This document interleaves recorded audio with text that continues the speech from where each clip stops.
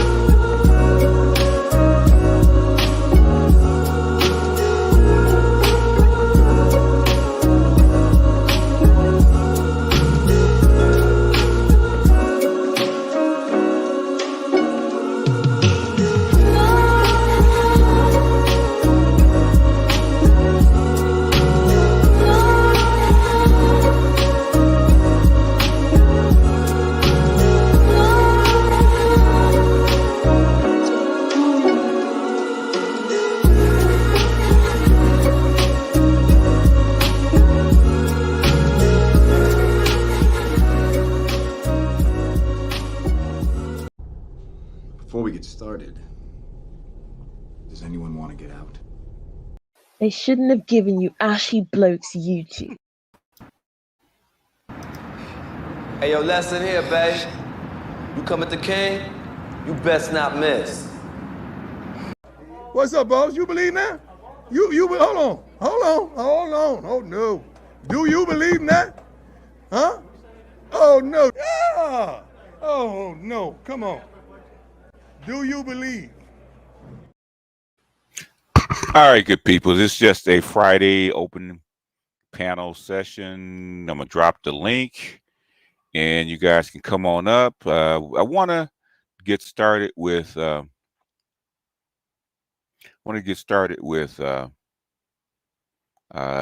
This thing I was playing earlier today with Gavin Newsom and his little podcast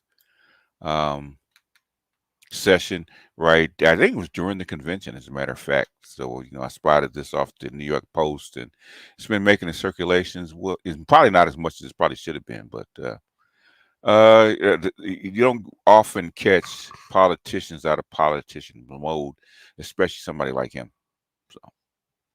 So this is what we're gonna do. So I'm gonna drop the link. Y'all can come up, but I'm gonna start with this. So present, share screen, and here we go. Genius.com/crooked. We're here with Governor Gavin Newsom. Every state's got one. Every state. Our governor. How the hell do you keep our names straight? There's a lot of us. A lot of us. How you doing? I'm good, man. It's I mean, this is fun, right? Yes. I know everyone says it just reminds me a lot of Obama and 08, but it does, right? That sense of spirit and pride. There's an intangible. It's different. How you feeling about the switch? I mean, the switch.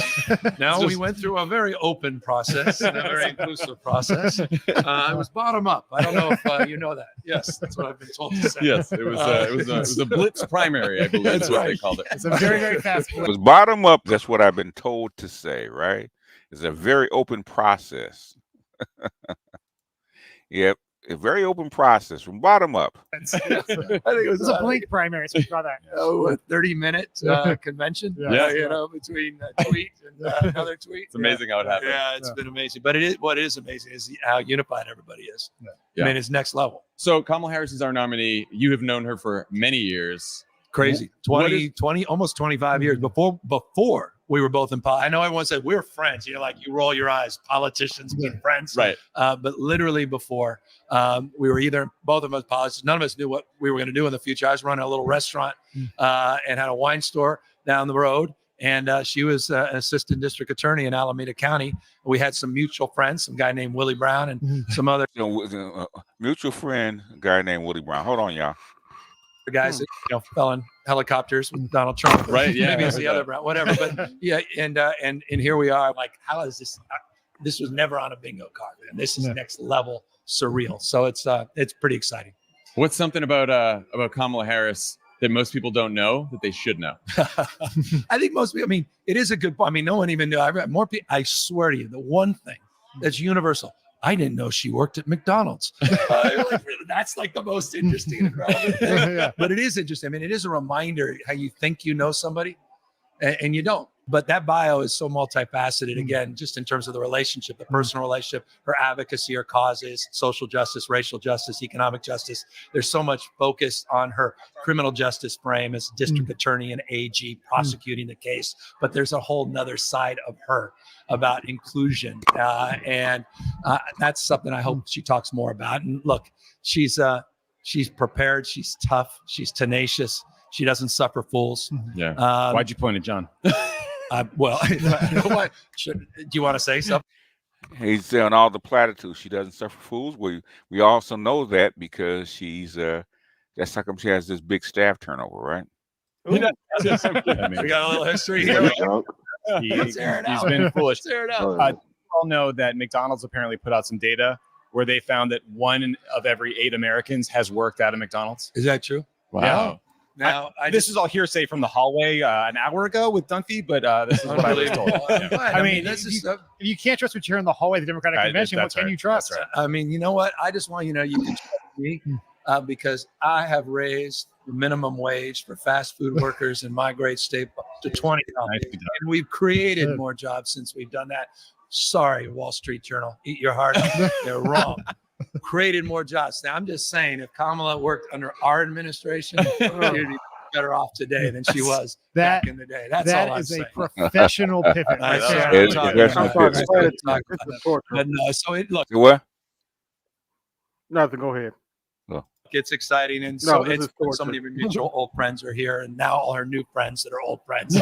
I went to grammar school with Kamala. She's my close, Yeah, You're no, gonna there's like, gonna be a lot of that. Jesus. I did Soul Cycle with Doug. He's like, Yeah. There was a lot of people who do Soul By Cycle. the way, probably a lot of people did. Do Soul apparently Cycle. Guess what? Yeah, Doug was in Soul I've Cycle. been to when it that one happened. many times. California Love was the music playing when you put Kamala over Why the was top. everyone upset we didn't have like Kendrick Lamar or You someone did. show up? You We thought thought you you know know, what like you they wanted. They're like, oh, that Newsom guy. You could have had Dr. Why the Dre. hell? Where's Snoop? I mean, Yeah. like Snoop.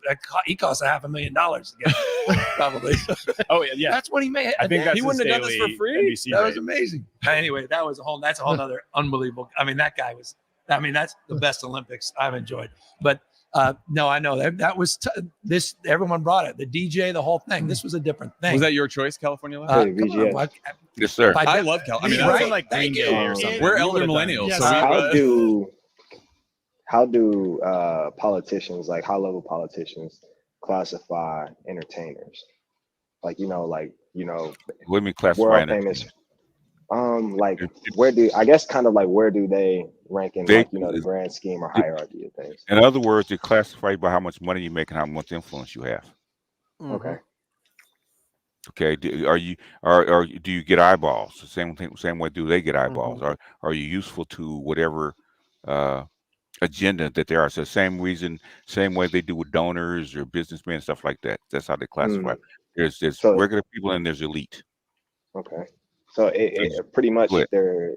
they're entertainers or just business people, but it's like a different sector. Of Pretty much. Yeah, business, it was a essentially. different cycle, and they're business people, but they're also influencers.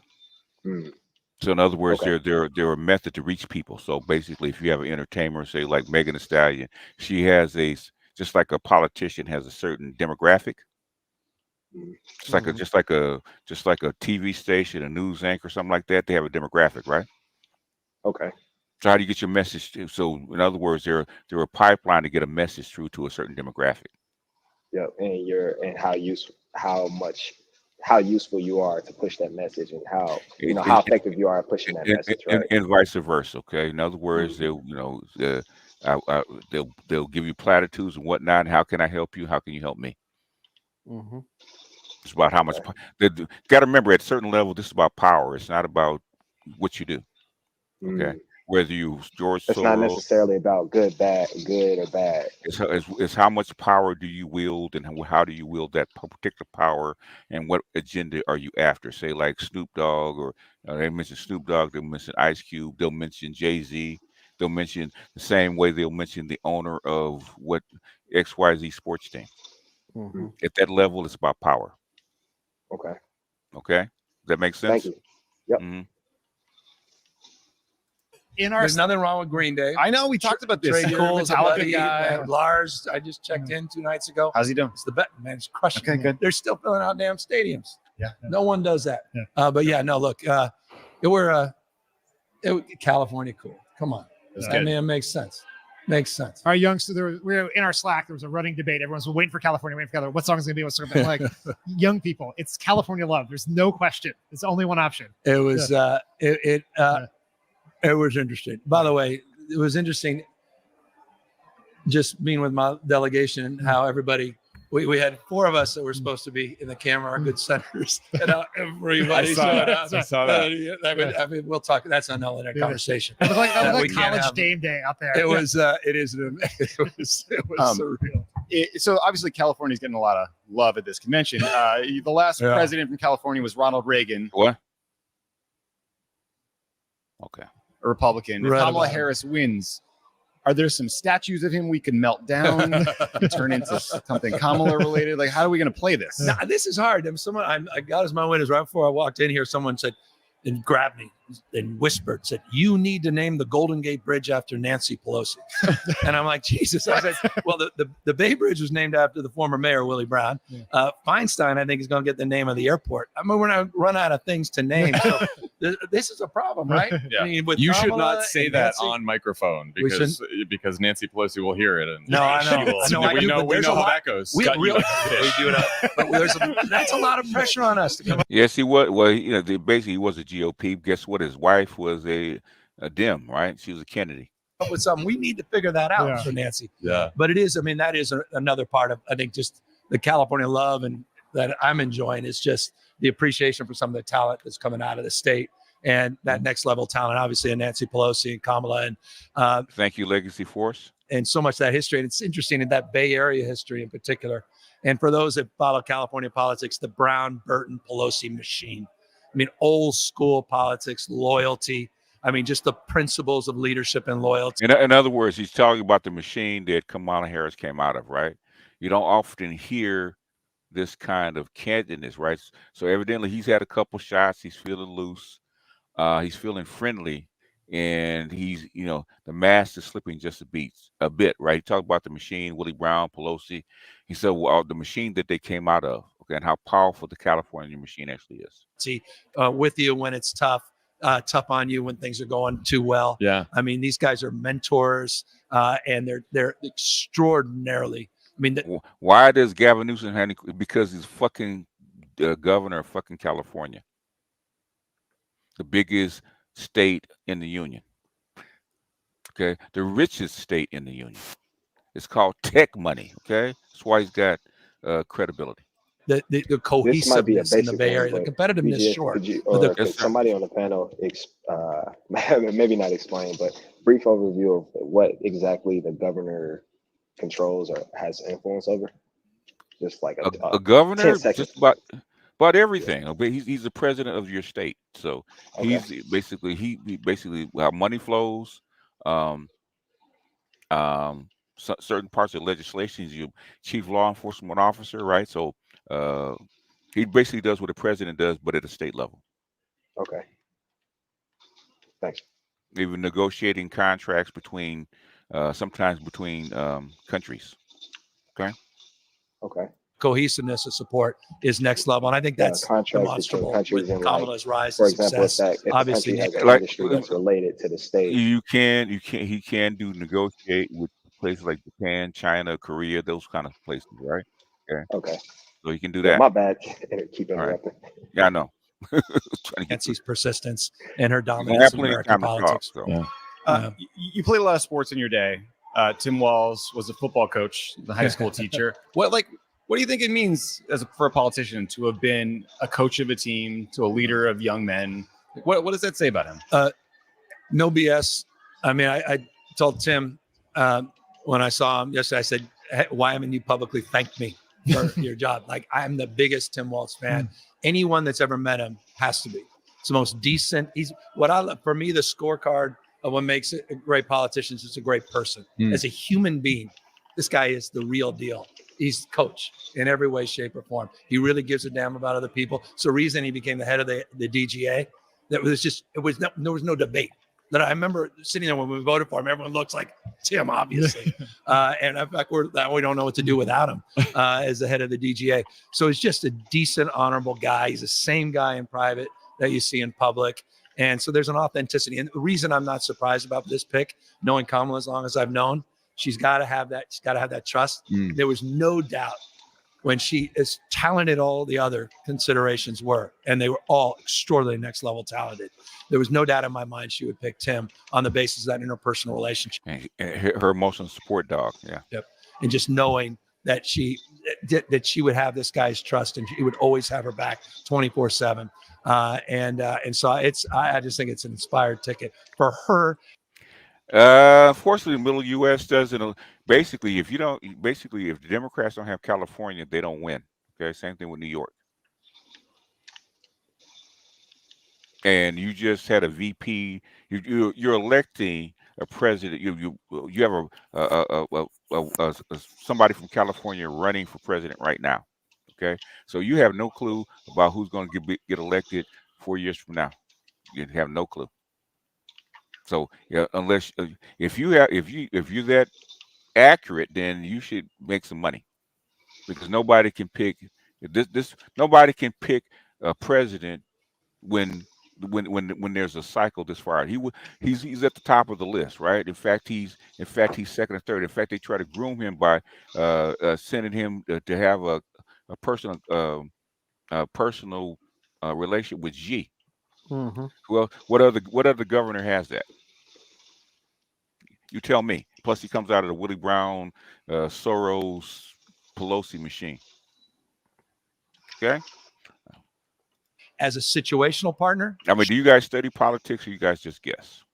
Short term, and as a sustainable partner, long term, because we all know some people regret their vice presidential choices after the election because they just did it for the situational short-term benefit of political. And then they try to kill them, you know. And then they try, yeah, which is tough. So you got to watch for that. Or they do a reality show like Sarah Palin's Alaska is all Oh yeah, their that's right. faces Yeah. now. gee, that's, Last question for you. yes, sir. You've been in elected office for 20 years. You now have one of the most challenging jobs, in my opinion. So I got to ask. The link is there, man. If you want to talk about who your pick is for president 4 years from now, I'd be interested in even knowing, because nobody's on the list right now. What lessons have you learned being a podcast host? What the hell that went? I was like, in my mind, I had my stump speech response to the gubernatorial thing, and you literally went there. Honestly, You told us you were launching last time you were on the you guys show. were You're in giving me beast advice, mode. and now we got the counsel. That's I what wrote I a guy. wanted I to don't know know. what you guys know about podcasts, but I mean, We don't know I much. wanted to be nice. The advice was don't do it. By the way, literally, you son of a bitch, that was your advice. The worst goddamn He's advice. been That's a fact. I appreciate your honesty. Yeah, no, I know you did that. I mean, you did what? This is What I- what is what I this, want- a yogurt cup what I- moment. What I want you guys to listen for is the stuff that when he's relaxed, okay? Like stuff like this, he's relaxed. And there's not a whole bunch of stuff will slip out, but little bitty things will slip out, okay? Like the thing about the machine, normally he would not say that, okay? Listen, so you have to tune your ear to listen for stuff that they would not normally say that will never make it to the press, okay?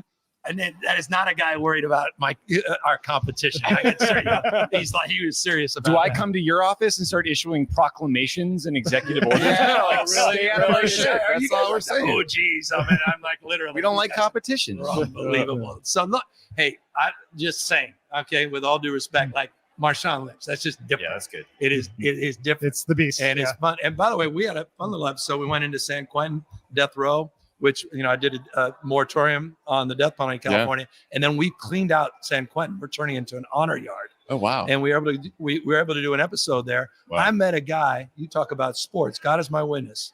I met a kid that I played Little League baseball with. Really? 25 to life. He just got rejected on a 5-year parole because of some in-prison violations. And Marshawn met a guy I grew up with in Oakland, walking through the yard. And that's the kind, I think for us, that's that's the sort of intersection of what we're trying to do differently, because we sure as hell can't compete with you guys in any day, any way. And so that is not what it's about. But I'm a politician. I think you basically hosted this whole segment. Yes, I think right. you You're just a nailed full it. pro. And in just a moment, we'll be back. But Can someone first, get a him word the from ad our reads? sponsor. Yes, Yes, get him the ad the reads. California Hemp Association.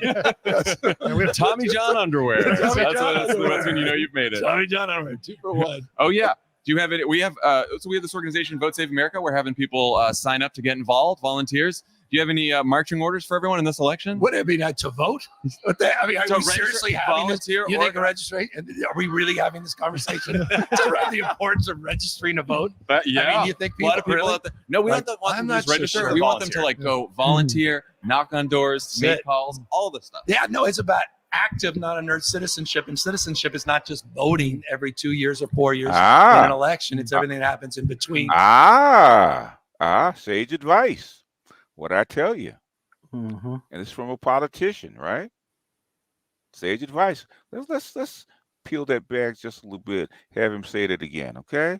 Listen to what he's saying. That's when you know you've made it. Tommy John underwear, 2 for 1. Oh yeah. Do you have it? We have this organization, Vote Save America. We're having people sign up to get involved, volunteers. Do you have any marching orders for everyone in this election? Would it be to vote? What the, I mean, are To we register, seriously having this? volunteer, You think or- registration? Are we really having this conversation around the importance of registering to vote? Yeah. I mean, you think a lot of people really? out there. No, we Like, don't want I'm them to not just so register. sure. We want them to go volunteer, knock on doors, That's make it. calls, all this stuff. Yeah, no, it's about active, not inert citizenship. And citizenship is not just voting every 2 years or 4 years in an election. It's everything that happens in between. It's everything that happens after this convention. They'll be determinative in terms of the fate and future of our country and the planet and the world we're trying to build. And so everybody needs to step up and step in a much more deep and meaningful way, get other people activated, involved, get rid of this cynicism, all the negativity, all that stress and anxiety I know we've all been through in the last 3+ years, and recognize that we've got to reconcile the world we're living in. And we have this unique opportunity. In other words, he does not see what he said about the stress and negativity of the last 3 years. That tells you he does not like what went on with the Biden administration the last 3 years. So evidently he's not with the shit. Okay. So that tells you. Okay. Why would he say that about his party over the last 3 years? Right. It's just a question. You have to listen to what they say. In American history to do that and do our, dare I say, turn the page. Nice. There you go. On Donald Trump and Trumpism, and put that in the damn dustbin of history and in the rearview mirror. Gavin Newsom, thank you for stopping by. Thank you for being our governor. Good to be with Love you having guys. you We'll always. see you all 3 or not 4 of you on the podcast when I invite you on my podcast. We'll see you on the Apple charts. This is the new. This 3 is the new out of hosting. 4 of This you is Pod Save America. on Right here. politicking. Guys, we made it. We survived the Democratic Convention. This is our last DNC show. But as usual, we've got a bonus segment for our Friends of the Pod subscribers, even though the heroic Elijah Cohn got sick and had to go home. And of course, if you aren't a subscriber, head to crooked.com/friends or sign up through the Apple Podcast app. And while Tommy and Dan and I are flying home tomorrow, Love It is staying. Oh no. Right for Love It or Leave It Friday night at the Vic. Sold out show at the Vic. Wish I could go. Thank you to our amazing crew here in Chicago. Shout out to the team. All right. But basically, I have to, I had never heard of them before. I might have to check them out and see what else is on there. But anyway, that's what I want to show you guys. The thing is, that's how you listen. That's how you listen when you listen to these things, right? Is, yeah, there's going to be some canned stuff, right? Some word salad and some canned stuff is what slips out. That's why you have to tune your ear. Okay, in other words, I thought you, like I said, when he said the craziness of the past 3.5 years, right? So I thought you guys were in sync with what happened over the past 3.5 years. but I thought the economy was so great. Wait, he didn't say that, did he? But the economy was so great. Biden's done such a wonderful job, according to some people. And what did he say about being a citizen, okay? And voting, right? He says not what you do every 2 years is what's in between, right? That's not normally what you hear a politician would say. Okay, you got to get involved. Sage advice, okay, from a politician. Anyhow, all right, you guys, what's up? Interesting. Apparently now, Kamala Harris is a Russian agent. Is she a Russian agent? Okay. No, I'm trolling because okay. Vladimir Putin endorsed. Oh, he's evidently. I know. They said Putin's trolling her. That's what I know. Understood. Okay. And if I'm Putin, hey, I might want her to be president instead of Trump. Yeah. She's. I think she's more easily defeated. Okay. He doesn't respect her. So who knows? Yeah, but since Democrats like to call everybody Russian agent, I'm like, well, yeah. Russian agent. Like turnabout's fair play. I'm like, okay, she's a Russian asset now. Oh well. They call everybody Russian bots. And, this is a fucked up election cycle. If somebody would have told me that the Democrats would be praising Dick Cheney's endorsement. Because they're all they're neocons, man. It makes sense, okay? Just like Nikki Haley is loved by the Democrats. They have the same agenda as Democrats. Go ahead, Jesse. You'll see. Yep. That was some good stuff. The champagne was flowing that night, huh? Yeah, I don't champagne think was flowing. Champagne. That's a little harder than champagne. You can tell how relaxed he was. He had a couple shots. That was good. That was real good. He had some Glenlivet under his belt, man. He reminded me of the Italians in Providence. Oh, that's what it's on like on a regular. Yeah. I think he's got Italian and Jewish blood in him, if I'm not mistaken. Okay. Definitely. I'll tell you that. Yeah. Did he mean anything by the end of the Trumpism thing?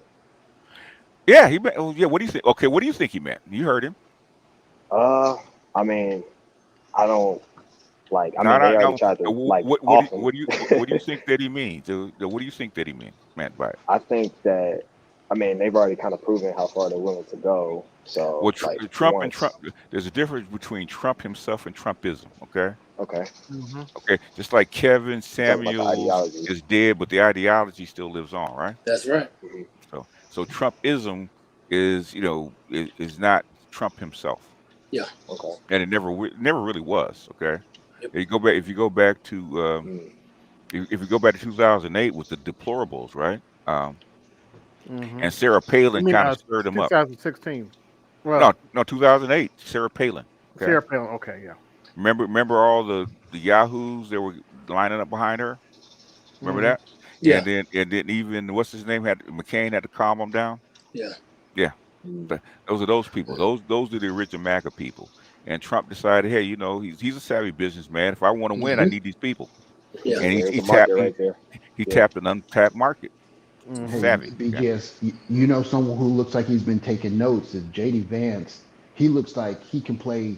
He walks that nice little tightrope in the middle, where Mhm. he can say the things like, "Yeah, this is what you want to hear," but he can put this business suit on and tighten up the tie. He's a problem. He is a problem. Yep. He's gonna shake it up. Anybody come from where he came from, okay? Exactly. In the middle of nowhere, from a single drug addicted mother, goes to the military, get out of Ohio State in 2 years, and go to was it Yale? Was it Yale? Yale Law School? Yeah, law school. I think he 2 years at Ohio State. I think. Yeah. Get into Yale Law School, graduate. You're muffled. Breaking up. Did you? Oh, you're muffled. Yeah. Did you see the interview? Did you see the interview he had with Wolf Blitzer? How he basically manhandled him. We showed him talking to Powell, okay? Oh, yeah, Powell. Fed chairman and handling Powell, and Powell had a nod in admiration. You're like, you're one of us. Yeah. Okay. Yeah, he's a problem. He's a problem. Okay. We said he- that. We've been saying it for months. He talks that talk. Yeah, a lot of people try to play it off like he's dumb, but I'm sorry. I think it's total opposite. They're afraid of him. Who said he was dumb? You know who the knucklehead code breaker. How does somebody go to graduate from Ohio State in 2 years and go to Yale Law School? It's emotions, man. Yeah, it's emotional. It's emotional response. and how he made his money is getting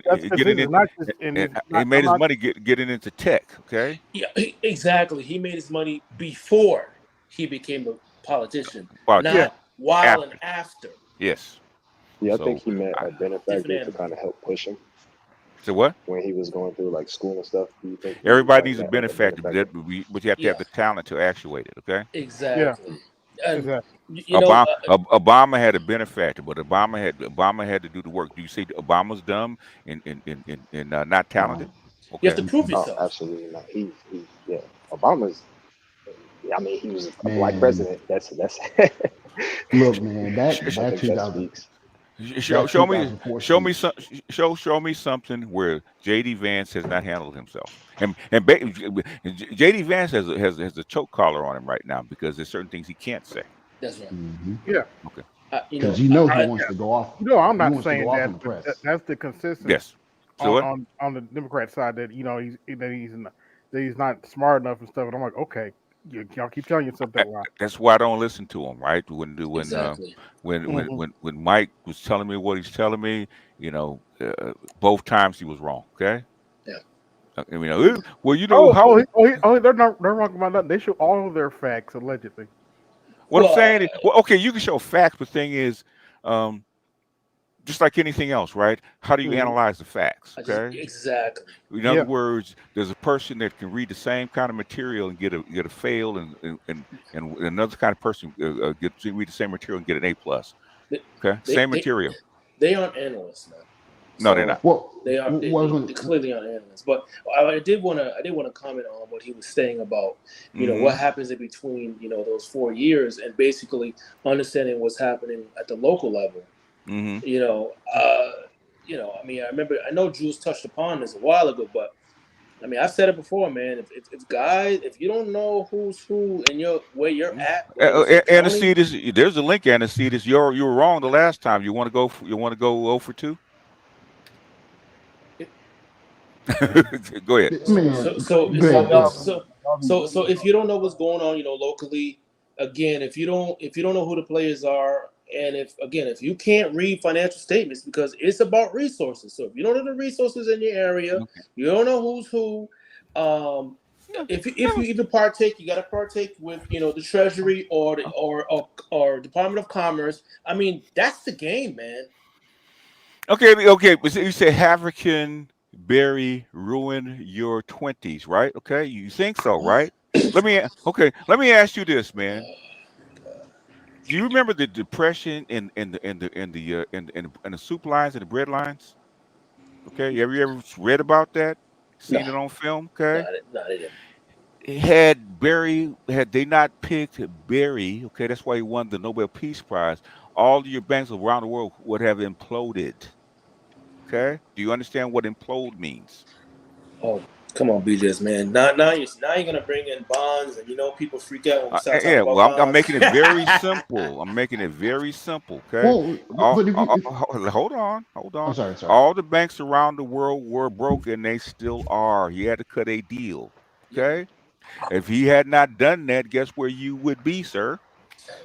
You think your 20s were bad? You think your 20s were bad then? Guess what happened when there was no money, no jobs, and the banks are imploding?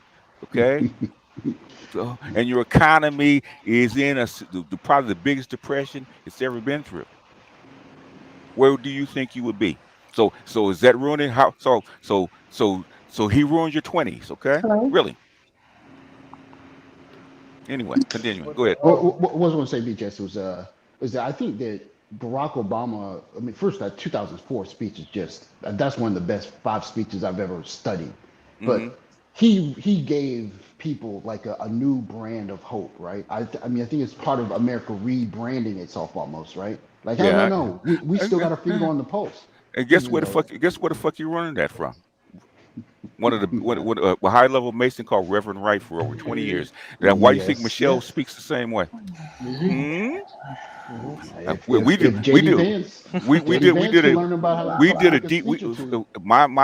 did a deep dive in on Obama from 2006 to 2008. Okay, we went through all his shit, including Penny Pritzker, including his mentor at Columbia, right, including his background at the Punahou School, including his mother, all this kind. We did a whole deep dive in who he is, what he is. He's been groomed to be who he is. Okay, exactly. Number one, and he's sharp as a tack.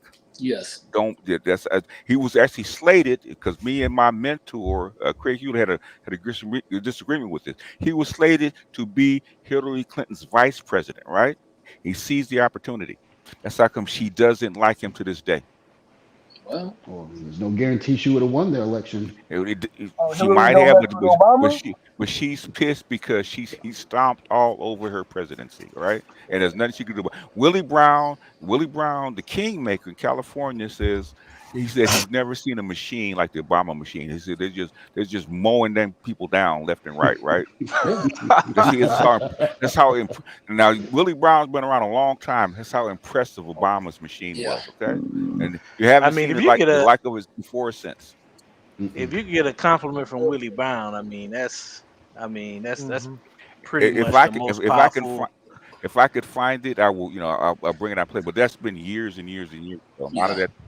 Your God, it's got to be professors. Yeah, professors this teach about Willie Brown. Yeah, and power dynamics. Who did Gavin Newsom just give kudos to during his speech? Well, who was his friends, right? Willie Brown. We had people in common, right? Nancy Pelosi. Come on now.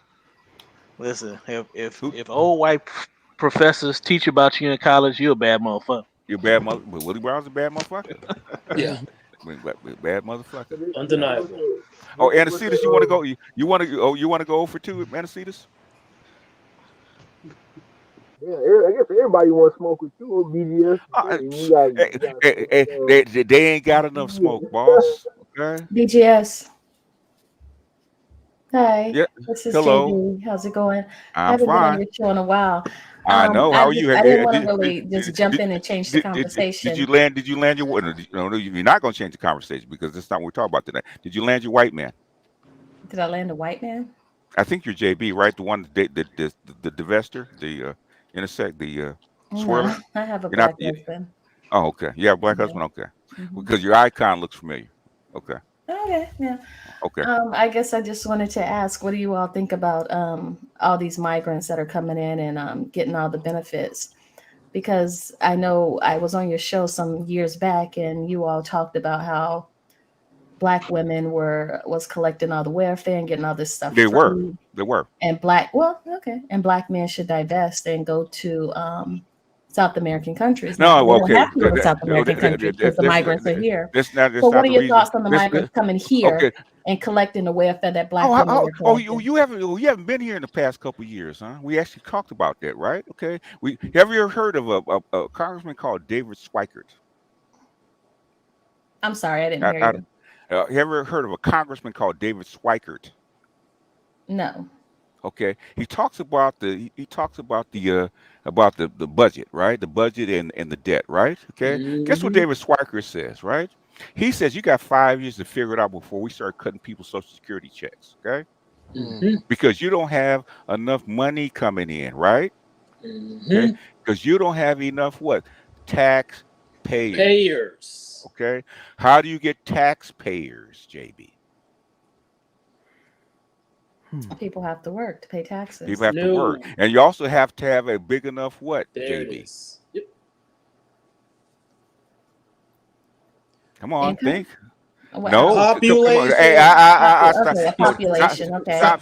My bad. Okay, stop being a woman for a second, Okay, right? fair. I want you to get out. Number Hold on a second. I want you to get out of your feeling mind, get into your thinking mind, right? Workers are people, right? If women in the United States are not having them, okay, it's called demographics, right? You have to get them from someplace else. Where else do you get them from, JB? Well, my thing is a lot of these migrants are Don't coming answer the over question. here. Don't I'm answer sorry, the I'm not going to question. call them migrants. I'm going to call them illegal alien. A lot Okay. of them are coming over here working Wait a because they're minute. not paying taxes. Okay. What is the word illegal? Right? What's illegal alien? Someone that shouldn't be. They're not. No. You come documented and in. they should You not be come. over You here. come in without what? Permission, right? Permission, right? Right. Mhm. Okay. Have these people that they brought in come in without permission? Yeah, a lot of them are over No, they here have. without No, they permission. have A lot not. of them. No, they have not. They have not. So how can an illegal alien that shouldn't be here get food stamps, get Millions. loans, and get money? Okay, how do they get that, JB? If they're Because illegal. there's a lot of Hispanics here that are supposed. No. Nah. Okay, JB. And they're pissed No, off too. hold Go on, ahead. JB. If you're gonna be here, you want to have this conversation. You're gonna have to put your thinking cap on, right? Okay. Illegal. Anybody illegal should just like a crook, right? How you get loans if you're a crook, right? If you deal dope, you can't, right? Because you have you don't have permission. You don't have a bank account. You don't have job employment. You have none of that shit, right? Okay. You can't get one, right? How do they get one? Without permission, if they're not supposed to be here without permission. No, they don't. No. So the government is giving them food stamps. How do they get food stamps illegally? They're getting them somehow, illegally getting They've them been because they've been a lot of them don't qualify for it. They've been given. No. Okay, JB, go. You need to go back and do your homework, okay? Jesus. Because they've been allowed in. Okay, we just played a woman who's an undocumented worker, had just got in, hadn't been here more than 2 months, was buying her food truck, right? Where did he get the money from? You had no money, didn't have no bank account, didn't have no job. So how did he get the money, right? Okay, well, let me change the question. Hold on. What are your thoughts on the migrants that are coming over here and getting all these benefits? Hey, I'm talking, okay? Don't do that on my panel, okay? Don't do that on my panel. Don't overtalk me on my panel. I'm talking for a reason, right? Okay. You want me to give you this straight? You want me to give it to you raw, okay? Can I cuss? If you don't solve this motherfucking problem by getting workers in, and this has happened all over the fucking world, right? In Korea, in China, in Japan, and other places, right? They've been bringing in migrants for goddamn 20 years in Europe because they don't have enough people. Okay, people pay taxes, machines do not. Okay, the reason that Biden, which he should have announced it, he should have known it because he set up all these migrant centers all over the world so you can apply, up there. Okay, and you brought in. He's just not telling you. Okay, they have paperwork. They got paperwork. They got documents. The thing is, the Congress has not passed it, so they fly by undocumented workers, right? How do undocumented workers get shelter in New York City? Okay, Bingo. All of them are not documented workers. Okay. All right, JB. All right. Next. But my thing is, Ain't no my thing is we just explained to you what it was and how it was and why they're doing it. Our thing is they should at least tell you why they're doing this shit, okay? Because they're not. come on, be real. These people that are coming over You here are- are poor. California- They're not making that much money. They don't make enough money to pay income tax that's going to really make a dent in American society. Most of the income tax come from the middle class, She doesn't middle wanna class, learn. and the rich in Okay. society. She doesn't want to learn. The poor JB. people with all these children don't make that much money JB, to pay income tax. JB, put yourself in their shoes. If you need workers and they come over here, don't you have to give them a start if you want them to work? Don't you have to give them a bootstrap, just like the whatchamacallit, the immigrants coming over in the 19th century when they got land, they got free land, right? They got free land, free education, and tools, right? Because they bootstrapped them, right? That's what you got to do. It's not rocket science. Well, that doesn't make sense. Why don't they just go to West Virginia and get the poor white people out there? It does. Okay. Guess what? Hey. I don't have time on a podcast to go through 5 years to teach you what you need to know to understand what I'm saying. Okay. Go look at demographics. Look up demographics all over the world, right? Look up at guest workers all over the world. You find that even Japan, who does not do this kind of stuff, is already doing it. Okay. I don't have time to teach you today. Okay, now, I don't want to try to teach somebody that's going to be negative and resistant to what I'm telling you. Okay. Well, If I'm you not don't- resistant. I'm just Yes, asking you a are question. resistant. Every time I'm telling you, Yes. every time I'm telling you, you have a but and rebuttal. That means you don't want to learn. Either you know this shit or you don't. Okay. If you don't know it, Okay. if you don't know it, I just what? Okay. No. I want to ask you a question. I want to tell you something. A few years I called your show. A few years ago I called your show. How would Can I I remember just share that? this with you? Okay, go ahead. Okay, so a few years I called into your show. I called in as a woman and you just belittled me and got me off the show. So then I called in I changed my voice and I called in as a homosexual, a male Okay. homosexual, Okay. very feminine. And you embraced me. Because you're a And man. you, Because you were a man. Okay. This is a man's channel, no matter whether you're homosexual or not. Oh, I thought maybe Yeah, you we don't embraced me care. because We don't care. No. so you're not on here grooming young men. Don't care. All right. Okay. Yeah. You have a good night. Man, that That's right, man. I'm the You have youngest one on the panel. you have a Like, good I night. ain't got Okay. this. You have a good night. How are they grooming young men? Like, come No, on, now, these niggas like- No, she meant it trolling. another way. She's And trolling. yeah. Yeah, she's trolling. Get the fuck out of here. Yeah, this needs to be banned. We don't out here as a homosexual. Like, what the fuck? Like, you getting a I have stalker, no bro. idea. Like, I have no idea what. That has to be God. That's got to be like 10 years ago. Okay, when she used to come up. yes, man. Where you be? Actually, I think I saw her back in the day on them Google Hangouts, man. She looked familiar. Yeah, That she icon was. She was. Yeah. So Yo, BGS, how you have recurring trolls, bro? hey, let me ask you this, Justin. How you have recurring exes, okay? Oh well. Huh? Hey, He's a legend. When he a legend, That was a hey big head troll, okay? Hey big head. Take your dumb ass. Take your dumb ass someplace else. You didn't embrace me, but I came up and pretended I was a homosexual, even though we probably knew it was you. I said we embrace men. We don't care, okay? Well, you don't groom men. Groom men for what? Where shit is that? I know. Why the fuck you want to be in the male space anyway? Pretending to be a man and shit. Like, if you We can barely hear you. Yeah, JB's just a troll, man. I think JB is. She says she has a husband. Okay, I don't believe that she does. She's been saying she had a husband for years. I thought that was BGS coming up because the first thing I remember her now. Okay. Yeah, she's. I she's remember her Yeah, now. that's Okay. her. Yeah. So I don't know why she's up here. It's like, okay. The thing is, I don't have back no in the day, patience. I don't have no patience to teach you about migrants and why they're letting them in. Okay. You should, if you know this stuff, you know this stuff. If you don't, I don't have time to teach you. Okay. Keep on telling y'all, man. The number one loses, man. Nobody want to do them jobs anyway. We just say Roland Martin. I don't think Roland Martin is Roland Martin.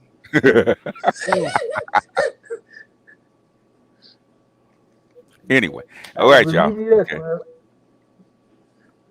So what's up with that? What was up with that DC shit? Cause it got spicy like them Google Hangouts was I back can barely in the day. hear You you. was getting- Yeah, you need to get close to Yeah, your he mic. sounded real bad.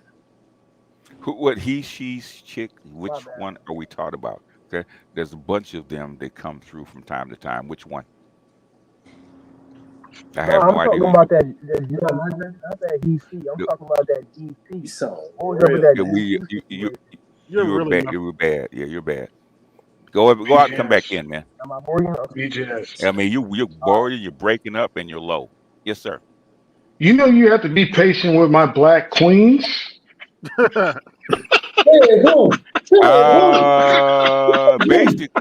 Basically, my black queens have to get in line and act like queens, otherwise they get the belt. Act like they Okay? got some damn sense. Yeah. You call them beings when nowadays they peasants. Stop it. It's evil. Yeah. You know, you come in here and you don't know anything, right? About they're not. I won't call them migrants because they're illegal. So they're not illegal. That's why they start calling them migrants. It's because they're here by permission. They are here by permission. Guess what? Look at the black female birth rate and look where they're locating all those women and guys too, and they having babies and yeah, have a good time. Well, the thing is, babies take time to grow up and become workers. They don't have that kind of time. 25 years at this time. 25 years now, pretty much. I mean, you know, at minimum 15, right? So you have to wait 15 years, and you do not have that kind of time. So this is why this is why I believe he kind of slow pitched it before he even got took office, right? When he first got elected, he kind of slow pitched it. I said, "What the fuck is he talking about? You have to work with the minorities, Latinos. Yeah, we gotta even work with Trump is thinking about ways to bring immigrants here to, you know. But you have to look at it. I mean, JD Vance is probably giving him, you know, the scoop on why is there, right? I'm sure Schweikert. I'm sure they haven't mentioned his name. I'm sure the first person they called was Schweikert. Okay, because he probably knows more about this than probably anybody in the country. Right. Okay? Yep. So I'm sure they got, you know, I'm sure they got the lowdown. The thing is, how do you bring them in? Yeah. Okay. People don't realize what would be required to. I mean, if we were to seriously fix these financial issues, let me tell you guys exactly what would have to happen. Whatever 401k pensions you got, slash that. I'm being very nice. 20 to 50%. It probably more like 60%, but you know that's just me. Gone. Gone. Yeah. Yeah. It's a mess. It should have been addressed. Obama tried to address it in 2011 with his council on debt. Okay, both sides of the aisle said, "Okay, we got a little bit more road. Let's kick the can a little further." Okay, that's what they decided. Down the road, huh? They still kicking it, right? Now they got 5 years to get well. Okay. Go back and look at Obama's council on debt, bipartisan. Okay, half Democrat and half Republican, right? All came together, all came to the same conclusions. And guess what? The first thing the Republicans did not want to slash the military budget. That's the first thing they didn't want to do. Okay, amongst other things. So it's a, you know, in fact, they gave the military more money. And what do we have now that we didn't have then? That's more than the military. Oh, the interest payments. That wasn't back then. And which is growing faster than even Schweikert anticipated. Yes. Yeah, I have no fucking idea. It's, man. Let me pull. You know, let's see if I can pull this up, man. I feel like scaring a few people. Y'all go ahead and talk. Let's see if I can find this. Okay? But I'm saying, can y'all hear me now? You're still breaking up, but go ahead. But we can hear you better. Yeah. Okay. I took my headphones out. I was just asking, what was up with that DC situation? Because it seemed y'all two niggas was going at it. I still have no clue what kind of battery was in his back. I don't have because everything that he said that I said, I didn't say. You're fading out. Yeah. Okay. Yeah. Okay. One of those days. Oh, I know what happened. I know exactly what happened.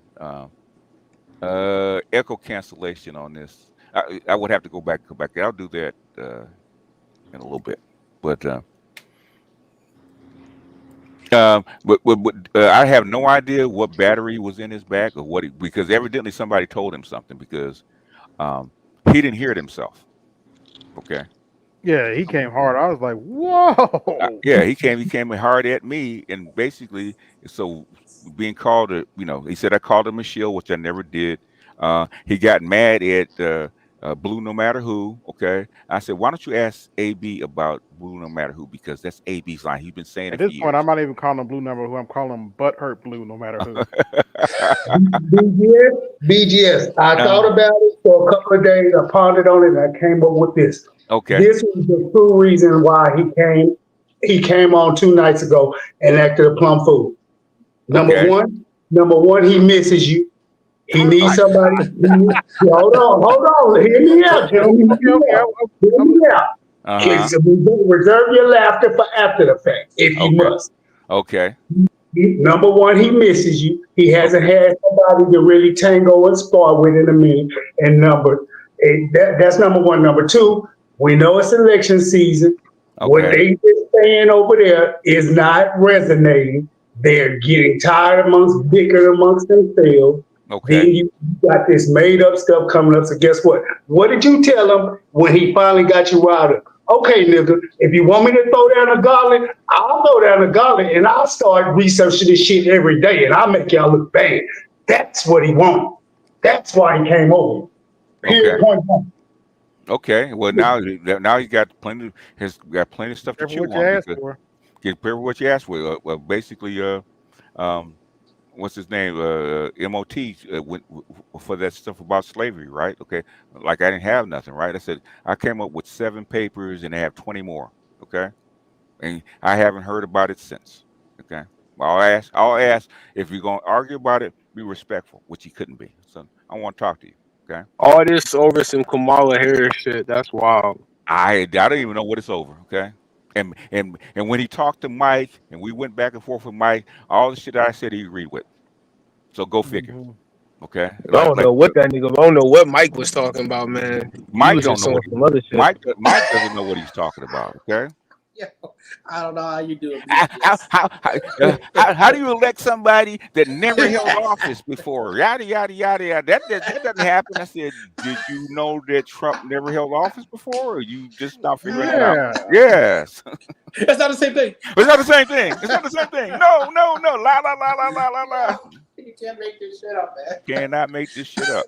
And DC was muted and shaking his head. Oh my goodness. Okay. Why am I associating myself with these guys? Oh my. DC said, oh my. And then I said that Gavin Newsom most of the Democrats did not feel comfortable with Kamala Harris as their candidate. Okay. And I said Gavin Newsom himself felt salty about it because it was actually on a podcast. And he said, "Oh no!" He said he wasn't going to run, and he felt comfortable about Kamala Harris and blah blah blah. I said, and then DC said, "You know what? I'm in the Beltway, and word is they all wanted that seat. Okay, they all wanted that seat." And he started shaking his head again. Okay, and we have been saying the same stuff that's happening right now for months, even before the debate. Okay. I said, if they can't take Trump out and he don't send him to jail, then I said Biden probably cannot campaign. That's how come they cleared the whole deck. Okay. Yep. And then Stephen A. That's why I brought on Stephen A. Smith. Stephen A. Smith. I wish he was associated with me so I could make some more money, but he's not. Okay. Right. He said the exact same thing that I said, and he's a Kamala Harris supporter. What do you want from me? Okay. It was a long shot anyway. I keep pointing this out. You notice most of the lawyers that went after Trump are black. And what did I say about Pons? They're black, and also they are Divine Nine members. All of them. Oh, women, black women. Divine Nine. Okay. Can I interject? Even the guy in New York, okay, is a Kappa. Yes, sir. Man, why is just maybe I'm misunderstanding. Maybe you are. You usually why? Yeah, no, that's only sometimes. Only sometimes. How did the little good boy said? Oh, bullshit. Go ahead. Bullshit. Why is the manosphere running so much pro-Trump angles? Because they don't like what the fucking process with Kamala Harris is going on right now. Yep. But Do you want me to Newsom? replay? You want me to replay Gavin Newsom what he said about at the very beginning of that take? You want me to replay what Stephen A. Smith, who is a Kamala Harris supporter, said about this process? You want to hear it? Oh, and it's not just black men either.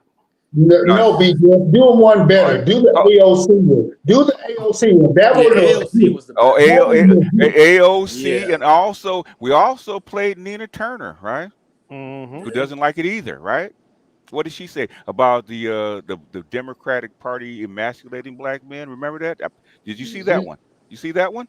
And we didn't get a peep at them black men. Don't kill it. Let him respond. Anacetus, did you see that one? Anacetus, speak up, sir. I think we lost. Yeah, they're gone. Okay, Because he cut off when he was talking. So. The cat got his tongue. Okay, go ahead. Okay. Y'all jump in. Can you hear me? Yeah. Okay, so and my rebuttal to that is on the other side of the aisle, right? I asked you answer the question first, then you give me the rebuttal. Yeah, I saw what you speak of. Okay. So what did you think? So you think she's lying?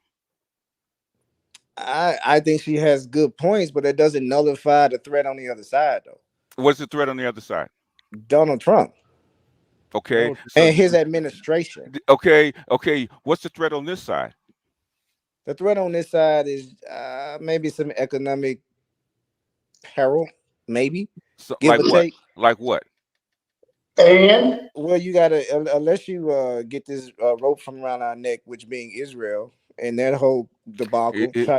Israel is not your problem, okay? No, I'm saying it's a whole bunch of white and black feminists. Hold on a second. The If you think Israel's your problem, sir, then you don't know. Then this is probably not the panel for you, okay? If you think that Israel is your problem, okay? Israel is a means to an end, right? Israel is a proxy to get other things done.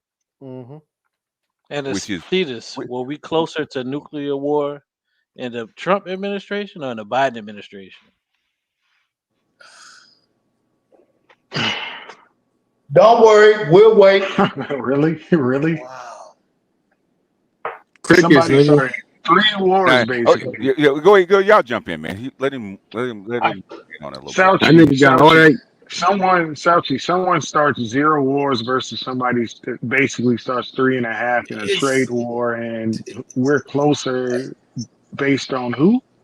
I don't understand how this is so hard when you have the internet. I mean, we all over 25 years old. We're Come in a on. proxy situation with Ukraine and with Israel. But when Trump was president, we was in a trade war with China. So it's just different. Oh, we're not in a trade war now with China? I'm saying, Yeah. What changed?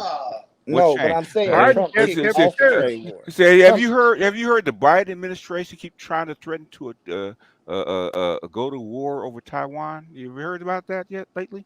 Yes, I've heard that, but this is not just because of Biden administration. Trump administration also. No, Trump had no. What did Trump say about Taiwan? Currently, or while he was in office? Even when he was in office, what did he say? He was very like, hands off with Taiwan. Yeah. Oh no, really? But No. Wait, hold on a second. Tell me more. Tell me more. He was hands off with Taiwan. Tell me more. But he was also in their trade war with China heavy. Like what? How was the economy? Okay. Okay. Come on, So man. He wrote the first 2 years was off for the former president economy. So Trump is not responsible for the economy. So what are we now as far as China is concerned, right? We had some it's a little bit of hostility, but not nothing. No. We haven't had before. All right. Okay, man. All right. Okay. No. All right. Enough. Let it breathe, BS. Your boy Trump talking about putting a 200% tariff on those automation plants. Joe Biden already put 100. He's all over the place, man. What is China more worried about, Taiwan or freaking tariff? They're worried about Taiwan, but the reason I brought up the tariff was because of the automation that they building in Mexico. What's going to bring down your country faster, a war with China or freaking tariff?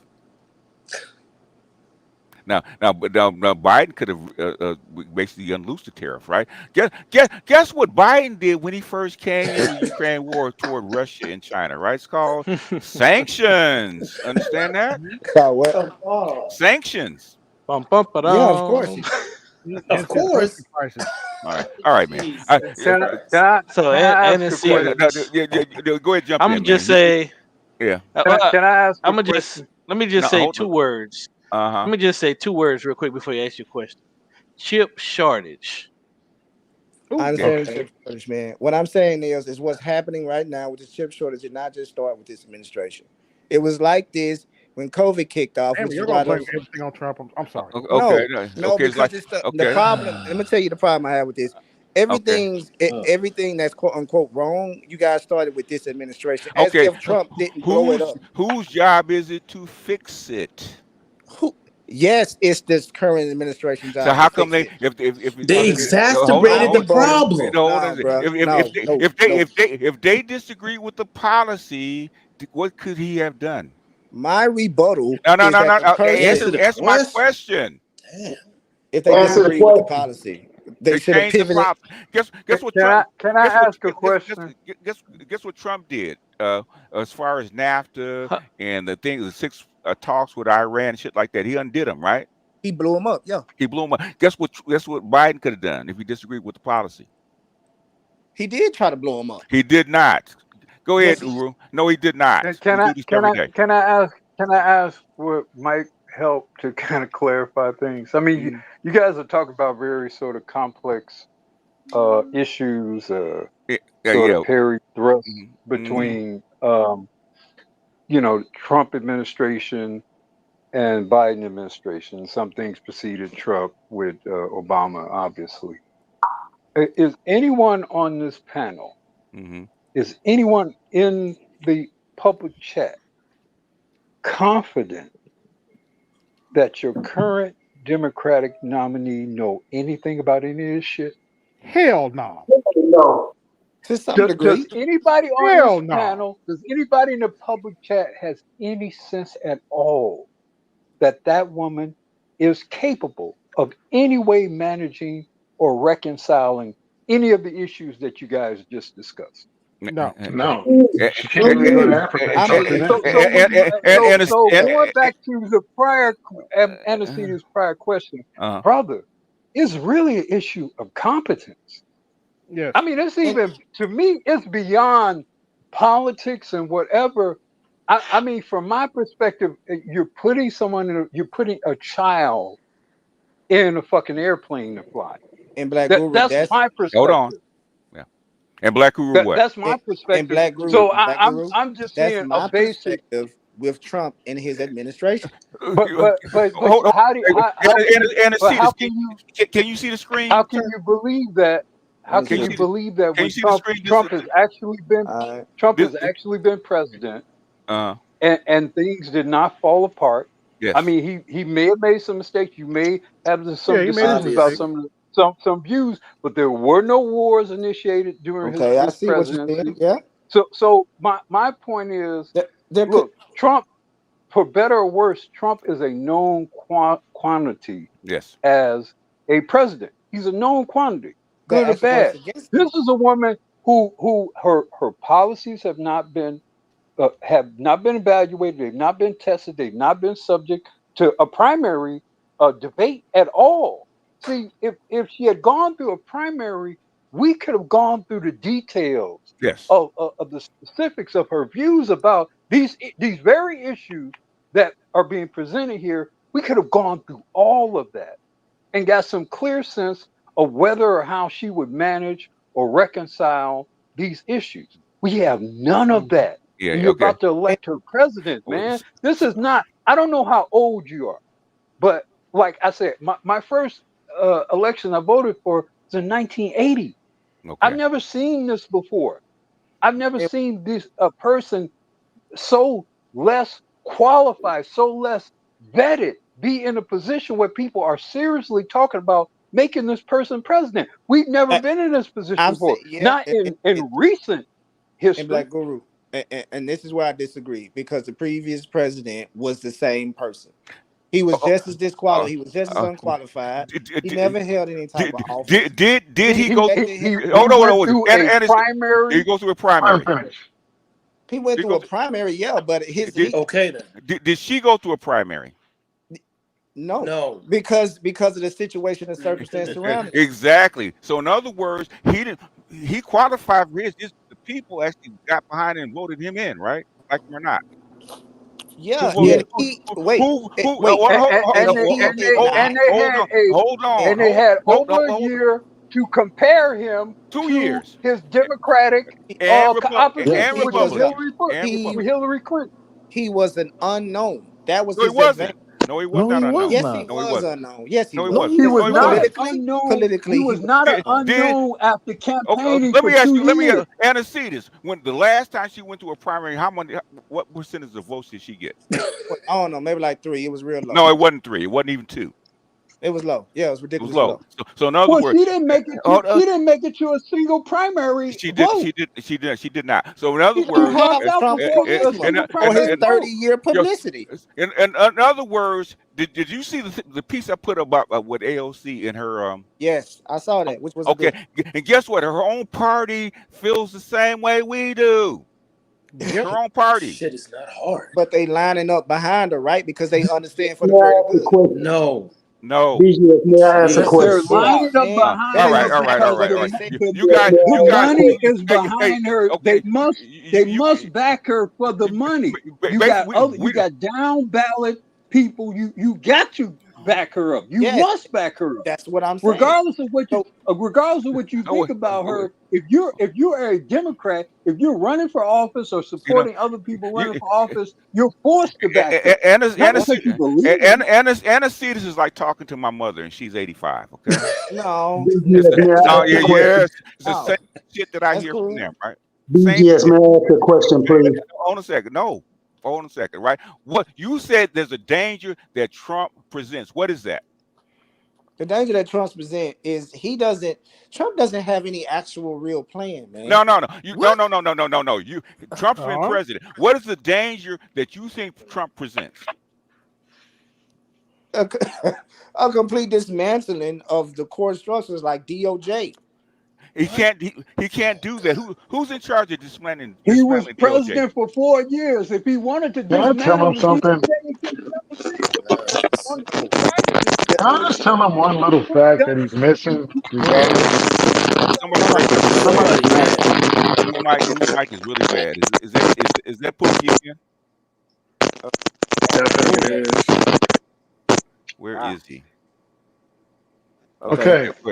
Wow. This election is gonna still have a supreme vote again, just like the previous year. What you have to understand is they're not gonna have the votes because the Senate and the House is gonna be pretty even again. So if there's no majority and it's 50-50, yes, the vice president can step up and make a vote like Kamala Harris did 33 times. But more likely, it's still going to lean Democratic because they have more voters. But he still might win the presidency, but he's not going to rule both houses, pretty much. And if it's even, it's still not going to make a change, and they can't make most of those votes. I still want to know. I still want to know what danger that Donald Trump never said he was going to dismantle the DOJ, did he? Man, Donald. No. When did Donald Trump say he's going to dismantle the DOJ? Look, I take a man serious. No. When did Donald Trump say he's going to actually dismantle the DOJ? Where was it? Answer the question. No. Answer the question. When did he say that? Day one. He said, "Day one, I want to be a dictator, yo." No. When did Donald? Hold on, y'all. I'm gonna drop you guys in a minute if you don't be quiet, okay? When did Donald Trump say he's going to dismantle the DOJ? That's what you just said. When did you say that? I was going off his When did Donald Trump say he did not verbally say that? Then you can't say that he's going to do it. But in order to do what he wanted to say that he wanted to do, which would be a dictator from day one. How is he going to be a dictator from day one? There are 3 branches of government. He's not going to take over. Wait. Antecedents. Do you have a sense of humor, sir? Yes, I do. Okay. It was a fucking joke. No. Nope.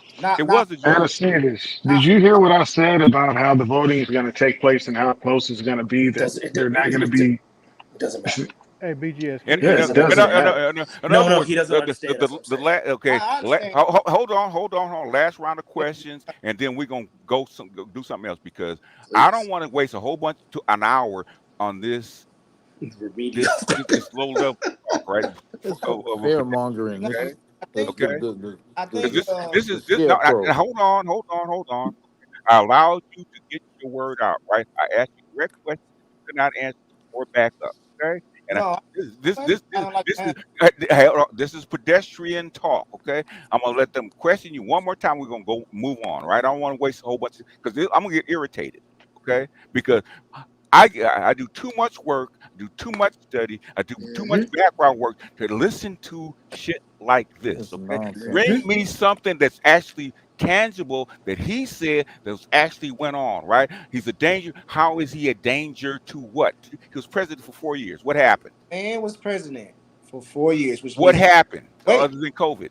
He was president, and that's what I'm saying. Like, why is that not enough? What are you saying? Okay. Why is COVID and 500,000? Because COVID is an outlier. That's not normal. No, wait a minute. COVID was Hold political, on. my guy. Look at your screen, sir. What does it say about inflation? I see the screen. I see What it. does it say about inflation? I see inflation. I see Okay, it. all right. You got last round of questions because this is going. Oh no, please. Go ahead, no. you guys. Last round of questions. Okay, No, it's not it's going not. anywhere. You got it. It's all right. May I ask a question, please? No. Y'all can move on. No. I just came here to say my piece. Oh, you said your piece. Okay. What is it? The old term? Okay.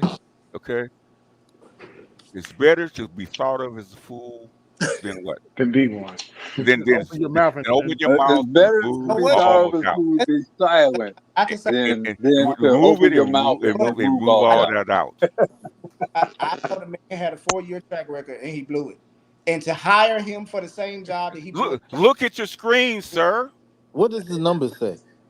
Right there in his face. I don't think he can interpret it. He blew it. He blew it. So he needs to be fired, sir, just on this alone. Not to mention the 2.5 wars that he started, okay? In all 4 categories, he's double digit or more. Let me ask you this, Anastasia. Where was the BRICS Bank before Joe Biden got into office? In development, I guess. It didn't exist. I know the Saints just called it to be. How many countries were in the BRICS before Joe Biden got in office? There was none. There's 6. Yeah, there was. What? I mean, okay. it was all right. Okay, Anastasia, you said your piece. You said your piece. Go ahead. BJ, go ahead. I got a question. Go ask the question. I got a question. Why is it that some guys come here to ask you questions about other content creators? Like Mike does that too. Like I don't understand. Like I don't get that. Other content creators. Like he came in, he said, why is it that a lot of the black men in the space on other channels, why are they supporting Trump? It's like, why don't you go ask them? Like, why are you coming here? We explained it. Why? It makes sense. I thought it made sense. I mean, you look at his numbers, it makes sense, right? No. The rebuttal should be really and truly, why not? Why not vote for him? So in other words, you have double-digit inflation. The housing, you can't afford housing, can't afford cars, can't afford food. Okay, you have a migrant population. A migrant situation is out of control, right? And we're supposed to elect him again? Really? Oh, and they can't they blatantly gaslight and lie, and also the jobs numbers are horrendous. Yes. To the point where they recently, what was it, a week and a half ago, they had it was going to be a revision of almost 1 million. If I was that incompetent, I would be finished for life in finance. Which is why period. President finished from ever getting off. All right. Who's next? Anastasia, please stop. Okay. BGS. I just want to bring this up because you mentioned Trump didn't have any plans. Well, this is his website and this is his platform. Now, do you want me to click on Kamala's website? No. Do you really Just, want to play the game with me just right now? read off a couple, man. All right. Oh, here's a big one. Seal the brothers and stop the migrant invasion. Carry out the largest deportation in American history. End inflation and make America affordable again. Make Stop America the outsourcing. dominant energy producer in the world by far. Stop outsourcing and turn the United States into manufacturing superpower. Large tax cuts for workers and no tax on tips. Oh wait, didn't Kamala say something about no tax? Oh, let me shut up. Anyway, defend our Constitution, our Bill of Rights, and our fundamental freedoms, including the freedom of speech, freedom of religion, and the right to keep and bear arms. Yeah, which they forced Trump off of Twitter. The Biden administration did. Yeah,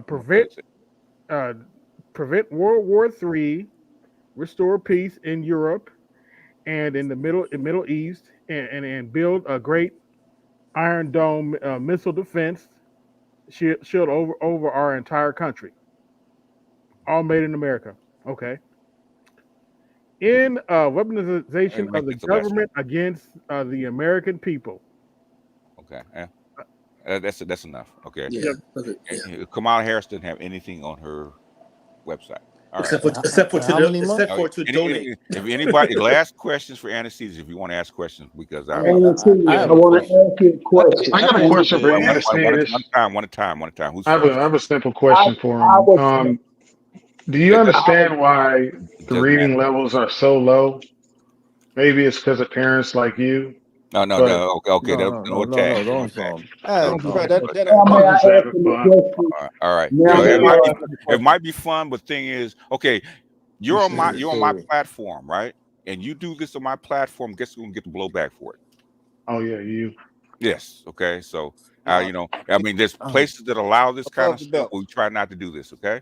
Yeah. The real question was just simply, do you understand how they're not going to just reign supreme in the House and Senate and all that? It's like it's going to be pretty even. So they're not going to be able to make all this stuff go through that you think will go through. The thing is, all the stuff that you guys said he's going to get rid of and he's going to do this or that, he has never said it. Okay? Never said it. We just have a question. You reading stuff into Project 2025, the shit that's been around since the 70s. Way before. And what did he say when he asked the interview with Lex Friedman? He said, I haven't even read it because I don't even want to be responsible for even reading it. Okay? Hasn't even read the thing. Go ahead. Man's a known liar. I have a question after AL. As a man's a lone liar, and Joe Biden's not a known liar, or Kamala Harris is not a known liar. Yeah, they're politicians. They're supposed to lie. Interesting. Anyway, go ahead. Wait for me. Go ahead. Let me ask you this question.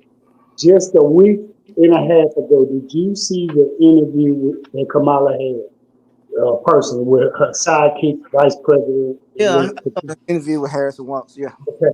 Now, with that being said, we're on the same record. I need you to pay attention because this is going to be a really simple question for you to answer.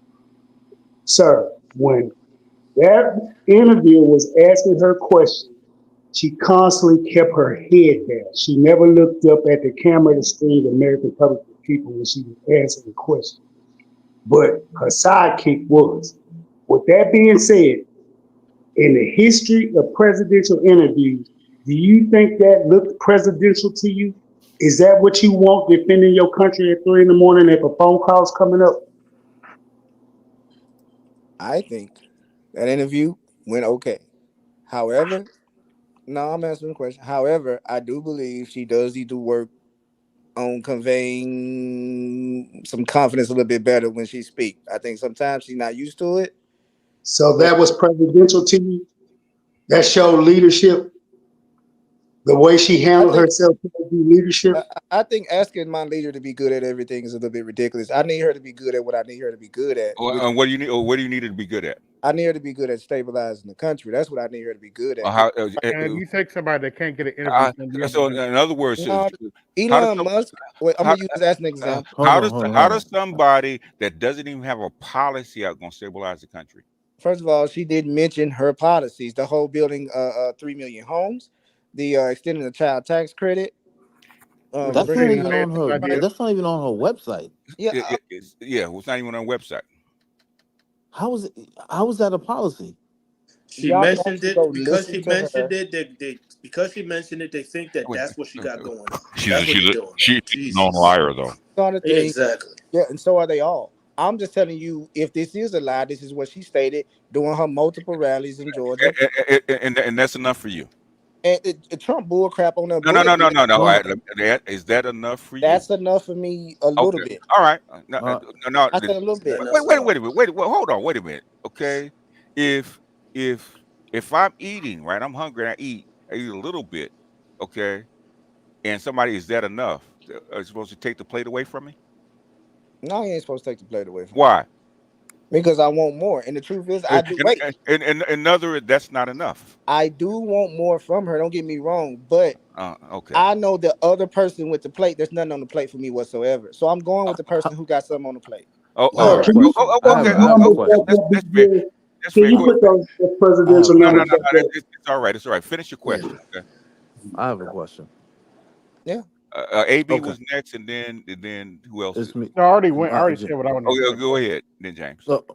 So my question to you, you bring up the whole concept of the plate reference, right? Yeah. So under the Trump administration, where were you economically, and where are you economically now? Under this new administration.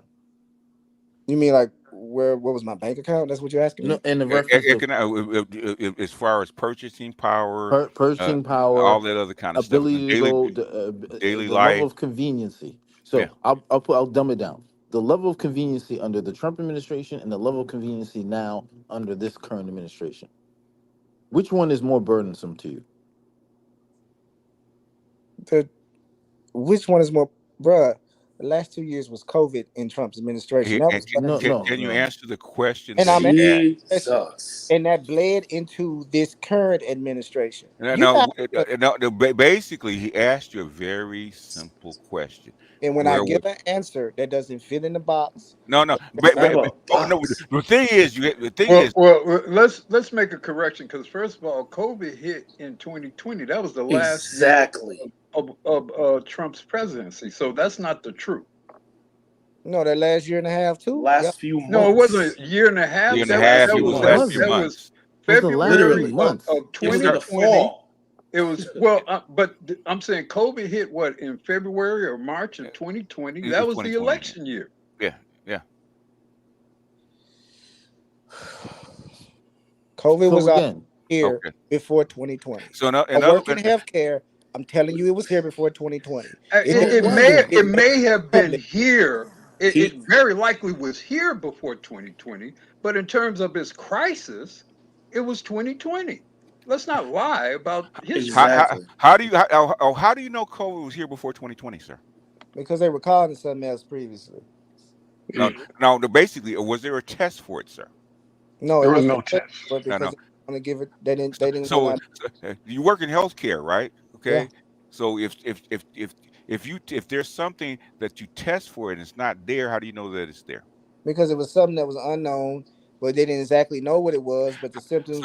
So how do you know it was COVID? Because once it. Anyway, continuing.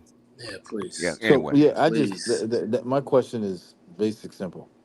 How was your economic situation under the Trump administration versus now? And this will be the last question. Go ahead, please. In fact, I'm gonna put the timer up for you and give them a full 2 minutes to answer, and then we're gonna do this. This is overall economics. This is the last one. All right, go ahead. You got 2 minutes. Answer. If your mic is up.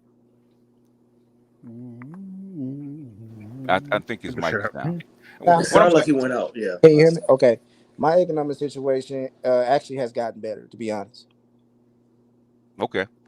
How so? I've gotten more pay. I've gotten more promotion. I've gotten more. So it worked for you. More lateral. Yeah, it works for me. Okay. All right. Congratulations. Yeah. No, Okay. Well, that's fair enough. It worked for you, right? Well, can I ask a follow-up question? Do you think your situation is representative of your average American? No. Okay. All right. That's the last question. All right. What's next on the agenda? This is what I'm talking about, man. This is why I don't like domestic politics, right? Anesthesia, am I not talking, sir? You are. Okay. Did I not allow you to talk? Yeah, you did. Okay. Can I talk? Sure can. Okay. This is why I don't like domestic politics, is because people get their feelings in it, okay? And you ask them direct questions about tangible things, about something that can be proven, and always something else. Yeah. Trump is a known liar. All politicians are known liar, including the boys that's in office right now. Okay, known for it. Okay, but there. I am fucking talking. Okay, known for it. Prove me wrong that the Jim Crow Joe is not known for lying. Okay? That's not. Prove it. KKK affiliate. KKK affiliate. Prove to me that Jim Crow Joe is not a known liar. Please that is not even what I know. Ain't no. No. Prove to me that Jim Crow Joe, that your president, that you do so well under, okay, is not a known liar. Prove to me that Kamala Harris. What about the current nominee who was lying to keep 1,000 men in prison improperly prisoned to continue some sort of slave labor program? So prove to me she's not a liar. Bruh. A known liar. Of course she's a liar. What I'm saying is, wait a minute. So basically, keeping a man on death row when you have evidence to get him out, keeping a bunch of weed heads in prison, so you use them for labor, like 1,500 of them for like 3 months, okay, is a bigger liar than whatever Trump is told.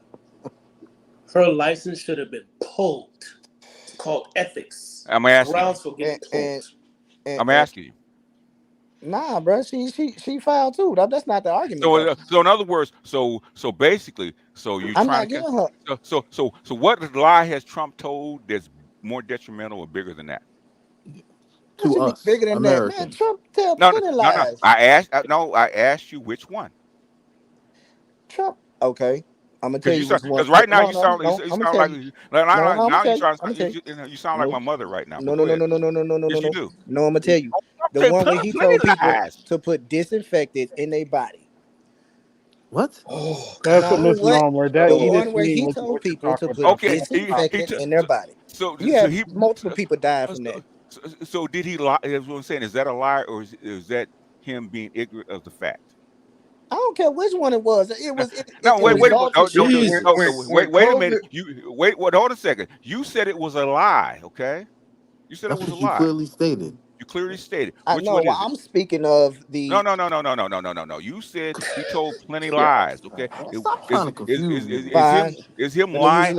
Is that a lie? Is that a lie?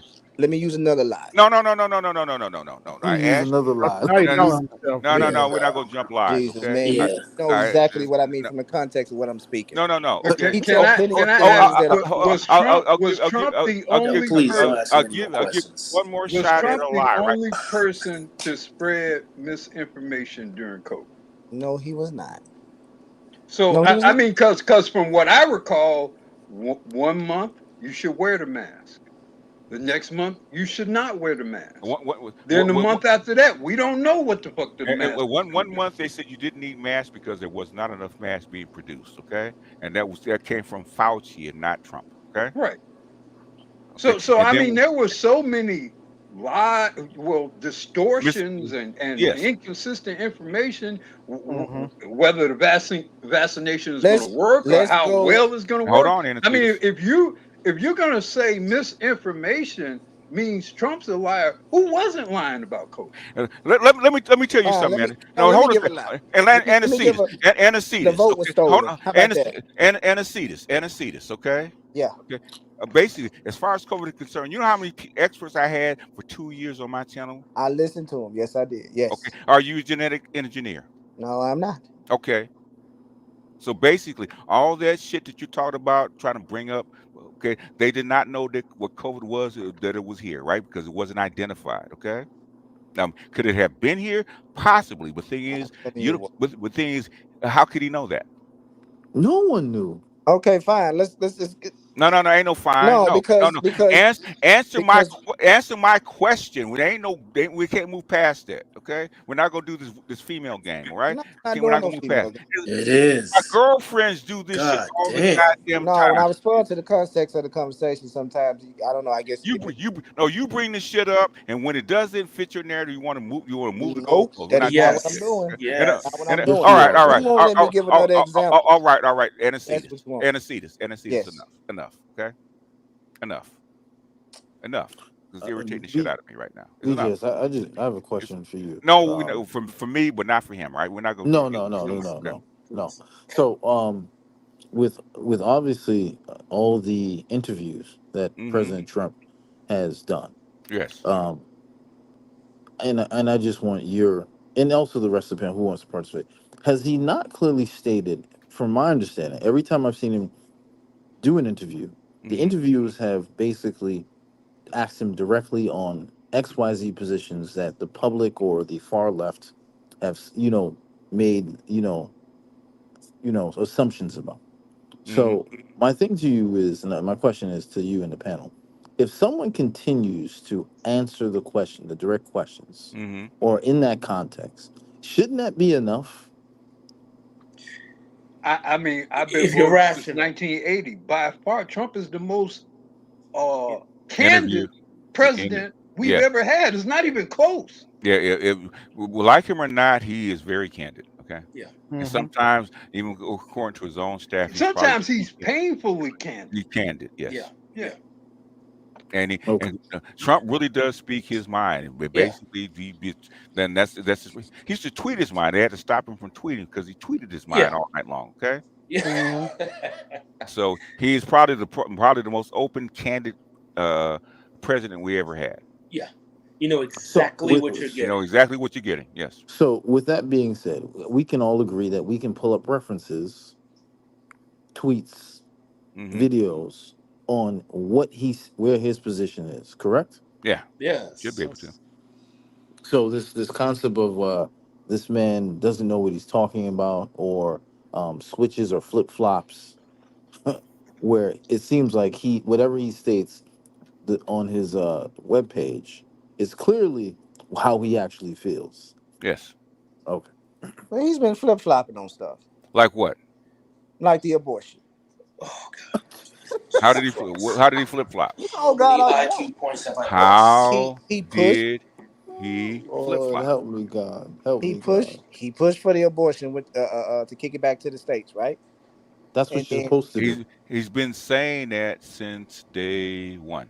How did he flip-flop? He missed that. What's the big deal? He said some things he agrees with, some things he doesn't agree with. He agrees with the three exceptions, right? 3 exceptions. He said that. He said, but the Democratic country is best for the state themselves. Okay.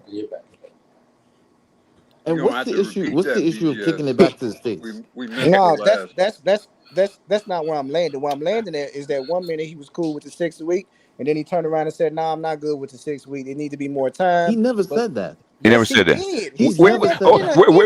Where did he say that? In an interview. Which one? He said it in a clear interview. Which one? They were asking him about a week or two ago. I can't remember exactly which one. Go find it. Yes, please find it. I don't know. It's amazing. So you mean to tell me I can see Trump clearly say this in an interview? Because they were asking him. They were asking him, was he going to vote yes or no? He said that number one, it's out of his hands. Okay. That's not what they asked him. What they asked him was he in favor of the 6 week or does he believe that there need to be more time for the abortion? He flip flopped like 2-3 times. What did he? What did he say the first time? He said he was in favor of the 6 weeks. He said he was in favor of the 6 weeks, and the pressure got on him. Then he started talking about, oh, well, you know, I think it needs to be more time. But No. Every since I've heard all of his talks about abortion, including the one at the NABJ, right? He said he's in favor of the 3 exceptions, right?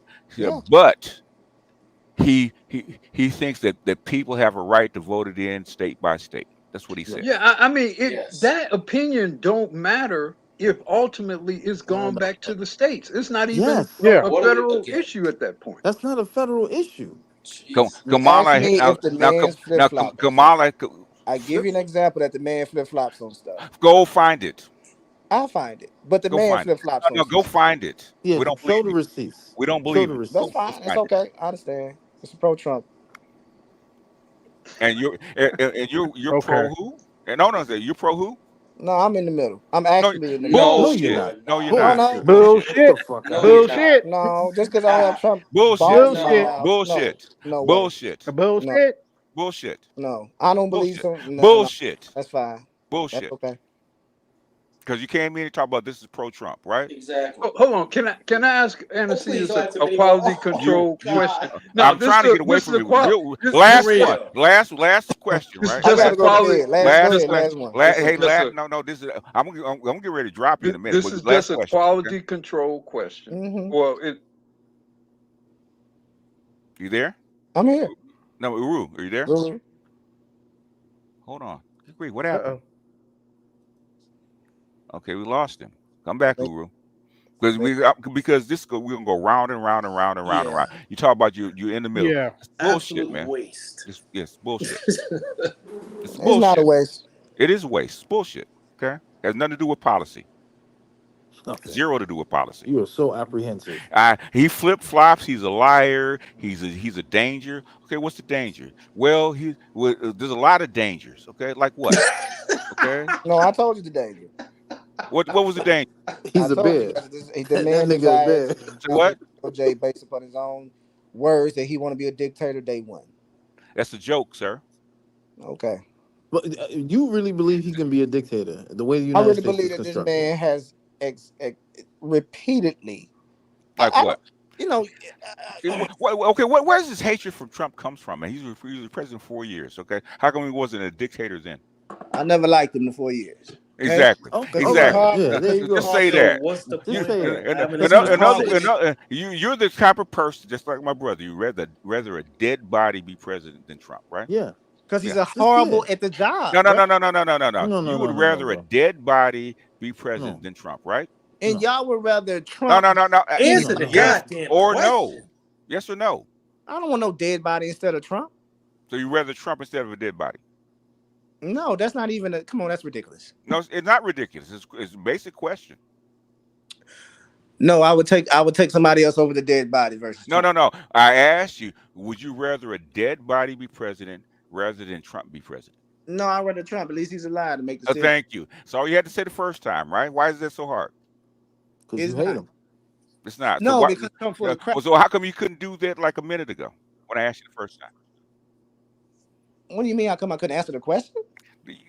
I mean, wait a minute. Am I speaking English or is I'm speaking another language? Yes, clearly. No, and I think that whatever's going through your brain that's not coming out in English. I think I'm very clear about the questions that I asked, right? Okay, because my brother said the exact same thing. He'd rather a dead body to be president than Trump, and you're acting just like he did. Okay, so when I asked you a direct question, guess what you did? Well, it's not a question that I asked you because I feel like it's a loaded question. How's it loaded? No. I feel like it's a setup question. All right. I'm done, man. Basically, okay, you don't like Trump, you don't want to be president, and that's where you stand, right? So so no matter how bad Kamala Harris is, she's better than Trump, right? By miles. Well, thank you. That's all we need. All right. Next. Wow. Is Zuru? I think. I made my point. Good night, fellas. Hasta la vista, sir. Mm-hmm. And better I'm gonna remain silent. know. Better remain silent and be thought of a fool than open your mouth to remove all doubt. Can someone create an AI bot that can figure out people's IQs before they queue in? Oh real? damn! I can't. I'm dead so serious, man. I can't do the shit. I just can't, man. I don't know if he just does it. Trying to kill. This is why I say they're trying to kill you. This is why I say it. It was what I'm saying. I invited him up because he's always saying some slick stuff, right? So I give him a chance that you come up. Okay, now prove yourself, right? Just like the last time when the Trump was the NABJ, right? He said Trump was all over the place and he was disjointed, all that kind of crap. So we went through the whole thing, right? I asked him, does he sound disjointed? Does he sound like doesn't know what he's talking about? Does he sound like he's out of control? No. So what the fuck are you talking about? Okay? Exactly. You had to apologize. Okay, go ahead. BGS. Them niggas over there, they be like, BGS be hating me, they making my pressure rise, and so Just like with Mike last night, the other night. Okay. Daddy. Now all the stuff that I say about politics and stuff like that, he picked out RFK coming off the bench, and he didn't even get that right. I mean, is there just yeah, I actually watched a little bit of that video. He called you low information vote. I was like, oh, okay. It is embarrassing. It's embarrassing. It really is. I mean, you're literally putting this kind of stuff out publicly, and then claiming that you're the smartest in the room. And you read off a whole law that says Inflation Reduction Act, okay? And get it wrong. and basically, and never reduce inflation, okay? It does. Wait a minute. Going to reduce inflation. Go ahead. You're reading the law. It's supposed to reduce the inflation, but we've had the highest inflation we've had in about 40 years. In other words, it's called the end. He actually picked the law and read it, right? The Reduction of Inflation Act, right? And all the stuff that's in there costs money. How does that reduce inflation? BJ, can we the panel agree? I have never seen a political cult this bad in the United States.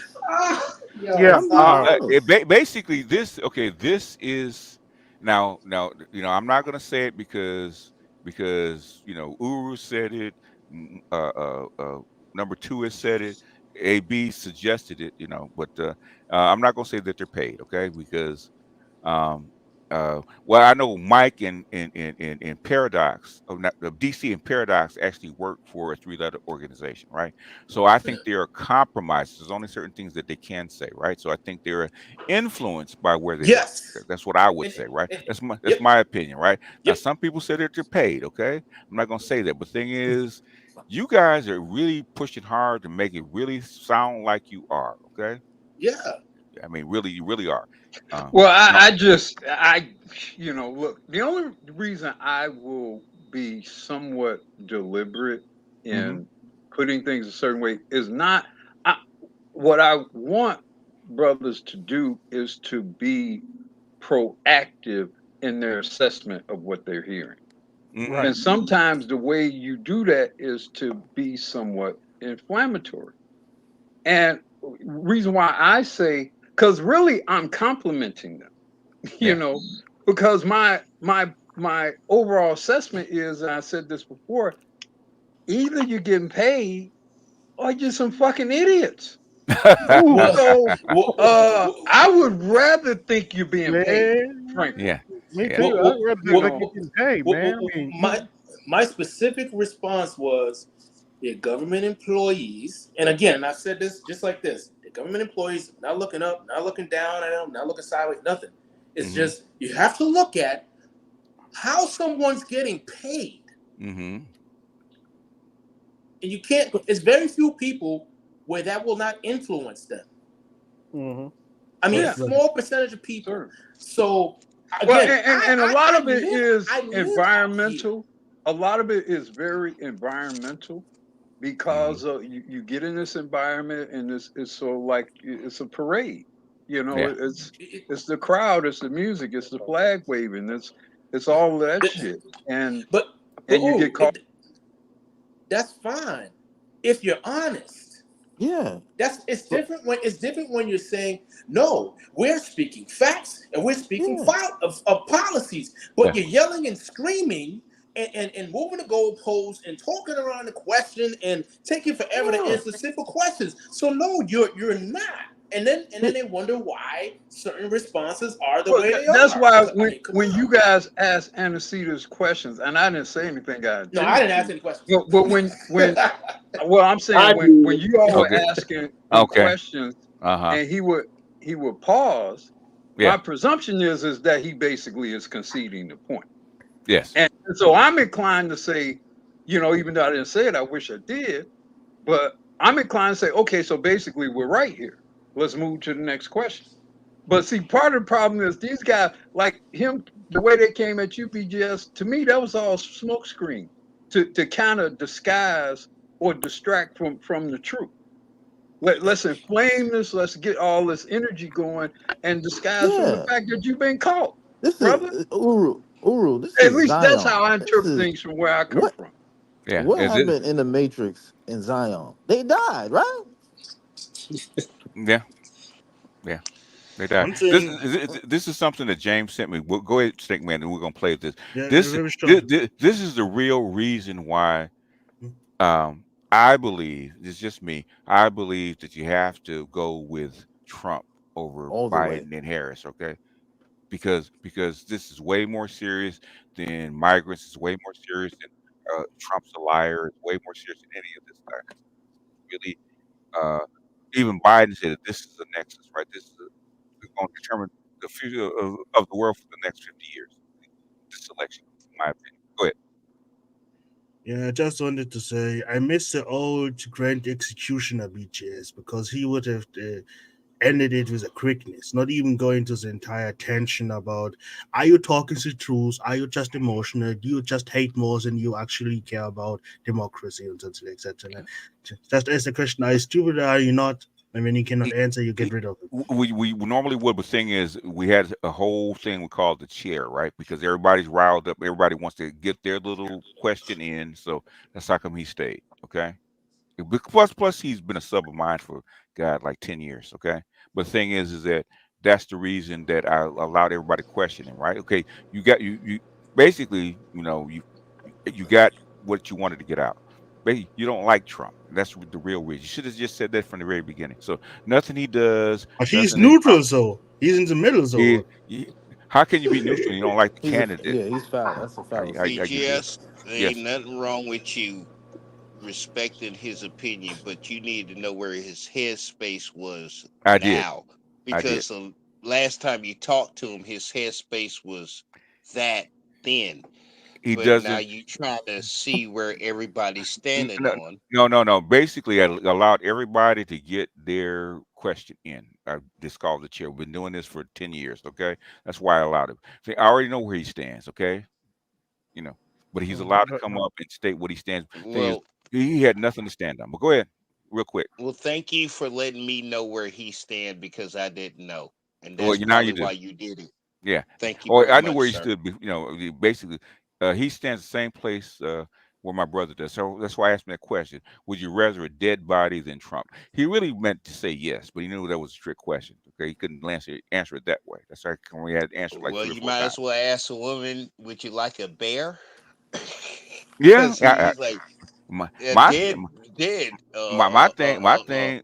thing is we should go out and actually recruit bears for women, okay? And let them have them. Because my thing is I think black men need to go out and recruit white men to marry black women. I think we should do that. Look, I've seen that National Geographic special where I saw the bear do something to a woman, and I'm like, well, it's called fuck around and find out. No, I don't want to stick around. It's a bear. No, I said fuck around. I tell for the woman to fuck around and find out. Okay, sometimes you have to touch the hot soul. Let me play this real quick. Well, James, this is something James. Women do that, BGS. So you're right. Yeah. You're right. Let them go ahead. I am tired of putting the pillow under black women's heads. Right? Let them fuck around and find. That's why come JB came up here talking about the immigrant taking stuff that for women. Okay, so she brought her ass up here. Okay, but she thinks she don't want to hear it. Okay, about why it's being allowed. Okay, she wants me to feel sorry for her. I don't feel sorry for you, Cupcake. Sorry. Anyway, let's go ahead and play this. This is the real reason why this election is going forward. Okay? I appreciate shout out to James. He's on the panel for sending me this. Right? Where's the mute button? There he is. South Africa, and this organization now has another dozen countries that are either in or on the way. And a major draw for countries who join with the BRICS is their development of a new global trading system, which is completely independent of the US-led system based on US dollar trading and the SWIFT bank system. The system that we use in Western countries, that one which is trade denominated by US dollars and executed by Western banks, that has obvious advantages to us and obvious disadvantages to everyone else. If we're honest with ourselves, there is no logical reason why a farmer in Brazil who's selling soybeans to China should use an American bank or facts. Okay. The exchange in Chicago to make the deal happen, Facts. or need US dollars to do so. US banks would be paid to convert Chinese renminbi to US dollars, then charge Brazil for exchanging USD to real. In other words, you want to make money going both ways, and this is the tax on the system for using the U.S. dollar, right? Which is something that we've been talking about kind of in the background because they get upset if you really talk about this on a regular basis, okay? And the Biden administration is pretty sour about this kind of information. It's slow, it's expensive, After and that this is the video, system could up you to now. explain what the BRICS is? After this video, could you explain what the BRICS is to me? You can, but the thing is that what I want you to do is pay attention to what he's saying, right? Yes, sir. Yes, sir. I just in case I'm confused about what he's giving information about. Get your pencil and paper out and write down what he's saying. Don't worry about what's in the future, right? Stay in the now right now, okay? Don't worry about now. Now, and that system is going away. There is another feature of this arrangement that's also very advantageous to operators inside the system, which is price discovery. Decision makers across the world can see markets. We can see that China just bought 1 million tons of soybeans from Brazil because our people executed the trade. We can see the contracts because we created the contracts and put them on our own exchanges. We can see the prices, which are being updated in real time on our screens. Now, China, Brazil, and the other BRICS have the technology to build their own system, buying and selling directly without US dollars, without Western banks, and without going through commodities traders and going through exchanges in Chicago. So as all this business and this global trade moves toward the new BRICS trading systems and out of ours, we don't see the prices anymore. We don't see the real global demand. We don't know where the supply is coming from to satisfy the demand. We are flying blind because the information feedback loops that we build into our systems, those are gone. And this transformation of global trade to a non-US dollar denominated system outside SWIFT and with immediate settlement, this is going to hurt all of our producers in the extractive and agricultural industries first. Oil companies, miners, and farmers. Every planting season, each spring, farmers across the world. He left out the financial people that don't make money off these trades anymore, okay? Left them out. So your banks, your financial institutions, all this kind of stuff that make your hedge money, funds, private equity, all these people that make money from this arbitrage, right? Play the oldest and biggest poker game. They determine what they should plant that is going to bring in the most revenues come harvest time. To do that, they need to make a series of well-educated guesses with respect to their own costs, what other farmers around the world may be doing, and they need to have a good feel for what global demand is going to be. Farmers in North America and Europe spend a lot of money for professional advice and for the best information as to what is happening right now. And then they watch the futures markets very carefully for any news that's going to impact the prices of what they have growing in their fields. And we know what's been happening to their input costs. They're going up by a lot. Across the board, everything costs more on the farm. So it becomes crucially important to get the rest of the forecast right because they're already operating on thin margins. This is a strong analysis, and we'll begin with their conclusion. 2019 was the first time that the United States had a trade deficit in agriculture. Since then, we've run big trade deficits in agriculture for 4 out of 6 years, and this year we will hit a record. What has always been true? That the United States is the breadbasket to Europe and to big chunks of the Northern Hemisphere. American farmers can feed the world, they say. Now we can't feed ourselves. We're importing more than... What happens when this happens? Guess what happens to the prices in the supermarkets, people? They go up. They go up. They increase, okay? And Kamala wants the price fix. The HMO. Yeah, but basically, Kamala cannot demand a price fix. It has to go through Congress. And guess who's not going to let that shit through? She's throwing mud. She's throwing mud on the wall. Deficit is. BGS. Here's the chart. Hold on. The blue line is U.S. Hold on, agricultural hold on. exports Google it. running above the orange import line forever. They crossed 5 years ago, and now they're diverging fast. The analysis from the American Farm Bureau Federation, they are worried. Commodity prices are falling for U.S. corn and soybeans, down 30% in 12 in just 1 year, but exports have not risen. You would expect that falling prices would stimulate global demand, but not this time. China is buying more from Brazil, and so U.S. farmers are sending their surpluses to Can we say sanctions, boys and girls? Okay. Mexico, which is the top export destination for the first time ever. Earlier this year, China set off alarm bells when they canceled huge wheat orders from the U.S. and from Australia. We did a piece on it here and said that this was just the start of things to come. China canceled 240,000 tons of U.S. soft red, then came back the following Friday, canceled 264,000 tons. China called up Australia and canceled 1 million tons from there. The cancellation was the biggest ever, and Bloomberg tells us the obvious, that China found cheaper wheat from somewhere else. Ben Buckner is the chief grains analyst for a company in Chicago. Chicago is where our biggest agricultural exchanges are. We spend a lot of money for Bloomberg to tell us what's going on, but they don't know either. Where China bought 1.5 million tons of wheat to replace their canceled buys from the U.S. and from Australia. $2,000 a month. They don't know, and so neither do the farmers who rely on Chicago grains analysts or on Bloomberg to tell them what's going on. I mean here that the farmers of the United States and Australia planted 1.5 million tons of wheat, and then China canceled them. But nobody knows who filled that demand. Was it more productive farms in China? Was it Russia? Was it Brazil outside of our trading systems? Our people don't know. And it wasn't just wheat. Corn inventories were up 13%, soybeans by 9%, behind wheat, which was at 16%. These increases, millions and millions of tons of farm product, and the buyers are gone, and nobody knows why. Here are the prices paid for Chinese corn and wheat, hitting multi-year lows. So they are getting their demand filled from somewhere. We just don't know where. We look back now and have learned that the demand was met by a combination of all three, actually. China had a near record harvest. Russia and Brazil stepped up their exports, but it was outside our system. We only learned about it later. And it was obviously at lower prices than they were getting from the US and Australia, or they wouldn't have canceled the trades, and we wouldn't see the prices heading lower. Bloomberg is scrambling and trying to figure out things here in this one. They noticed that China's imports of both wheat and corn are in a steady decline. When this article was published, the USDA was still forecasting big Chinese imports from the US, but if those imports go down, a big demand driver just disappears. This is one of the biggest stories in the world, and nobody is talking about it and what it means for our companies in a nuts and bolts way, trying to do business in the real world when we don't know what the prices are anymore. The BRICS countries are doing giant volumes of business now outside of our systems and outside the dollar. This is $1 billion problem for a Chicago bank that makes risk-free profits every year just processing trades. But for tens of thousands of farmers outside Chicago, it's $1 million problem. They planted wheat that there are no buyers for, and they don't know why. But this is why. For 100 years, we've had a system that the world had to use because the technology wasn't there to do it any other way.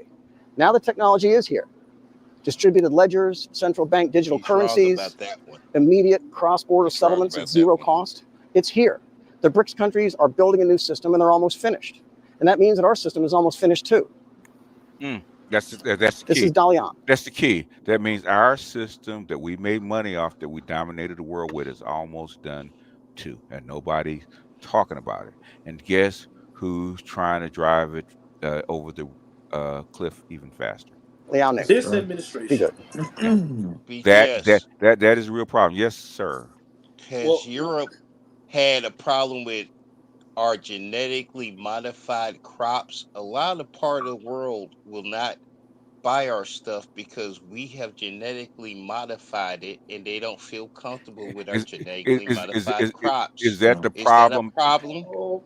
Okay. Maybe because they did sanctions on it. Okay. I mean, okay. they technically said we would not ship your stuff because it's genetically modified. Be quiet for a second, okay? Y'all telling me to shut up when I pay attention to farm stuff.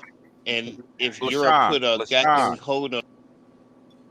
Yes, no. Let's ignorance continue, BGS. No, but the thing is, I played this for a reason, okay? It's not about the goddamn crops, okay? It's about the goddamn money and the dollar system, the financial system that is backed up. What did he say? he said that the producers, the extraction, were actually going to see it first. Okay. Yeah. It's not going to stop there. It's going for clothing, for everything that we produce. It's going to continue, right? We make most of our money on a deficit of the dollar because we are in charge of the trading system. Okay. Yes. When that goes away, guess what happens to the dollar? Because who owes the most money? Yes. Yeah, Us. tanks. Okay. The fact that You know what? Time out, everybody. You know what's really sad and unfortunate about not having legitimate primaries? This is why you have farmers. Oh God. Topic was farmers. No, it was not. It was not. It was not. I said farmers. Okay. All right. You know what I find funny? This is why. No. It's okay. This is why you have a year-long primary where you have debates about this issue. You have discussions about what the long-term planning is going to be to counteract this. And so when you don't have a primary you don't have legitimate primaries doing presidential elections, you make a decision where you might elect this person who none of us have any confidence at all is prepared to deal with. In other words, Trump was not supposed to be running. Okay. Yeah. Trump was not supposed to be even in the picture. So Biden could actually pretty much run other polls, right? Because they need to finish this agenda. They know this stuff is happening. The thing is, they need to fix this or need to do something to turn this around, right? They can't do that if Biden or Kamala is not in office, right? According to them.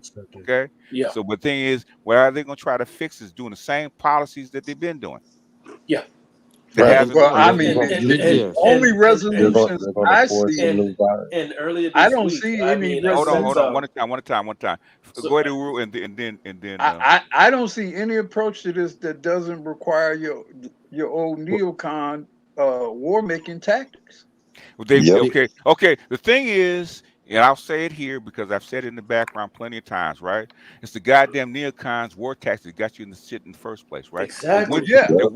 Hold on. There would be, if they had not started that war in Ukraine, if they had not pulled in You're Borgen. Okay. You're Borgen. I'm not surprised that I am, but if they had not done that, there would be no BRICS bank. Okay. The BRICS system was shut off. They had to turn it on for Russia.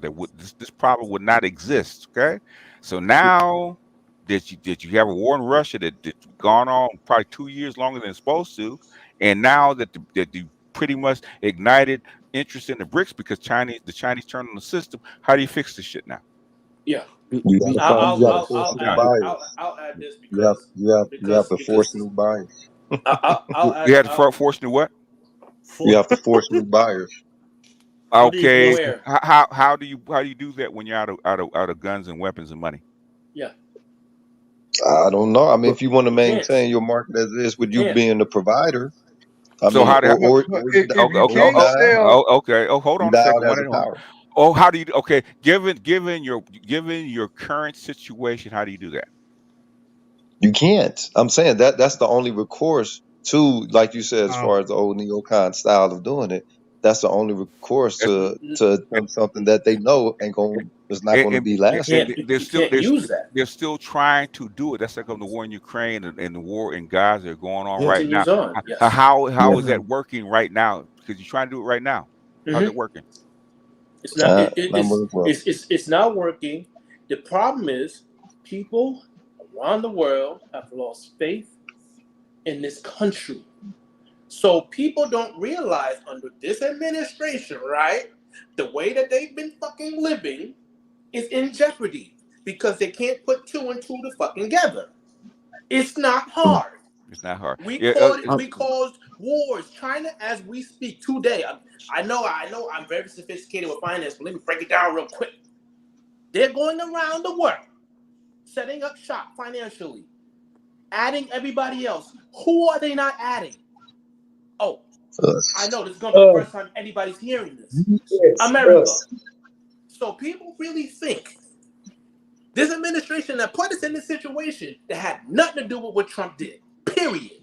It's going to get us out of this. It's impossible. Do you guys not understand this shit? No, they don't. Like you really think because you got your degree or you fucking drive a truck or you fucking work for the government that's gonna change your way of life? When we are not who we were. We're not who we were. That's the problem. Christ. That's what I'm saying. What I'm saying is, we said Fauci knows that we talked about this shit over 2.5 years ago, right? This very stuff, right? Predicted this was going to happen, right? Now the news is starting to leak out about the results. Because the results are in right now. Okay. The thing is, if you want to continue down the path that you've been continuing down, try something else. That's what I'm saying. Okay. Let me read my super chat. Then okay, I'm sorry. Right. It says Johnny Vegas said, "Cheers, Venezuela is the next after Ukraine negotiates.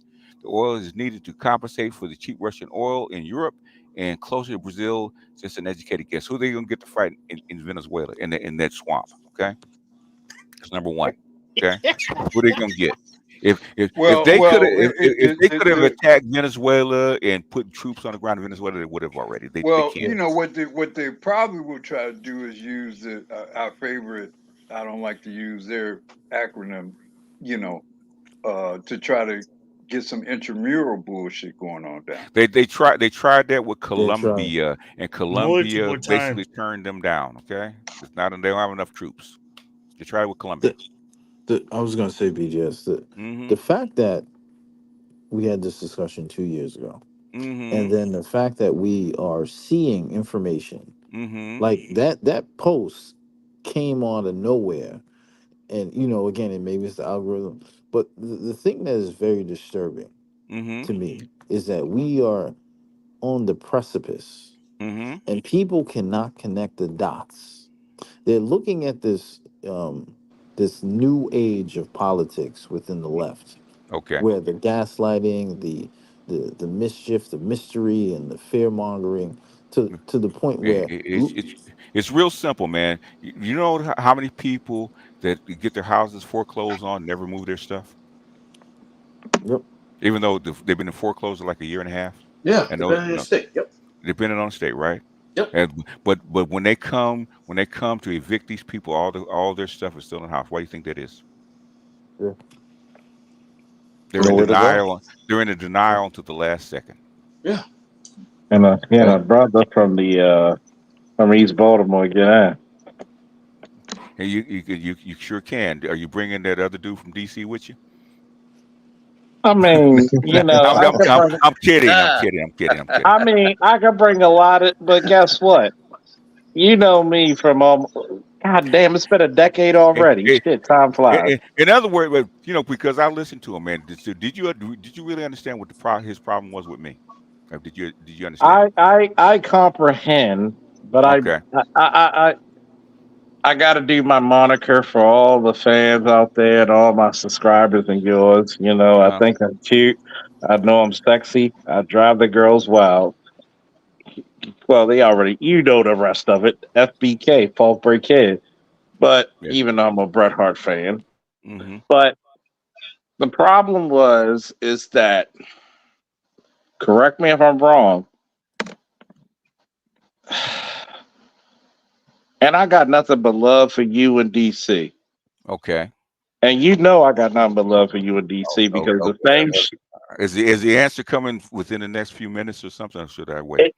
Nigga, if you don't let me continue, it's coming, nigga. God damn it! I'm telling her I'm one of those. I'm like Saucy. I want the answer first and then give me the story, right? Oh, trust me. You like. See, this is the reason why. This is the reason why I can't get rid of. I can't get rid of Sagittarius and Capricorns because you make them come and they like the rest of it. But anyway, that's true. Wait, it's called. Hey, nigga, it's called a fucking afterglow. Okay. It's called satisfaction guaranteed, nigga. Okay, but anyway, go ahead. This is the reason why I fucks with you and DC. You and DC are the same person, just there's a 20-year difference. We are, really. Why? And this is the reason why. Because there's a difference between global politics in domestic politics. Okay. Because domestic politics, people take it to heart because it's closer. Okay. Domestic politics because it's closer. Okay. Global politics is because you're pragmatic. Mm-hmm. And you both are, because, you know, not telling DC's business until he tells it. All I wanted to know is basically what he said, what he accused me of, I didn't say. Okay. And this is the one thing about it. And I still don't. Go ahead. When you realized he came to the knowledge of knowing that you didn't say it. Okay. What happened? I don't know. All that shit toned down. No, it didn't. I said it toned down. I won't say it totally toned down, but it toned down significantly. I said I didn't say it within the first couple of minutes. Okay. And what happened was he didn't believe it. He didn't believe it till I confirmed it. Because guess what? Like I told him the same thing I told you. BGS is not known for taking personal shots, because you know what happened to BGS with a certain quote unquote troll. Yes. The same way I defended you with that troll, and I think that was so immaculate. The same way I would do for him. Okay. And like I told him, I said, look, if I came with a certain ideology,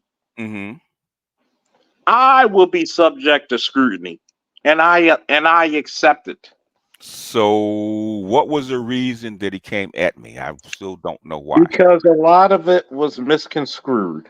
Okay. Some people, maybe him, maybe the camp, might have took it as offense. But guess what? What did I say that was offensive to him?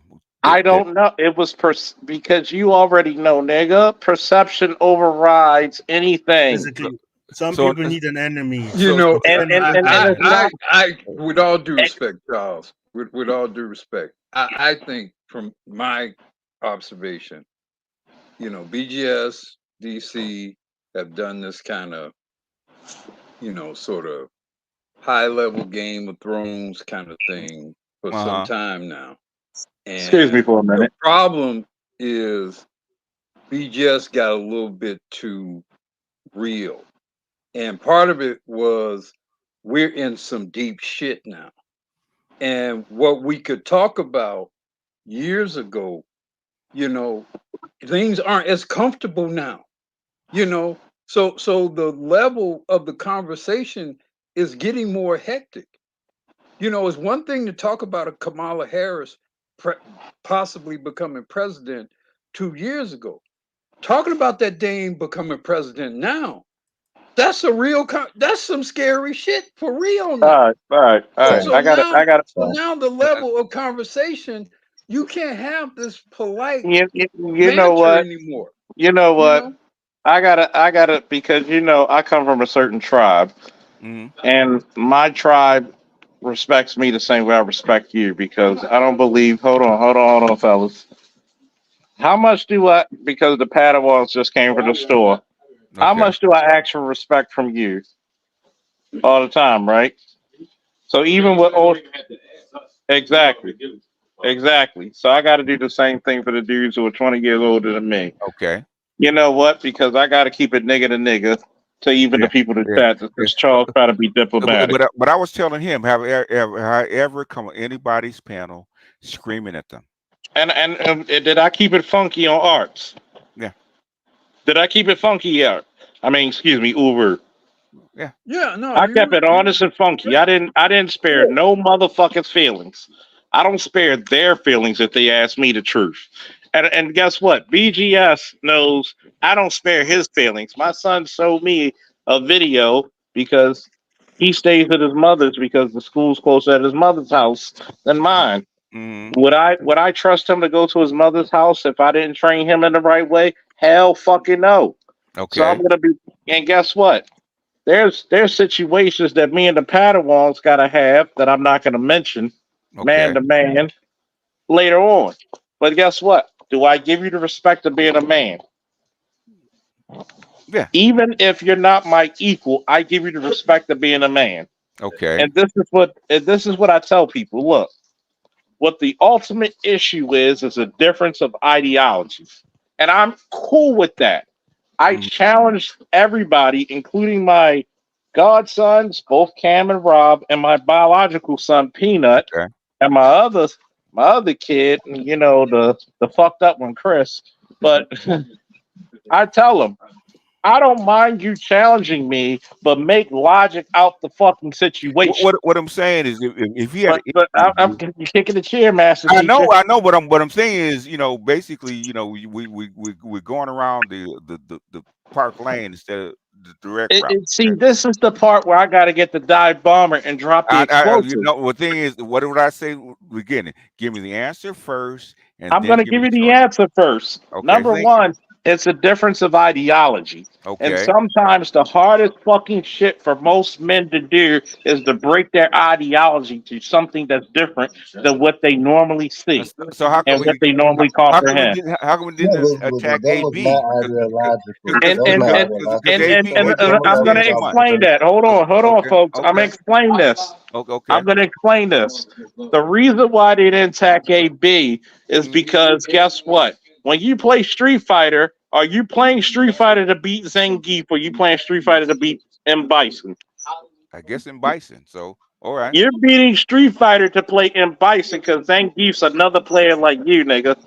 Okay. And when it comes to, and guess what? How many times you got to give kudos and points to the number one nigga who's perceived to be the number one nigga or the number one opposition? I don't know. And see, the problem is that there's truth when you really get pragmatic and when you really get black pilling this shit. We're not even the opposition because ultimately you find out no matter if you're educated, if you're a jail nigga, if you just a 9-to-5 nigga, you realize the number one thing in the world, we're all viewed as just one big nigga. Okay. So that was his reason for coming over and starting a big And part of it is that he might have perceived things as an insult, which he has all right to do. Chuck, BG Wait.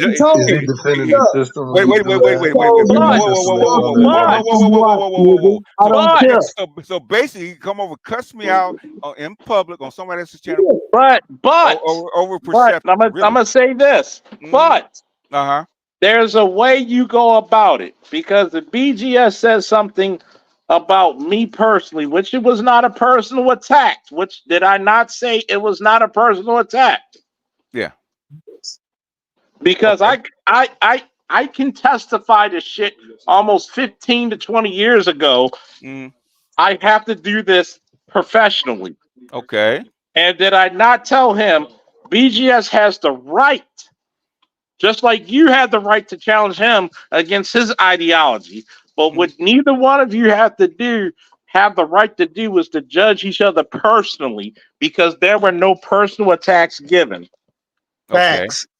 So in other words, what happened is that a lot of Negroes take ideology personally. Okay.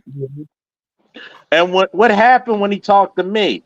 Did I explain things very articulately that guess what? Did I explain when he came to Under Armour where I have my speaker, my liquor, my wings, my music, my cigars, and I told him that we disagreed on shit when we met face to face. So his problem was it was a disagreement in ideology, okay, and not personal attack. Okay? Not that. And it was where people misconstrue things. Okay. Where people misconstrue. And I'm gonna cuss out your fucking audience, but I'm not looking at the audience. But this is the professional part about me. It's not about you personally. It's that you're the biggest name that we gotta go against. It's like the Padawans when we talked about our wrestling career. Okay. Their careers was 20 years after mine. And we had to compare stats to what would happen if this person went against who. If this guy. Think about it. You're one of the larger channels who has one of the larger followings of the space. You know what I got to say? You know what I got to say about Charles? Hey, yo, lesson here, babe. You come at the king, You best not miss. Hey, man, you know what I gotta say about that BGS? You know that shit originated in Baltimore, nigga. But anyway, I know it originated in Baltimore. a Baltimore nigga will tell you quick. If you come for the king, you better not miss. Yeah, exactly. And that's what I'm saying. And see, and here's the part about it. Guess what they just did? They came for me, did they not? And guess what? Did I deny the fact that you had all right to defend yourself? Did I say you didn't? So in other words, you telling me they're coming at the king, right? Because I wasn't gonna take it personally. They're coming at the perceived king, whether you're the king or not. You're the perceived threat. So I'm gonna take this. So I'm gonna take this shit personally then. Okay. And guess what? Did I deny you from that? No. So in other words, did I deny him from taking it personally? In other words, this little shit that they got from me, okay, that they thought was personal, it's nothing compared to what's coming. What did I say? What did I always say? I'm not talking to you. I'm not talking to you right now. I'm talking to them. What you got coming is nothing. What you got coming is nothing compared to what has gone on, right? But what did I say, BGS? Mm-hmm. If you good at dishing it, you better be good at taking it. Yeah. Okay. He's going. What did I always say for 10 years? It's been 10 years since we known each other. Men got 3 ways of communication. And I never denied one nigga who disagreed with me. We can talk it out. We can yell it out. Damn sure if it needs to come to the last part, we can fight it out. But I'm going to pull. You know why we don't do this shit? And we'll start at Dr. T. We don't do this shit on the West Coast. Niggas get buried behind that shit in the West Coast. Sir. Okay. But guess what? Mm-hmm. But guess what? See in Baltimore, at least back when I was younger, I'm a young guy, but I'm older. Mm-hmm. Because I'm in the cuffs of being young. I'm in the cuffs about being young and old. Mm-hmm. Because guess what? There's times when me and my godsons, me and any of the Padawans may have a discretion. I'll give you a good example. Blurcon. When one of the guys working for me think I'm cheating them out of money, nigga, I'm the reason why you're gonna make more money per hour. You made $100 per half an hour working for fucking me. Okay. And you're gonna question me when I tell you sometimes you gotta shut the fuck up and watch greatness while it happens. Okay. Yeah, and see, and I'm sorry for taking it over. We're gonna move it along. Yes. We're gonna move it along. We're gonna move it along, but I gotta say this part so everybody can actually understand. Real quick. See, this is the part where people don't understand. They have panels, you have panels. Okay. This is the same way I take it as wrestling. With all my guys who wrestled under me to this day, how great are you? Nigga, you saw me take, and I'm out of wrestling shape. I smoke cigars like a chimney. I drink like a fucking fish. Woo! You saw me put NCAA heavyweights on their back in 30 seconds. Pen. Okay. If you think that I don't know what the fuck I'm talking about, please come with something better. Because guess what? So they can show me something that actually fucking wows me. You don't know what the fuck you talking about. And this is what the ideology differences are.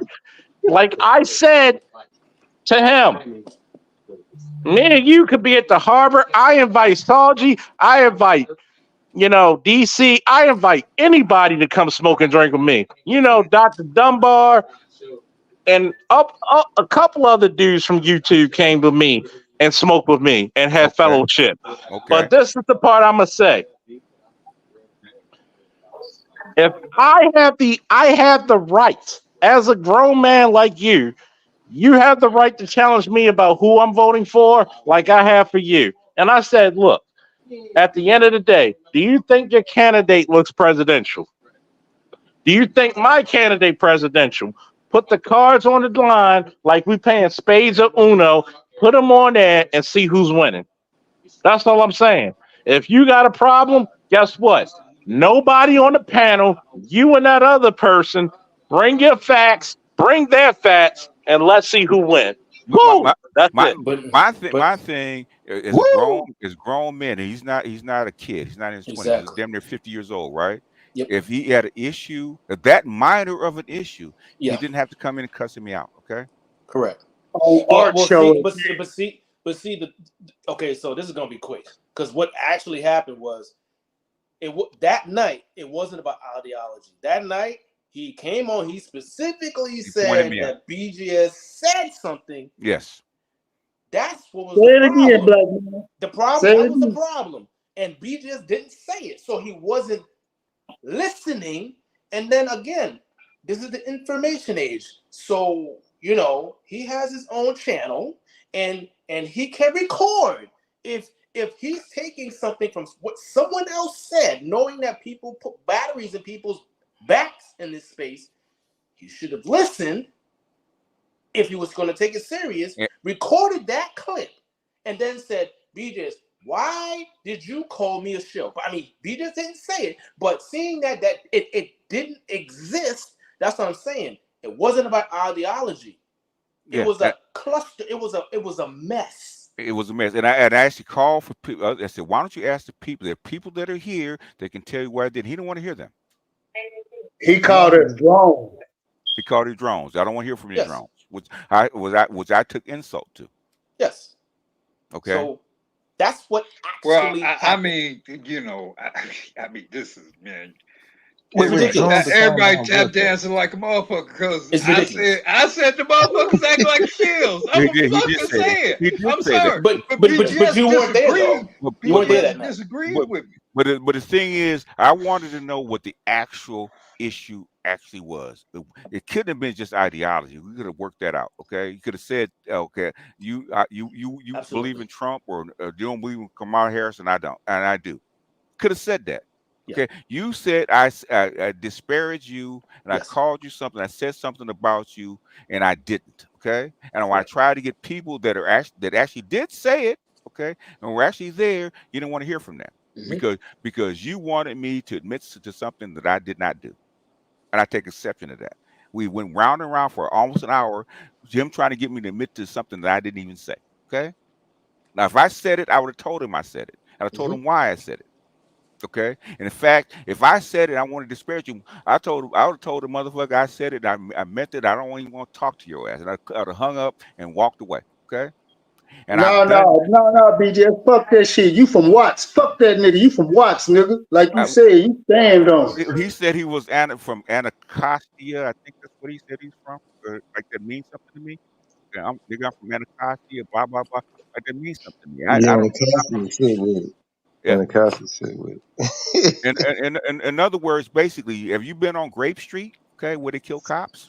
Yeah, it's totally different in LA, bro. Okay, especially back in there's a reason they call there's a reason they call Compton the Wild Wild West, right? Yeah. Yeah. That's the rampart. My introduction to police in the funeral home. I was 10 years old when my neighbor got shot by the name of bully got 2 in his head. Okay, so I got introduced into the world. Okay, so that's not So what you're saying is nothing to me. Okay, you trying to say that you're so tough because you grew up in a rough neighborhood, nigga? I was born in the fucking darkness. Okay, Ricky, Ricky actually grew up like 3 blocks from me. Okay, that's the kind of fucking neighborhood I grew up in. What was the ideology that was battling? What were the two ideologies? I'm just saying, what could be perceived as an ideology? In other words, they believe that. In other words, they believe that Trump is a danger, just like Anacita said. Trump is, and you got to stop Trump at all costs. Okay, that's what they believe. He's a boogeyman. That's goofy.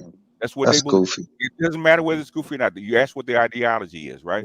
I've heard so many people on that love Kamala, not because they love Kamala, it's because they cannot stand Trump. They like my brother said, they'd rather have a dead body in office than Trump in office. That's what they believe in, right? Which I'm cool with. Okay, you could have said that. Just say it. Don't give me all these excuses. He's a liar, blah blah. He's a danger. No, motherfucker. He was in office for 4 years. He's a dictator. The world didn't blow up. Okay. And he said I'm a dictator on day one, which is called a joke. Okay, people don't understand political sarcasm. They don't. They just don't like the fact that he's a fucking tycoon. Trump is this big ass liar, but they believe every word that's coming out of his mouth. Right? That part I don't get. Okay. So he's a tycoon, and they mad they got to deal with a tycoon. They don't like his personality. That's exactly. That's all that is. But the sad part is, and Trump is, his first 2 years were rough because he didn't know what the fuck he was doing. I said that from the very beginning. And he admitted it. And he admitted it, right? His second 2 years, it's on the job training. He's a decently smart guy, right? He learned how to do the job, right? Yeah. And now you see him making sure he doesn't make those mistakes again. Reinforcing, realigning, having people appointed here, better insight. The thing that gets me upset is that people assume that this presidential job is a cakewalk. LaShawn, if you don't be quiet and go to bed, man, I will block you. So help me God, man. I'm not in the mood, okay? I will block you from my channel. So help me God, okay? Do not test me tonight, okay? Please don't. I'm asking. I'm begging you not to do this. So whatever it is that you want, whatever you're salty because I was trying to. In the video, I was trying to direct you to not the farming system. Okay, he wasn't talking about it. He was talking about the exchange system that where the dollar was running and the trade system that the dollar was running off. That's what he was talking about. He said that at the very beginning. Okay, yes, it's going to hit the farmers and the oil producers first. That's what he said at the very beginning. I don't understand how he doesn't understand that. The BRICS are shadow banking. They are doing stuff behind the scenes. He does it. It's not shadow. It's upfront. The thing is, they're doing it in their own system. They're just not letting you know about it. No, you must understand. When he talked about BRICS and trade unions and how it's a money exchange, he didn't listen. But when someone talked about grain and corn, then he listened. I mean that's fine. But the thing is, you're trying to. I said I showed the video to make a certain point. Okay. I didn't show the video to talk about grain trades and soybean prices and corn prices. All right, that's minor. Which is minor. What I was trying to explain, and you wanted to insist upon grain and corn. That's not why I showed the video. Okay. To basically break it down, you're acting like a peasant right now. But hey, that's Ice House, cuz. Hold up, man. Hold up off of Ice House, man. That's what he be sipping on. What we from the Central, man. We from South Central, right? Sometimes you and a nigga is not in the mood. Guess what's gonna happen? You gonna get punched in the motherfucking face, aren't you? Oh yeah, true that. You buy the fade at that time. You're gonna get a fade, right? And the nigga will tell you, hey man, why don't you sip it over there and leave me the fuck alone, okay? Because this shit about to get ready to get real, okay? LA niggas will tell you that. They'll warn you first, right? Okay, you know what? Because we know we don't like beefs like that. That leads to other shit, right? Hey man, you're out of pocket. You drinking, man, and I don't want this today. So why don't you just go over there, okay? Because I'm not in the mood for it today. Okay, so I'm trying to tell him I'm not in the mood. I showed the video to tell a point, and you're trying to take everybody off sideways. Okay, allow you to get. Say what? Perhaps maybe the wrong value is actually, set as the focus. The thing is, maybe folks don't know how to see what money actually does, as opposed to just merely being an exchange. If you giving a lecture, and I know you're giving a lecture in front of people, right? And you're trying to make a point, and somebody's trying to take your point and take it way over to the left. Do you allow them to keep talking? Nope, they got to leave the lecture hall. Exactly. That's how come we had to leave the lecture hall. Okay.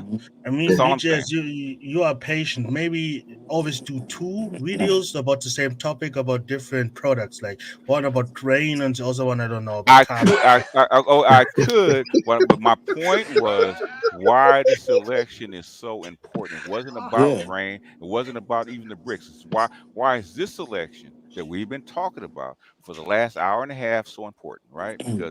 Because one is going to take us in one direction, one is going to take us hopefully in another. Okay, I mean, that's the whole point. Yeah. My thing is to all those who are so avid for the left. What makes y'all think that we're going to be safe? Yeah. Like the fact that we have talked about these crazy wars, and we don't even got troops on the ground. Yeah. Yeah. Star Wars, nigga. Like, if you put troops on the ground, what are you gonna arm them with? Exactly. Okay. Stop, BJ.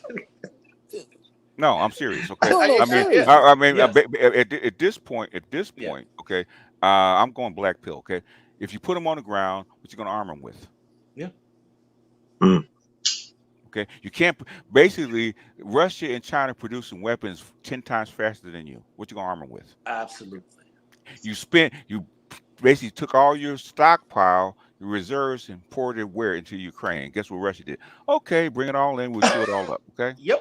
Yep. Even down to this, what it was the case was it Kazoo or wherever that place is. Okay. You wasted 20,000 men and a whole bunch of equipment to do what? And billions of dollars. And $1 billion.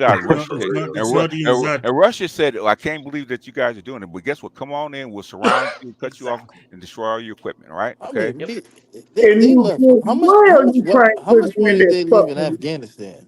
Say what? Think how much they left. How much weaponry in Afghanistan? Okay. I'm going to explain it to you the way I was explained to when I was in ROTC class in 1977. Right?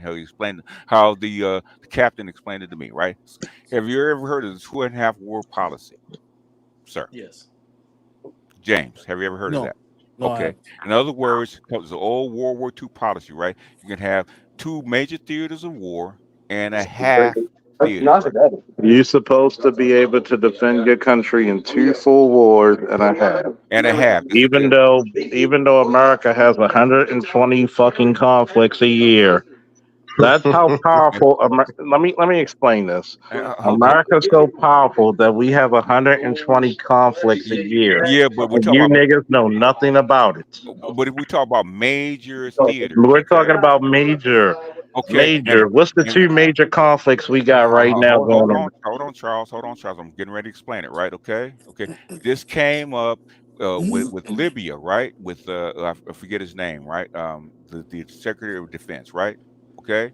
During the AFPAC wars, right? The England and France wanted him to actually get into the Libyan war. Guess what? Robert Gates said, right? I think it was Robert Gates. Nope. Okay. He said nope. He said no. Why did he say no? Overexpansion. No.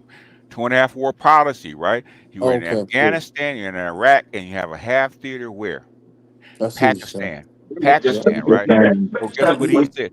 That's what he said. It violates DOD policy, right? Okay. Gotcha. Yes. Okay. Afghanistan is still considered a what? A major theater, right? Gotcha. According to policy, right? You're still in Iraq, which is a major theater. You have a half theater where? In Syria, right? Okay. If you want to go into Ukraine and start shit there, guess what you got to do? You gotta get rid of the other. You got to get rid of a major theater, which is one easiest to get rid of. Afghanistan. That's why he was in a hurry to get all that shit done, because he wanted to do what he's doing in Ukraine right now. Gotcha. Does that make sense? That's loud and clear. Okay.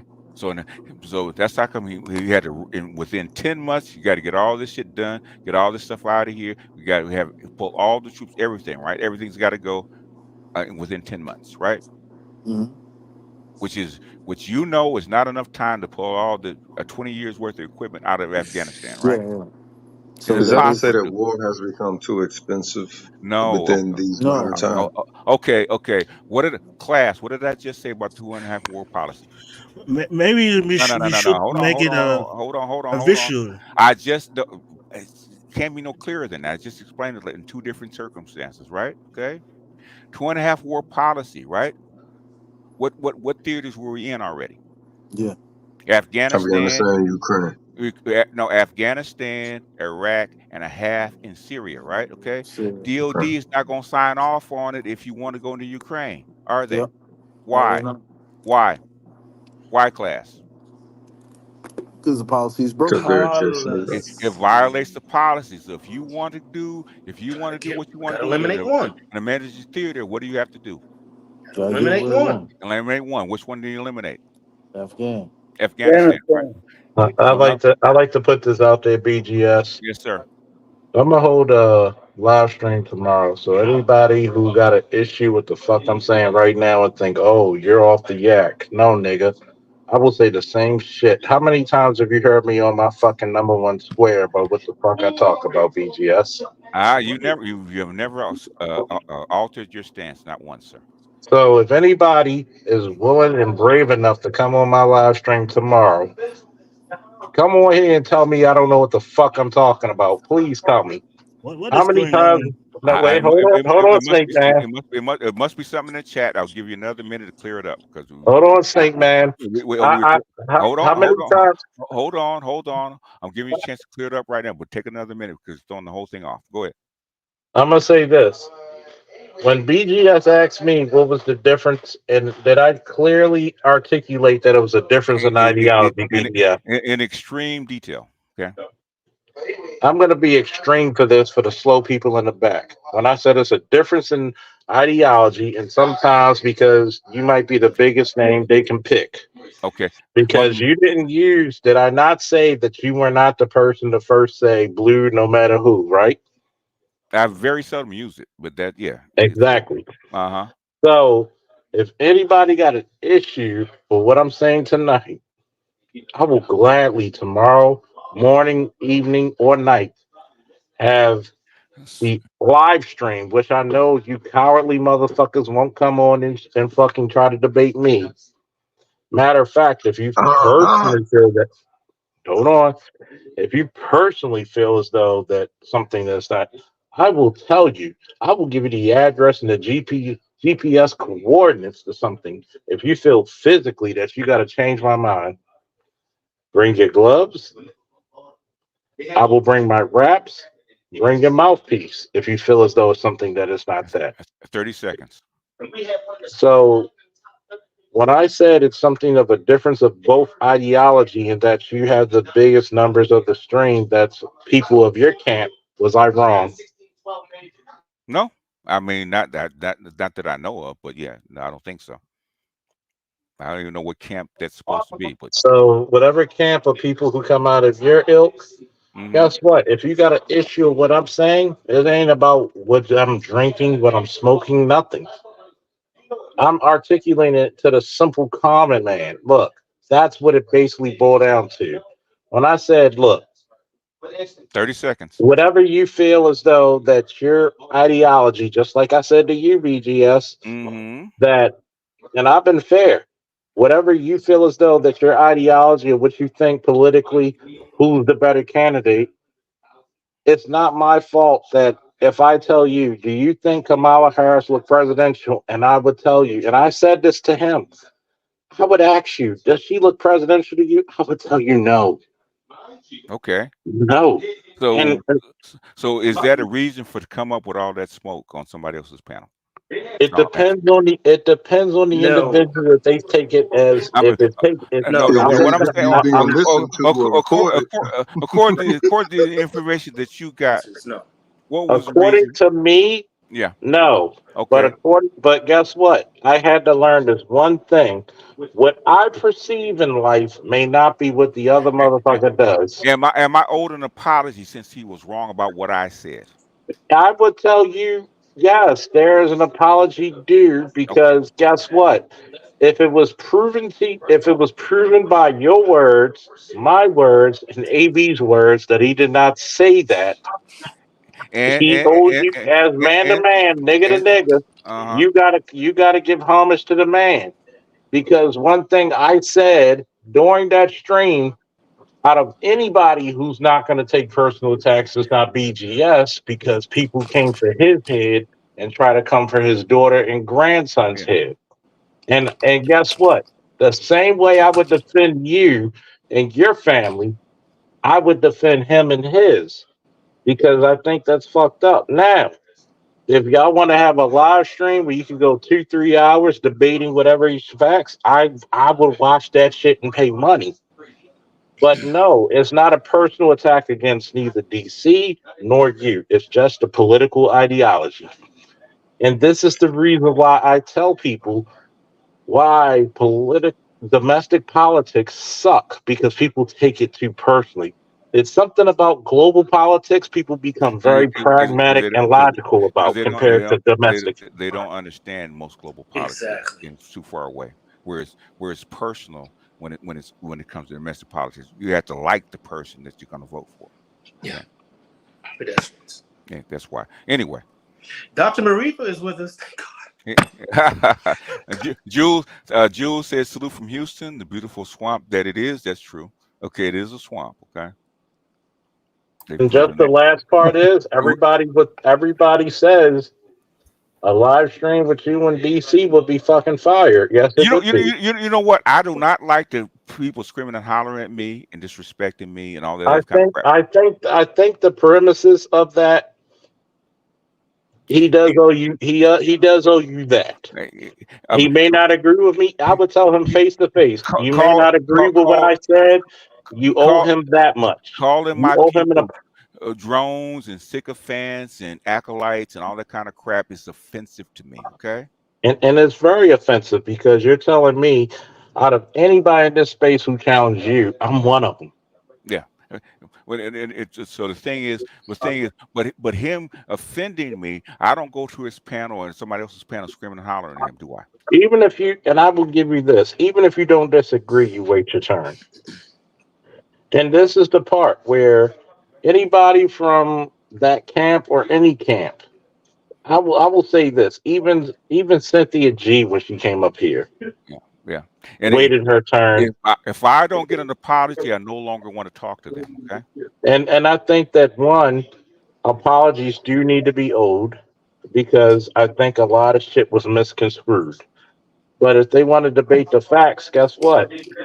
I will tell them the same way. BGS, man, you're square. If I don't get an apology, I know I'm a LA Negro. Okay, that's how we get down. If I don't get an apology, I no longer want to talk to them. Okay. I'm a Baltimore Negro. That's how we are as well.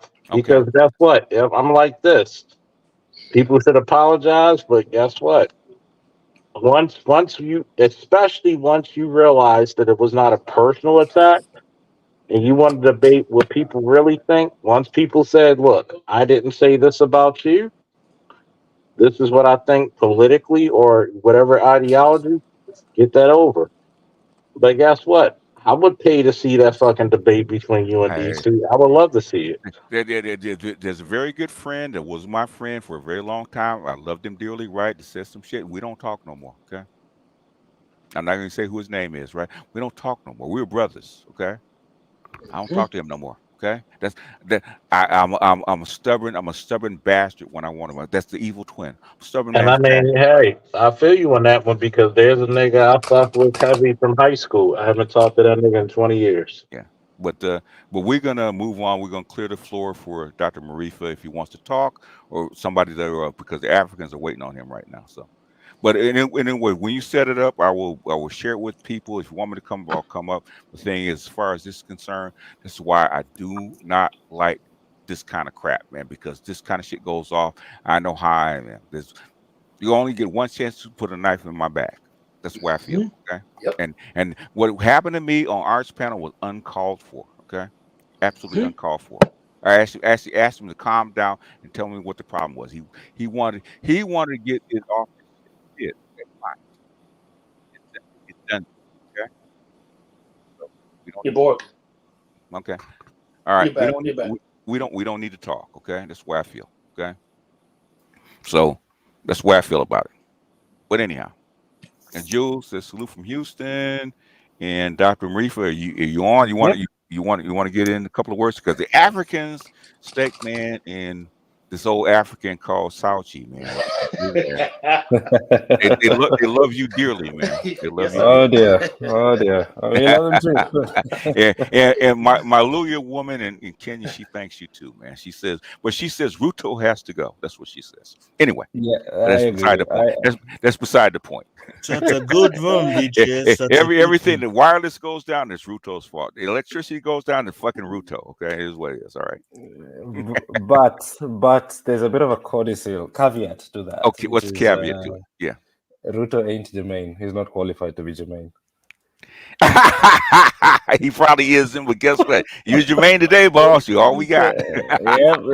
We Jermaine, but Ruto is not qualified to be Jermaine. No.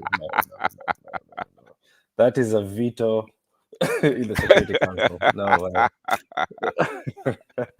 I don't even know the man, so but all the people I talk to that are there, they have a rock with his name on it. That's what I heard. I'm just saying. That's what I heard. I don't agree with it, but that's what I heard. Okay. He is terrible. I know him very well, actually. Okay. Say no more. Say no more. No, I'm not. No, I'm not. But, hey, give him a little American liquor and sit him in there with Gavin Newsom and see what comes out. Okay. I'm afraid of that outcome. That's cold-blooded. Oh boy, I would love to see Gavin Newsom with a little more liquor in him, man. See what he says, because he was kind of loose. I said, "Oh shit, you saying that? All right, okay." Yeah, he's one of those ones. With this slick hair back and all that. Oh yeah. The pretty boy. Yeah. He's definitely one of those ones. Yeah, Miami Vice types. Yeah, he's a pretty boy. Yeah. That's what. Yeah. Salute to you. Salute to the panel. Good to see you again. The conversation was actually. I knew you would show up, man. If I had one of these lives, yesterday, Dr. Rich was gonna pop in and watch. Sure he did. Sure enough, yeah. Wait, hey. No. I'm glad. I'm happy. Sauchi's happy. Steakman's happy. So. No, yeah, it's all good. It's all good. Yeah. No, but yeah, you're having a very interesting conversation about the stakes of this election, and I think you mentioned it a couple of times also this past week. Mm-hmm. And it's not surprising, but it's quite interesting to see how the conversation within the domestic conversation of this election, yes, and how it's being framed. Mm-hmm. Is so different from how it's being discussed within those sort of international decision-making spaces. Yeah. When Jake Sullivan, for example, went to Beijing to try and basically effectively secure his post-administration gig, whatever that is. Mm-hmm. The level of conversation there, the tonality of it, and the impression of what is exactly happening insofar as the decision that the United States, that is facing the United States now, is completely different. It's not all this bring joy back and all that stuff.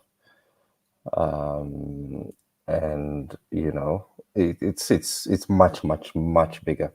Also because of the plans that are in place, particularly in relation to China, and we're already seeing that movement here in Australia. It's massive movement, policy-wise. The stakes cannot be higher than this. This is one of those ones, we always hear after every election cycle, this is the most important election. This one actually has that kind of feeling to it,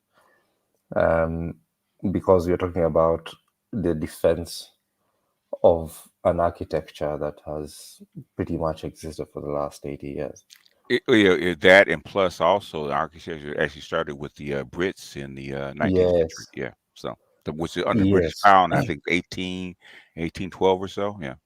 Yes, that sort of continuum. And that's why I think, and I second that point, that we are almost looking at a window of opportunity that hasn't opened in 500 years. Yeah, in 5 centuries. That's how significant this is. And so when we start to really understand what that is, it's one thing to say it, but to really understand it, then the moves that the Biden administration, what Harris will likely to continue. Yeah. And in some ways, what also Donald Trump. Here's another one, right? It's NBC. $50 billion, a million jobs, and a red carpet welcome. China woos Africa as U.S. struggles to keep up. Okay. Yes. Yes. This is not a drill, folks. Okay. It's not a drill, and that's just. And here's the thing. That's just. This stuff has been going on for the last 20 years. Yes, at least, yeah. Yes. Yeah. I know you know about the Doha. I think it was the was it Doha? No, it wasn't Doha. It was the what was it? Lisbon. Okay, Lisbon in 2007, right? When certain countries walked out of the meeting. Yep. So we got a better deal. You know about that one, right? Mm-hmm. Remember that? Yeah. Yep. Anyway, So continue. what of AFRICOM then, if that's the case? This is interesting. Okay. AFRICOM we'll get it to in a minute, right? AFRICOM is nascent, is because AFRICOM didn't happen is because Colin Powell said is because the Europeans and the white folks didn't trust black folks to actually man AFRICOM, okay, which Africans wanted, right? Okay, that's why it never took off. Colin Powell said so. You need black people or black soldiers to man AFRICOM in Africa, right? Show the proper face. The thing is, they didn't want a whole bunch of white folks with guns from the West manning AFRICOM, and they refused to let black soldiers do it. And that's why AFRICOM is still there. In fact, they just was a year ago. They just put up the commander of AFRICOM. He was actually black. 20 years too late. But anyway, but that's beside the point. Go ahead, Dr. Briefer. That's what happened to Africa. In fact, if Ghana had the whole embassy that looks like a fortress, that was actually supposed to be Africa, because it never got completed. Yes, and the other thing to also just to add to that, a footnote to that, you look at AFRICOM. In 30,000 feet above sea level now. In broad terms, what is the general architecture or the general purpose of having that kind of thing in there? And so part of it is, of course, secure United States interest, maintain control, and plus, yes. What is it? It's called the doctrine of something space, right? It's not the undiscovered, something space, right? Over the Sahel and into the Middle East. And there we go. I can't. It's been so long, I can't remember the exact name of it. But the thing is, I've actually played it. They actually talked about it in the early 2000s, and AFRICOM was supposed to be. It was actually before AFRICOM was actually established. It's called something space or something. I can't remember what it's called, but. It's actually a doctor out of the U.S. and Europe. Well, go ahead. Yes, that's exactly. You just picked that right out of my brain. That was where I was going with it. Yes, go ahead. And so it's Africa as a sort of the architecture or sort of structure, a piece of the sort of puzzle, or a piece of a cog in the machine, if you like. Right now, of course, even if they, it's ungoverned space. That was the name of it, ungoverned space. Yes, doctrine. Go ahead. Even if they change the leadership and the policy, the centrifugal forces that have been unleashed, particularly with the war in Ukraine and Gaza, and the sort of China policy, are such that it's almost as if it's behind the curveball this time. So you look at just recently, we had the Malians expel the Swedish ambassador, right? Because of what Ukraine is doing across the Sahel, from Sudan all the way to not just what happened in Mali with those those groups. I don't think it's safe to name them, but we know them. The groups with a black flag, right? Yeah. In Libya and all those places. Yeah. So, and there just isn't an effective way for AFRICOM to respond. Yeah. And contest that space. This is a video from Teresa Whelan called Ungoverned Space, Interests of the Problem of Ungoverned Spaces, African Security and U.S. Interests, okay, from March 2007. Okay, she's asked the front person on this particular topic, going back to 2003 or so. But I'll put the link in the chat for you guys. If you guys want to look at it. But go ahead, Dr. Marifa. Exactly. And that's part of the problem, because when you can imagine at that time, of course, with the European and American dominance over that part of the world, when the window of opportunity came to engage China, and now Russians are taking, it's basically the same thing happening with the Russians. And one of the big conversation starters, and I know this because of conversations with decision makers from that region, is precisely because of the way that the framing of the region so far as Washington is concerned. So for Washington, this is ungoverned space. Yeah. For these decision makers, they're like, hold on, maybe we need to redefine this context of engagement. And so it becomes very easy to go to Beijing who don't frame that conversation in that context. And, and also contesting in a sort of different, different methodology. Yeah, in fact, that, when I was reading it, that's what the Burkina Faso coup was about, right? It's because they couldn't this thing about ungoverned space and Islamic jihadists that actually patrolling this ungoverned space that they couldn't solve. They actually that's what the coup was about. We need to secure our borders and our people. Yep, it was about. It's still to this day that's what it's about. My thing is where are all these jihadists getting weapons from to actually fight these wars? But that's a different story. I'm just saying that I don't know. I'm not going to make any claims or any guesses, but I can say they're not coming from Russia and China. Let's put it that way. No, they're not. They're not. No, they're not. They're not. Okay. Yeah. If you no. But that's me. It's not Dr. Marifa, right? Just me. Okay. Well, I'm saying this problem continues some 20 some odd years later, or 30 years later. Same thing. Yeah. Anyway, continuing. Yes, exactly. And and it's not surprising, therefore, that we are basically seeing, the Kyiv administration, so-called, extending the war into that region, that contested region of Africa, just the same way we are seeing it extend to other parts of the world. And there's a lot of rumblings also in East Asia as well, and a lot of noise being made right now. Particularly the Bangladesh thing. Oh, now we're talking about Japan. And, okay. Yeah, there's something going on in Japan as well.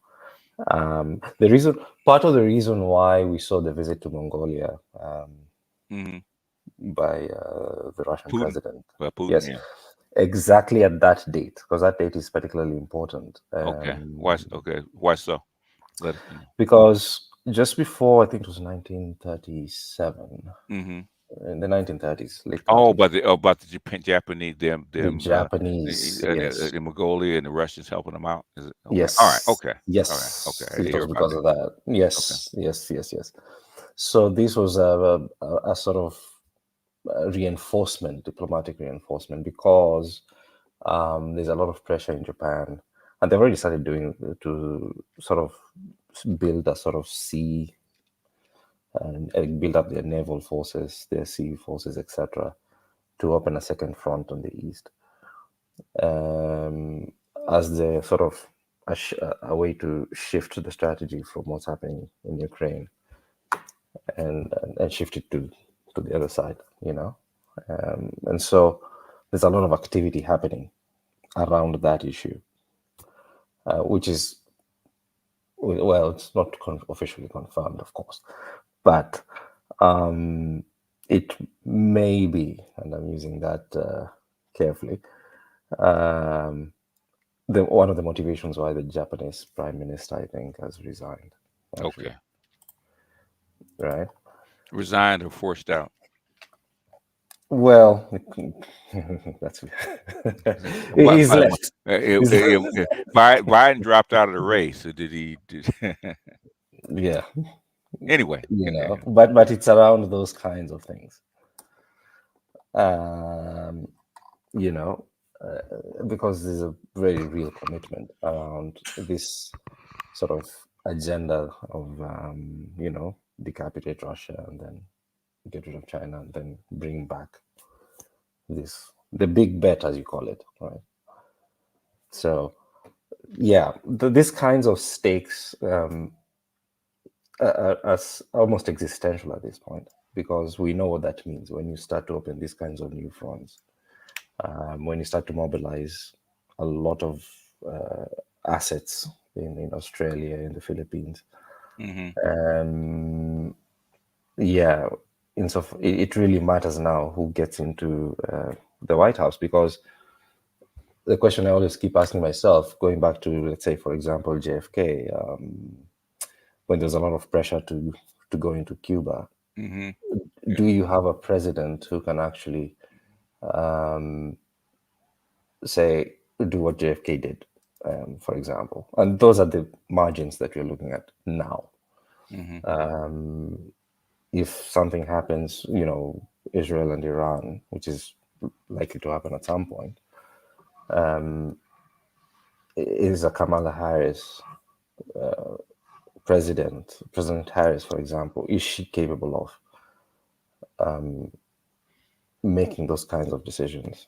Or will she continue in the direction that they've already been going? And that's the issue. That's more likely the case. I think that's the consensus in the other sort of outside the United States, other decision-making centers. So if these particular policies continue as they have been for the past, let's say, 2.5 years or 3 years, what is the likely outcome for the United States? Yeah. So the way we understand it is that we're looking at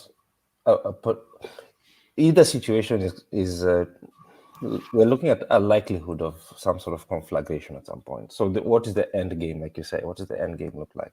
So for the United States, for example, obviously, are we going to see a more sort of belligerent United States, a rogue United States? Okay. That's the question. As it starts to unravel. The psychology, yes, and the psychology of the fading power or the fading hegemony. You know, it's almost like a prized fighter, right? Who starts to, you know, to lose his prowess, his power, etc.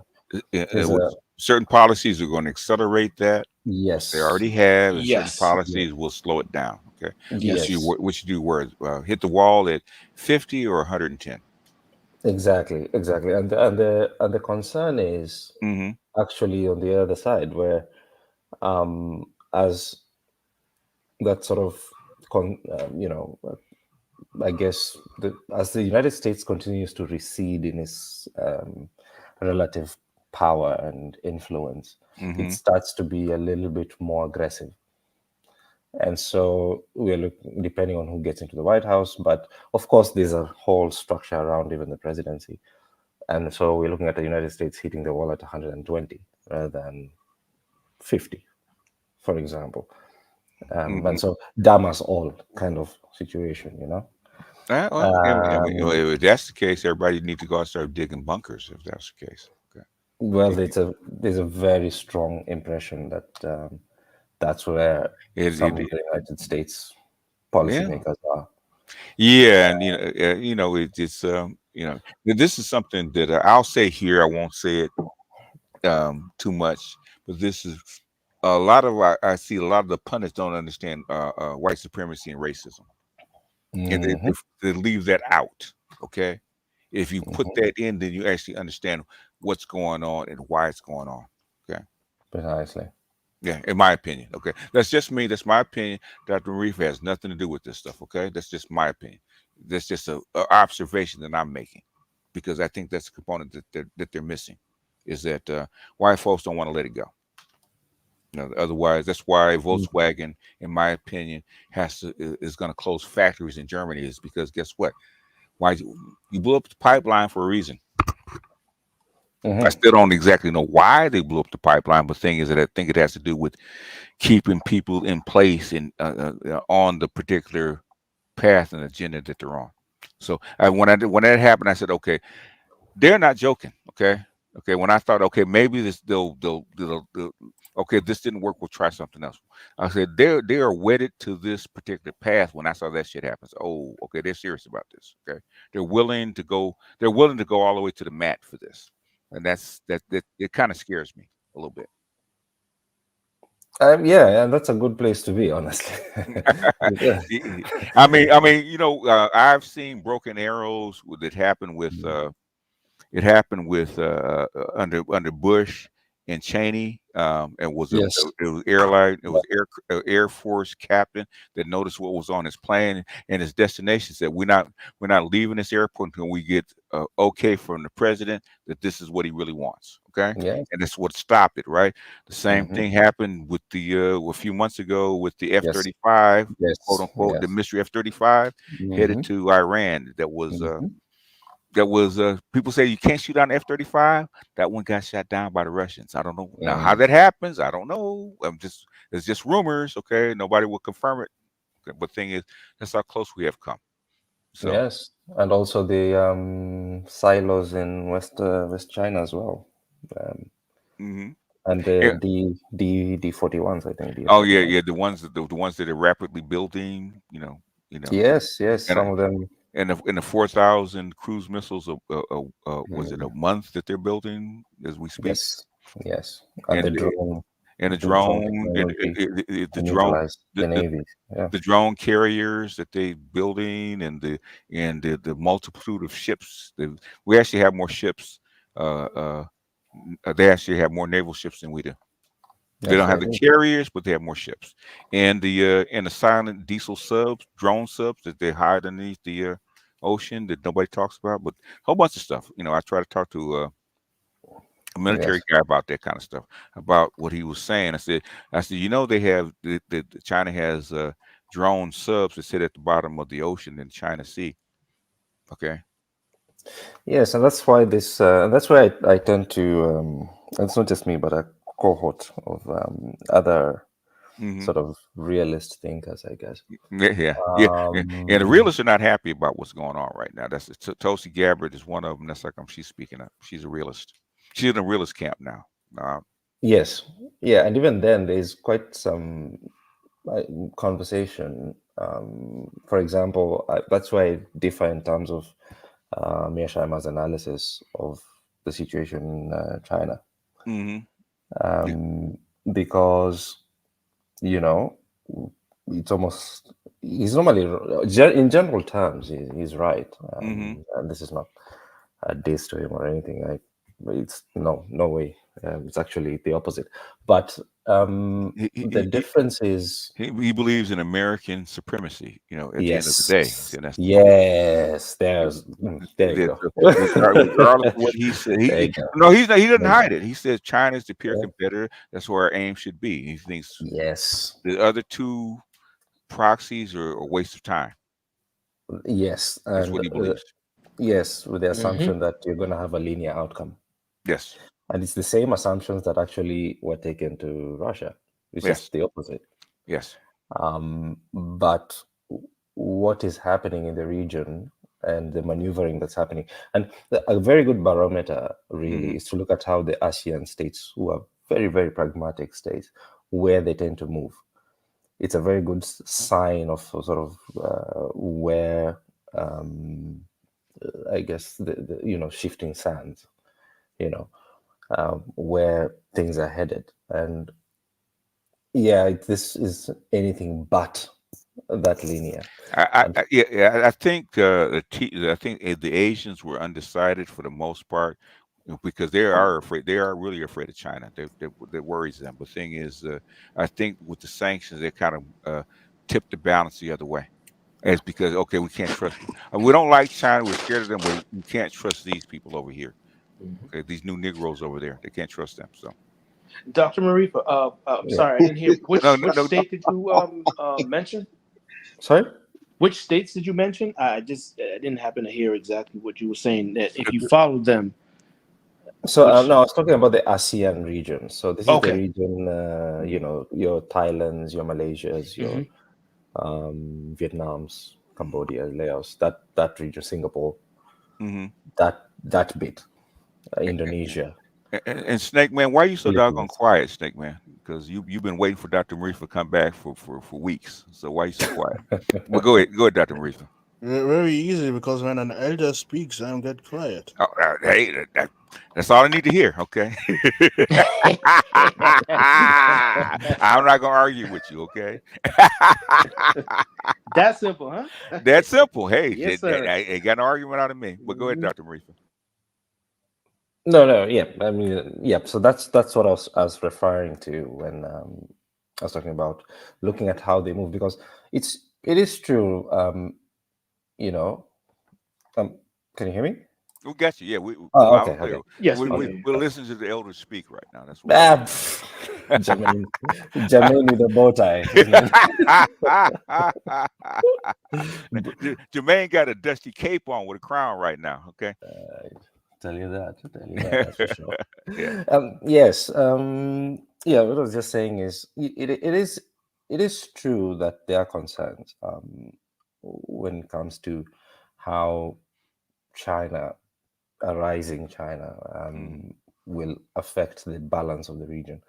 But I think some of that, particularly in the policy establishments of Australia, United States, Europe, is a little bit amplified, if I can put it that way. Because whenever I speak to the policy academic establishments in these countries, they talk about concern, but they don't talk about in terms of fear, and that the sort of real the way you see how, for example, Europe with Russia, Western Europe and Russia, it's almost dogmatic fear. Yes, yeah.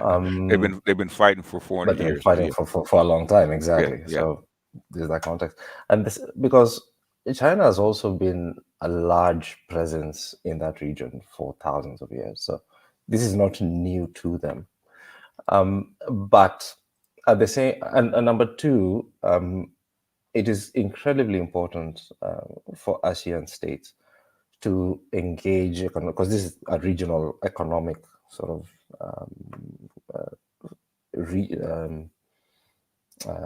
space, if you like.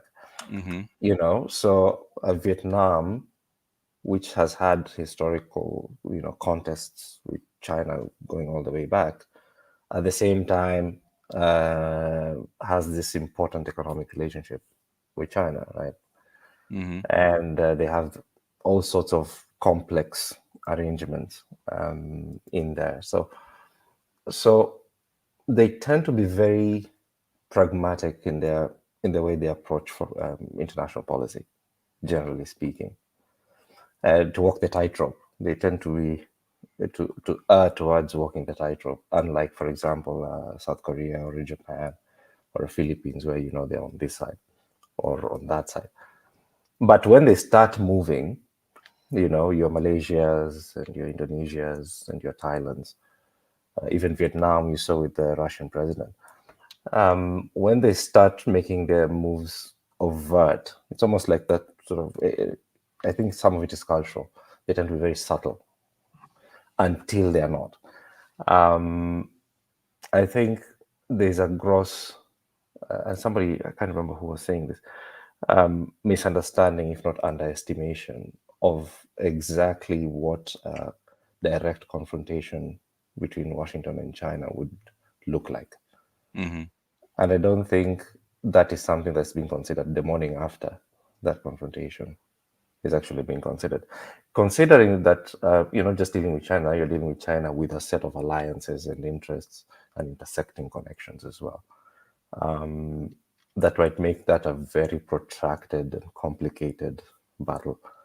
And not to mention the blowback effects to the American economy, inflation, cost of commodities. Yeah, that's already happening. And this is now.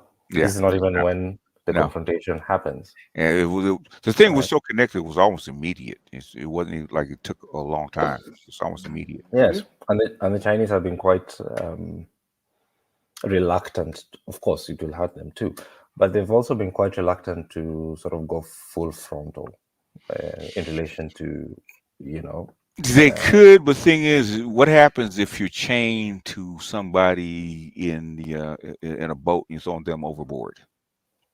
They're gonna pull you down with them. Exactly. Right. You go into. You go into, and that's it. And they've been saying that for quite some time. That what they really want to do is what the Japanese said to the United States back in the 80s. Want to actually manage your decline. Okay. They don't want you to just fall off the map. We actually want to manage your decline because we're actually too connected there for that to actually happen. Hell, still, what is it? What is the Sauchi? What's 45% of all transactions are still in dollar denominated currency? It's higher. It's higher than that. Yeah. Yeah. So there's no way you can de-link exactly. that fast. Yeah. Yeah. You would literally globally, everything would just shut down. It would implode. Yeah. That's why. Precisely. Yeah. Precisely. So it's much more complicated than normally is presented. And the reason why I bring up that point is because if you listen to, let's say, Australian, policy spaces, academia, the message is that's the kind of overly reductionist message is become dogma, Oh, and so there's it's a belief system. Oh, we can actually quote unquote contain China and do all these things. And the justification is exactly, we're going to have the Americans to come in and they're going to do this and they're going to do that. We have AUKUS and all these other complex dealings. But that creates an environment of a sort of dangerous slippery slope where we don't think about, okay, what happens to the global economy? What happens? The Australian economy, to a very large extent, for example, was able to escape the shocks of 2008 because of the Chinese economy, right? And things like that. So if you have this full frontal confrontation, the consequences are pretty big. And that's where now it goes back to this election. Because those plans are already there, as you know. And whoever becomes president will have a lot of pressure to, to address that issue. Yeah, but does he step on the gas or step on the brakes? Yes, that's the issue. Yes, how do you? Because the policy is there; it's clear that's where they're going. It's now how do you do it? Basically, this is something that I talked about. You probably listened in on my Patreon, right? I said at this point, basically, once you booted up the system, right, and they've been waiting for the system to actually get booted up, you can't stop it. All you can do is slow it down because it's going to go that direction anyway. And the Chinese actually. This is like maybe 20 years ago. They actually anticipated that they would actually reach this point where they're at now, right about 2040. Okay, not this soon. So to them, they're ahead of schedule, so they don't care. So if it happens now, it happens now. If it doesn't happen now, they can wait, according to their outlook. America can't wait. Go ahead. Yes, they tend to make their policy projections that way and policy plans with at least a 5 to 10 year sort of buffer. Yeah. So if they say they're going to do something in 2030, what that actually means in terms of implementation, they're actually looking at 2027, for example, 2025, or something like that. Well, they said originally it was 2050, okay, where they anticipated to be at this point, right? And so they said it the soonest it could be implemented is 2035. But thing is, America is America, and so Xi saw that okay, we can do it sooner. Which shocked everybody. It shocked me. He said, "Okay, Belt and Road this soon." I said, "Okay, what's going on?" So they saw an opportunity to actually accelerate things, and they have. So, and they've and that acceleration plus American policy, has released all these centrifugal forces. The Africans are happy, so there's that. Well, they're another story too. I'm really not sure. It's a big byproduct of American policy, American foreign policy. It is what it is, Yes, that's true. But with the Africans, I'm normally not on the fence, but yeah, they are. The Western Africans are normally on the fence. Let's put it that way. No, I'm saying I am on the fence with how I'm reading Africa because I'm not really sure, and I'm not really convinced yet that the different set of countries and as a continent, they're ready to really engage with the complexities of what has just been going on over the last few years. I agree. The evidence doesn't tell me that because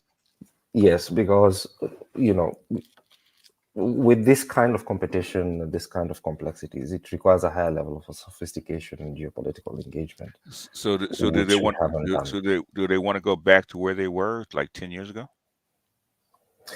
I would say it's not a question of whether they, of course they don't, but it's not a question of whether they want or not. It's my concern is more of whether they have the capabilities to actually engage with this high level 5D chess that we're playing right now, if you like. I don't think they're playing 5D chess. What I think is happening is they're the pawns in the 5D chess. Okay, the players are going to do what they're going to do no matter what. Okay. No, I'm not saying they are playing 5D chess. I'm saying the complexity of global politics right now. Yeah, is extremely. It's not what it was in a unipolar moment, for example. No, with multipolarity and multinodal geopolitics, the level of complexity increases because there are too many tightropes to walk. For example, you're dealing with multiple actors; all of them have more influence. You're seeing it right now in Africa. Like there used to be a time when you'd not talk about Turkey, Saudi Arabia, UAE, actually having a very active geopolitical presence in Africa. Now they are here. It's not just the United States, China, and Russia. Russia has come into the picture. It wasn't there for a long time.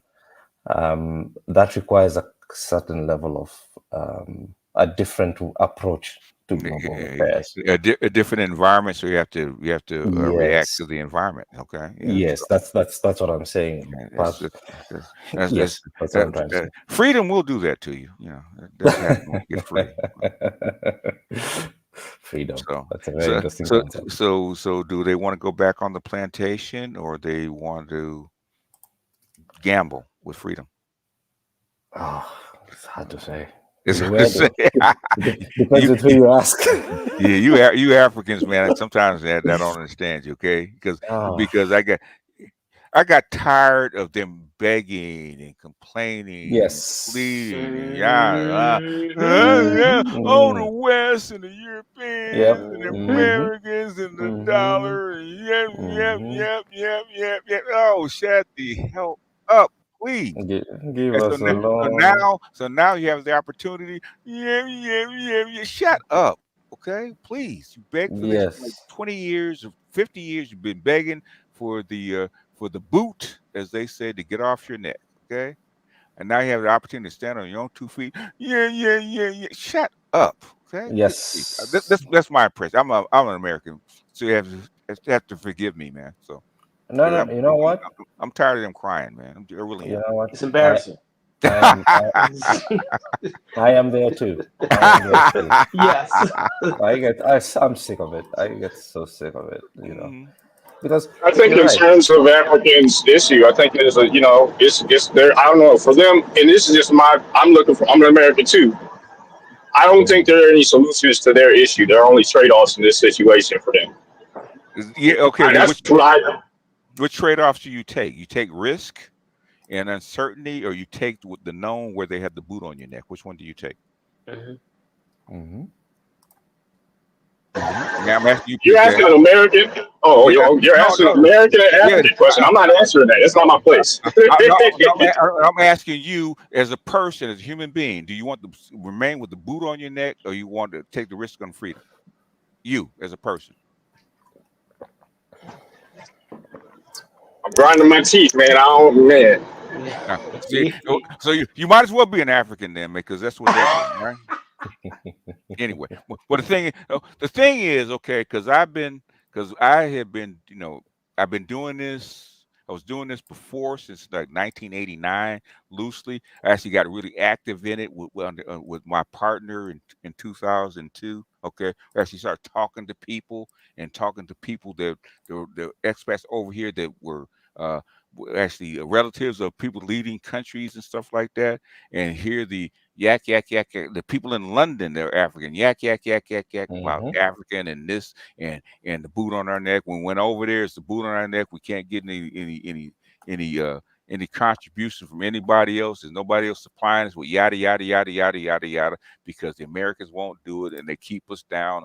Blah blah blah. Even to the point where when we first started talking, and Dr. Murphy could probably swear by this, right? Until Gaddafi put up that African satellite, right? It cost you $2 a minute to call to the continent. Okay, I shit you not. $2.50 to call to the continent per minute to call to the continent, right? And guess who made the most of the money? It was called France, making most of the goddamn money, right? So Gaddafi actually tried 2 satellites. The first one failed, right? We don't know how the rocket booster failed, but it failed, right? Okay. And the second time he put up 1 satellite, and it brought the price of a phone call to the continent down from $2.50 down to 2 cents a minute. Okay. That's just one. And then everybody else started putting up satellites. But that's where it started. Okay. And so they have been crying for advancement in technology and infrastructure and blah, blah, blah, blah, blah. Dot. Okay. And they left them out to dry. You know, I had my Luya girl complaining about electricity and it's not going to get in better in Africa. Blah blah. I said, baby. I said, look, okay, y'all didn't have no internet 10, 15 years. The Chinese came in and the Russians came in and started. And I said, trust and believe. I said, you guys are very capable people, and all you need is a chance. It's going to get better.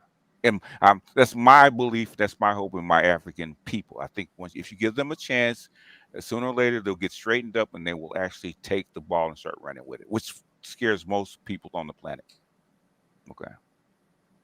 That's why you have a conversation on demographics. You know, I'll tell you this, right? I'll tell you this, and I think I've told you this before. We in our iteration, that's how come I know a small channel, internet channel, depending on who you talk to, can have a lot of weight and power. Okay. And we had his name, he probably knows who he is. He's probably listening. He had a nickname called Daddy, right? He's called Daddy. So he was the CCP observer of our channel, right? And every now and then he will actually talk to us, right? And we've talked about what Africa wanted and how the Chinese and black folks need to come together, blah, blah, blah. You know, the rhetoric, right? Okay. And we had the conversation, and the stuff went down with Gaddafi. We're not going to go over what went down in Gaddafi, right? And he called us back in, okay? We talked about it. And I said, you, sir, and your people have, because you didn't like the guy, because the guy was actually going to raise your prices, because if Gaddafi had done what he was supposed to do, made the African Union a real thing, and made the African Union like the European Union, it would raise your prices significantly. You didn't want that. And most people didn't want that, right? So, you know, plus a few other countries that didn't like the man personally said it was okay to allow the West to take the brother out, okay? Is what it is, okay? Yeah. And so right after that, the dust cleared because, you know, not only was Libya, but there's also Mali and Cote d'Ivoire. People don't forget about Gbagbo, right? Because Gbagbo was the biggest mouse.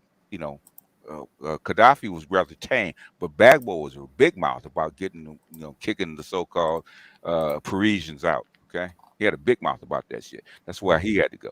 But that's a different story.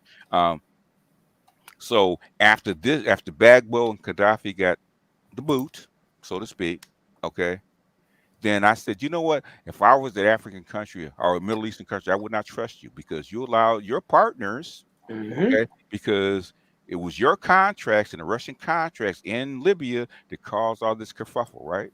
And the West did not want to get pushed out of the continent, right?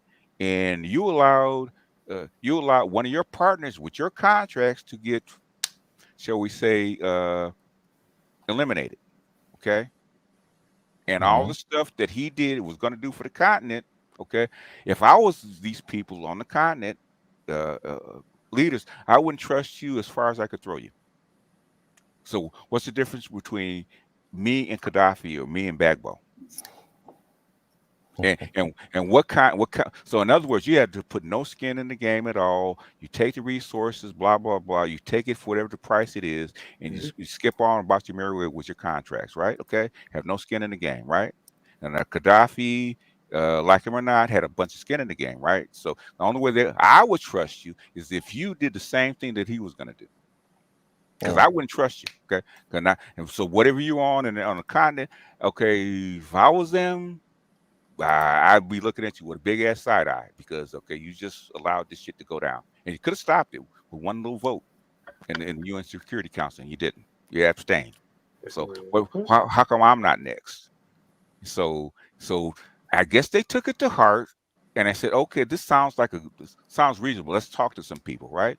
I could tell you a year later, the African corridor was actually born.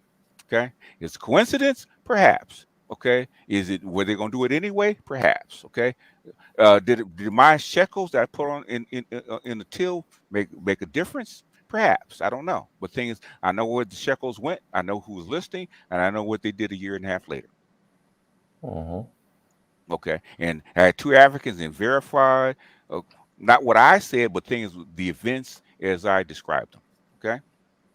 Got two of them here, right here. Dr. Maurice is an expert, right? What the events that I described them actually happened. Okay. Anyway, but that's my piece. Okay. That's you don't know what you're talking about, BJ. No, I know. I'm just some old Negro that just happens to be on the internet, right?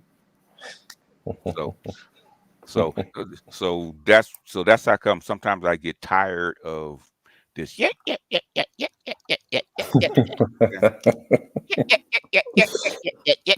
everyone, okay, Mr. Bitches, yes, sir. You are not the only one. The difference is I go into the details, and when we have that debate about you how you call it I call it retard dance. It is all about a great game. I call it a great game. Basically, Africans will not, till they're dying, will admit when one country is better than another. Basically, the great game is, we know at some point the system will flip and there will be a new order.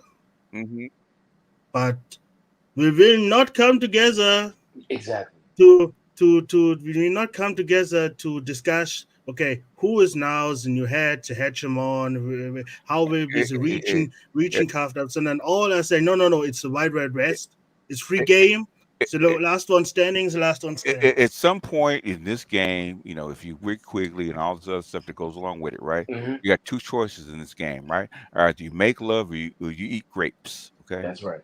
Yeah. No, I say from the African perspective, because like you said, if they just stop the bullshit and the crying and just take it, but they don't want to take it because then when are they going to stop eating grapes and actually start participating? Okay.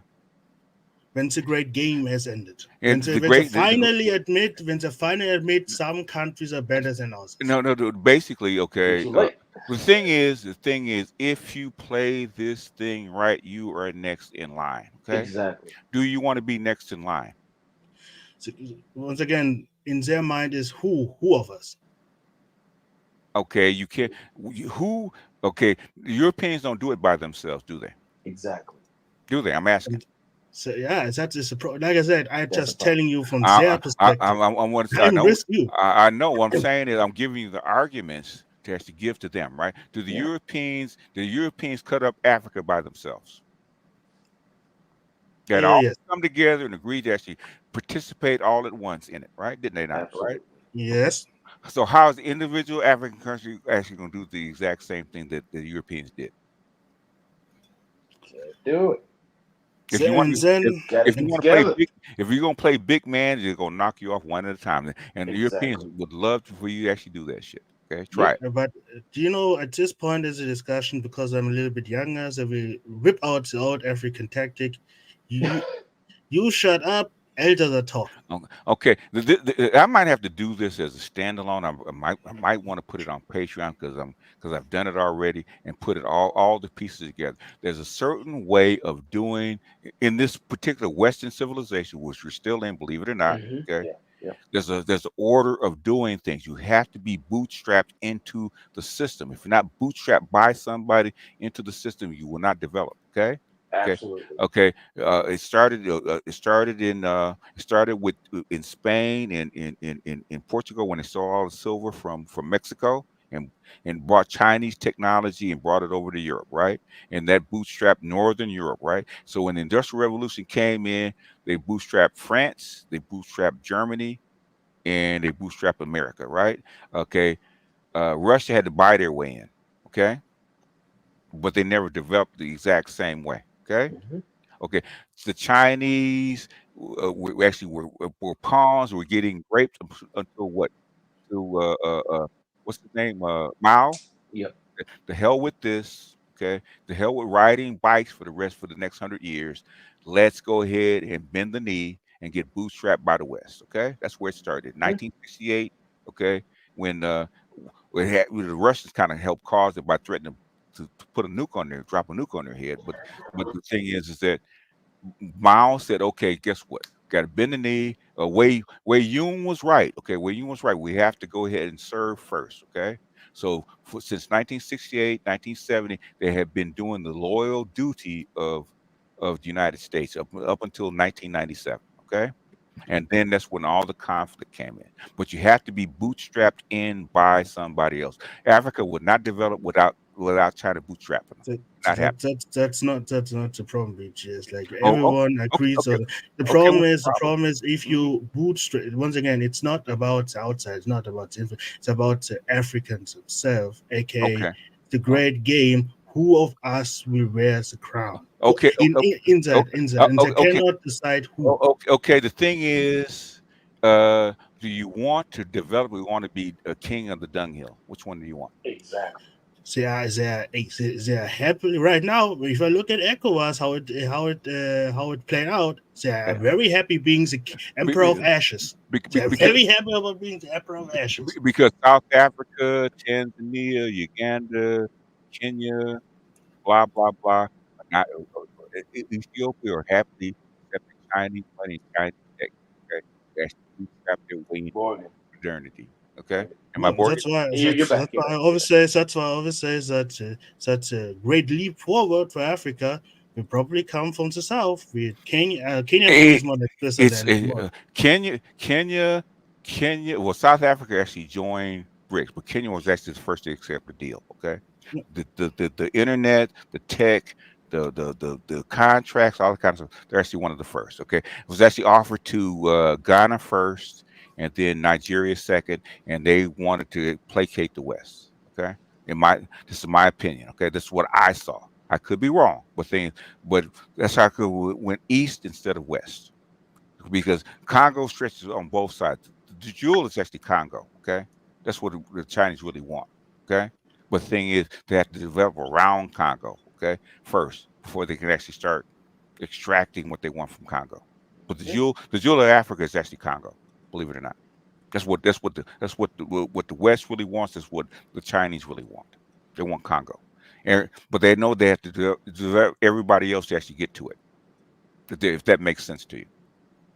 And like I said, I understand it. I just want to give you why Is it specifically in West Africa? Mm-hmm. It's not that I don't understand. It's just the little petty squabbles that you cannot jump over this. Which is why I told my folks, the Americans, to send retirees first. Okay, don't bring your ass over there with your money, trying to start a business, because you're gonna get pushback. Okay, I already don't trust your ass, right?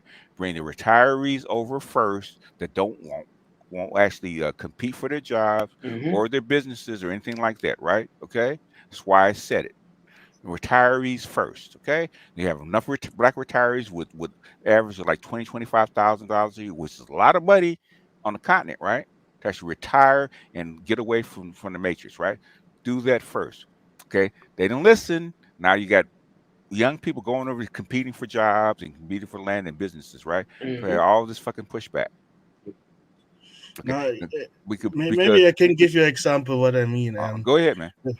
For example, what I mean with a Shia ramming your head against the cinder wall block. Okay. Yeah. I was talking about the global economy and the trading block, and that we should put our resources. You know, there's if you want to do something smart. Then in the same discussion, some of my kinsmen came in because I'm an Igbo man and talked about Second Biafra War. And I think to myself, my God, you're still on that shit. What's the easiest way to stop people from fighting and picking up a gun? That's the easiest way. I'll give you two guesses. Go ahead. What's the first one? To be reconnected in economy. Nope. What's the second? Give me another guess. Then is about wealth. Okay. Give him a job.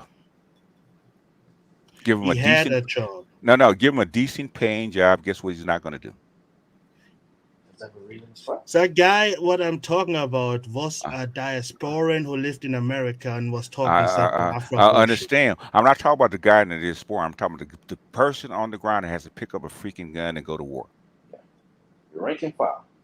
Your rank and file. The little peasant that lives in the village that had nothing but sandals, okay, and a hat, okay. Why, if he has an opportunity to actually get an education and a job, will he pick up that rifle and actually go fight his brother? No, that's why I knew that was bullshit what he's talking about. But I wanted So another thing, if you develop over time, okay, in my opinion, over time, okay, happened in Kenya, right? Over time, okay, it's better to actually get on board with the Chinese and the Russians and development and get my job so I can get my house, get my kids, get my pussy, whatever I'm gonna get, right? Live a decent life rather than try to listen to some jihadists about picking up a gun. That was not a jihadist. I'm not saying that person was. I'm giving you an example, okay? It could be a jihadist, it could be a revolutionary, it could be whatever, right? Okay? His people have to follow him. Why do they follow him? It's because they ain't got nothing, okay? 90% of the time. Instability causes radicalization in most citizenry. That's why it happens. You have to provide them with citizenry, with a form of stability. And what BGS is saying is that's a job. It's a job, right? It's a connected job into an economy that works. Go ahead. I'm sorry. I think you're talking about two different. No, I'm not. It happens all over the world, right? Because I'm not talking about actual economy. I'm talking about the fundamental understanding of some people just being stupid for the sake of stupidity. It has nothing to do with logic. No. Wait. I don't care. I don't care how freaking stupid you are. I deal with stupid people all the time. You give them a job and something to lose, they're not going to fight like this over nothing, right? Which is basically nothing. What are they fighting for? What really are they fighting for when these rebels go attack people, burn up a village? What are they fighting for? Can I ask a question? Go ahead. I'm not talking about the rebels. Real quick. Here's a question, and this is just a question: who's the most dangerous person in any society? It's a man that's poor and has nothing to lose. Exactly. Okay, I try to hit on a point, but I think there's a cultural difference that we No, understand. it's not a culture. I understand exactly what you're talking about because I talk to people all the time, right? And the thing is, you need infrastructure, you need education, you need money, okay? Yes. And somebody has to provide that. You can't provide it for yourself, okay? Exactly. Somebody has to bootstrap. Somebody has to bootstrap you into this. I told them what the Americans did for the Chinese, you have to do for the Africans. Okay, it's the only way it works. Like I said, maybe BJS is right, but till let us have the discussion 20 years in the next 20 years, and maybe they will find they will integrate game. But I don't think. When was the last time Rwanda went to war with each other? Yeah. They killed 1 million people.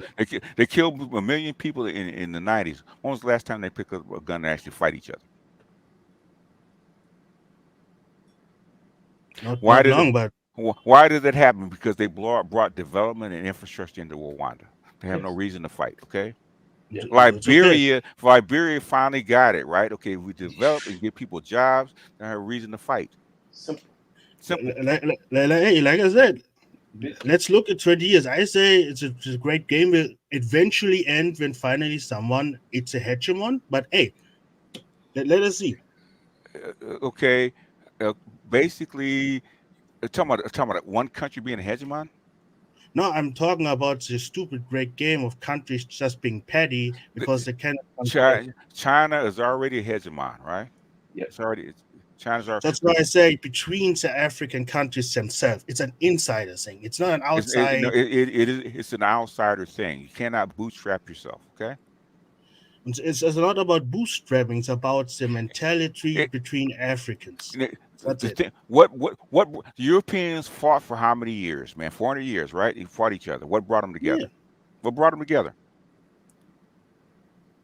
Yeah, money and infrastructure. Well, what I'm talking right now, it's not the future, is what is right now. That's why I said maybe in 20 years, it doesn't look like they're playing the great game. Maybe in 20 years, development can change, but right now, how it's developing, especially in my region, they're playing the stupid great game again. So in other words, what did Nigeria just decide? We're actually going to keep our oil and gas for ourselves and develop our own industries, right? They just decided that was a few months ago, right? That's the start. Exactly. Okay? Where did that come from? Because that wouldn't, like 20 years ago, they were actually going to ship that oil and that gas to Southern Europe through a pipeline. Remember that? Remember that? Yeah, that is all well and good. No. I want you to hear me. I asked you, do you remember that? Yeah, I'm not disagreeing with you. That's the problem. The thing is, you're young. You think things are going to change in lightning speed. It won't happen there. But there's a process. Never said that. I just said right now in my region, right now. They could have stayed together. Just could have stayed together, but they didn't because of your region. Your region wanted to placate the West, and they turned the deal that the Eastern Coast took up. Could have had the same deal. You turned it down. I'm actually talking about ECOWAS. No. Fuck ECOWAS, right? Y'all, Nigeria. I know. Hold on. Nigeria, fucking Ghana, and the West Coast actually offered that deal first. Offered the fucking deal first. I know they were offered the deal first. I heard Chinese actually say that shit. They turned it down. They actually wanted. What the Europeans and Americans actually think of us? We can't risk them. Upsetting them. They turned the deal down. Okay, you guys are actually in a better position to actually get the deal than the East Africans were. Okay, much more. Angola, Nigeria, Ghana, and all much capable of actually taking that deal. Okay, you turned the deal down. It went the other way. Okay. Yeah. Now they have to wait. Okay. Yeah. That is okay. And in the meantime, they're playing the stupid game about the hegemony. And like I said, maybe in 5 years they come together again. Maybe it works this time. And they could have played the game when Central African Republic and what's his name? Burkina Faso and and was in Niger, decided to go another direction, right? Okay, they could have interfered and played hegemon. Guess what they didn't do? They didn't play hegemon. They backed down. Okay. No, it's supposed like they had the strength, but they didn't. They backed down. Okay, they could have tried. Okay, they did. They made a decision. Okay, this is not. We don't agree with this, so they backed down. So it's changing already. That's what I'm saying. Yes. The window. As I said, but the entire situation happened because it's not going to happen because all of the at pettiness. once. It's not going to happen all at once. Okay. Exactly. I'm not saying something happened. Something happened. And it's because of pettiness. That's all. Okay. Say the three regions that are all going back and forth, right? Okay.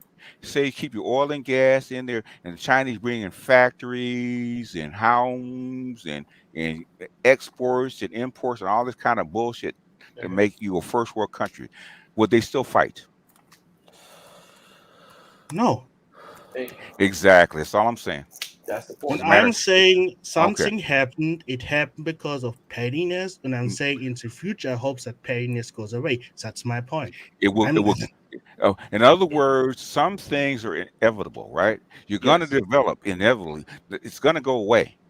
Okay. Yeah, and that's why I say in the future, after all that development come in, but I just say it could have been much, much cleaner if people just said, hey, you know something? Even I think I'm over you. Snake Man. Man. Still my African brother. I just don't do it. Snake Man, okay? They were offered the deal first, okay? They wanted to placate the West. They were actually afraid to actually upset the West. They didn't take the deal, okay? Yes. That's why it went the other way. And guess what? Tanzania and Uganda and Kenya said, we'll take that deal. Okay? Yes. That's the difference. Exactly. But once again, all right. If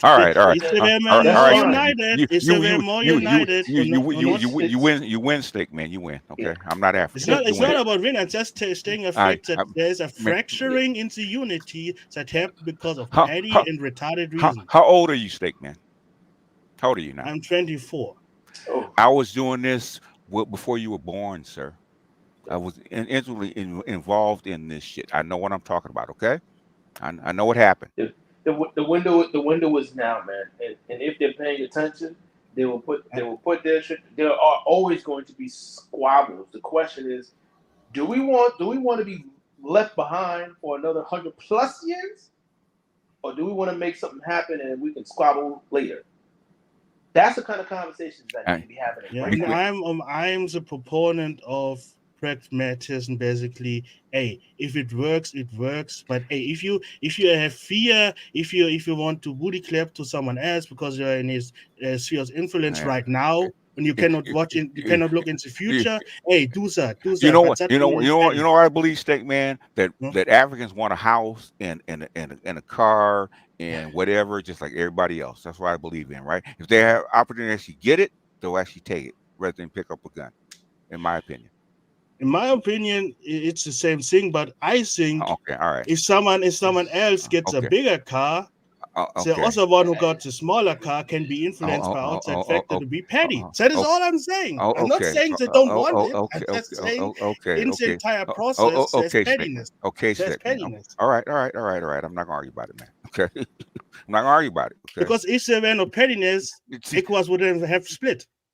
ECOWAS is afraid of pissing off the West. That's how they didn't do it. Not all of it. Yes, they do. They were afraid of them. Generally speaking, yes. They're afraid of them. I know they're afraid of them. Not all of it. They are afraid of them. Yes, they are. That's why they didn't do it. So the Sahelian. Yes, they're afraid of them. They've been getting their ass kicked for 400 years by these people. They're afraid of them. So the northern parts are split off and created their own union. They're afraid of it. They're afraid of course, they're afraid of them. Yeah, they are afraid of them. Otherwise, they'd have taken the deal. Everybody has to take the deal. Exactly. You gotta take that risk. And the people, I know Ghana especially, they could have done it. Okay, Ghana don't have these problems. They could have done it. It was actually offered to them first. They didn't take the deal. They're afraid of the West. So as I'm saying, it's the South who didn't take the deal, but the North who takes the deal. The South, talking about South Africa? No, it's the South of ECOWAS. Who took the deal? South of ECOWAS. Who took the deal? It's the northern part. Who? So the China they took the Eastern Corridor deal that Tanzania and Kenya and Uganda took. When did they take it? So I'm talking about Niger and Burkina Faso and Niger and Burkina Faso have not taken. They took the deal. The reason they took the deal is because of what's happening in Ukraine. In other words, the tiger's losing his teeth. They felt bold. Okay, they actually invite these people in. That's when they actually started. That's why I said maybe feared them in the past, but because the tiger is losing exactly the reason they didn't take the deal initially is because they were afraid, sir. So I'm trying to tell you. Okay. And I'm saying. All right, Steak Man. All right. I'm done. Okay, I'm done. The split has happened. That's my problem. I'm done, Steak Man. I'm done. Okay, I'm done.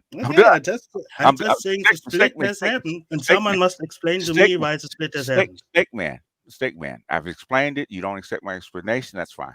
Okay, I'm done. No, I accept it, but no, you don't. No, you don't. You keep going back and forth with me. I'm doing it, but someone has to explain why the split has happened. Both sides are afraid. I explained it to you. I explained it to you multiple times. Okay, I explained to you multiple times. Okay. Multiple times over lots of time, but you don't accept my explanation. I'm not going to talk about it. Okay, well, if you accept it, then it's over. Okay, you accept it. Okay, I don't want to talk about it. Okay, then accept. Do you accept that the split has happened? The split has happened. Okay. So accept that, or okay, man. Fine. I mean, the split has happened. Okay. All right. Okay. Then everything's okay. I'm not going to venture again. Continue, y'all. I need a drink. Full moon tonight. I don't know, man. I mean, no, never mind. I'm not going to bring it up. If I'm lying, no. I'm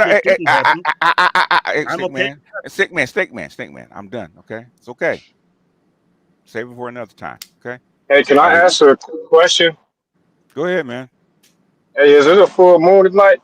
I just want to know. I'm curious. It's actually not a full moon. Actually, it's a crescent. Okay. In fact, all these bitches dropping eggs right about now.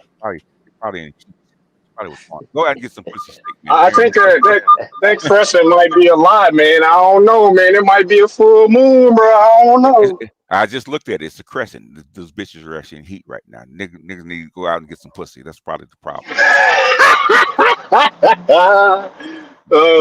All right. The pussies are on fire right now. So yeah. So what I'm saying is, you know, I was just explaining how the bootstrapping and how the system works and blah blah blah, and it takes time. Okay.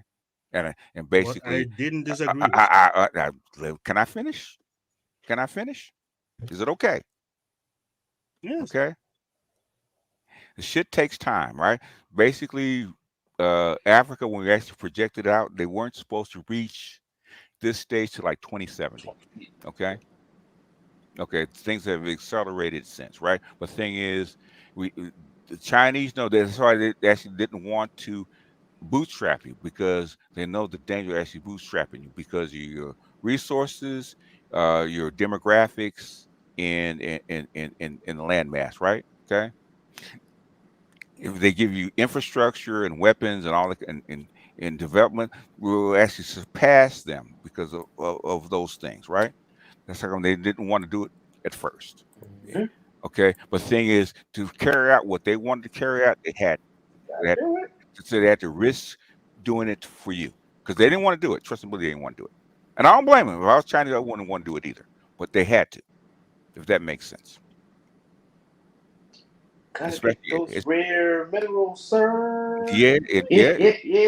In other words, if you take out the king, you have to become the king, and they did it reluctantly. So now they have to accelerate what they were getting ready to do, because if they bootstrap you, you keep having babies like you're having, and actually educate them, those babies, and keep them alive and give them jobs. That's what's going to happen to them.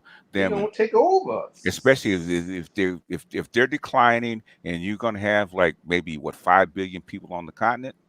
Okay, you're going to take over. Oh, easily. Okay. And that's according to the math. Okay, that's just math. It's not anything that's extravagant. You can go any place and set demographics and development. The math will always be the same. And the Chinese knew what the math was. You put these people on ramp to the freeway, eventually they'll actually run past you. Okay. And the Europeans know it, the Americans know it, the Indians know it, and the Chinese know it. Okay. So the other things, but the thing is, they had to take the risk of doing it for you, because if not, then what they were planning on doing, which is what they're doing right now, would not be possible. So trust and believe. You know, where I talked to them, and they told the math, and guess they were reluctant to do this particular thing. Okay, and I don't blame them. The thing is, okay, you fucked up, sir. So what are you gonna do? What you gonna do, Chief? You gonna waste 50 years of development for this, or get on or roll the dice? They rolled the dice. I was glad they did. So now, what's Africa gonna do with the dice? Are they gonna pick them up and run with them, or are they gonna talk away? Yep. Yeah, that's my. And Saucy probably sees it the same way I do. I don't know. Yeah, we talked about it. Yeah, I see it's the same way too. That's why I said that time we talked. I said, "Hey man, I would want to see those contracts. I want to see the numbers, and I would fucking break that shit down. I would have built my own fucking team. I would tell all those leaders, y'all need to sit the fuck down, figure the shit out, because this is the window and the story. Yeah. Period. Do you want to be left behind for another 400 plus years, or make shit happen right now because this is it? Yeah, because the Chinese want to ride this stuff out for the next 150 years, or till this whole system collapses into something else. Okay. Yeah. I think that point you mentioned about the window is incredibly important, because this kind of conditions, as we know, don't occur every day, and two, they don't last forever. Yes. And so it really puts the initiative back on the political and academic elite, whatever, in the continent, to actually understand what's happening and engage it from much more strategic perspective. Yeah.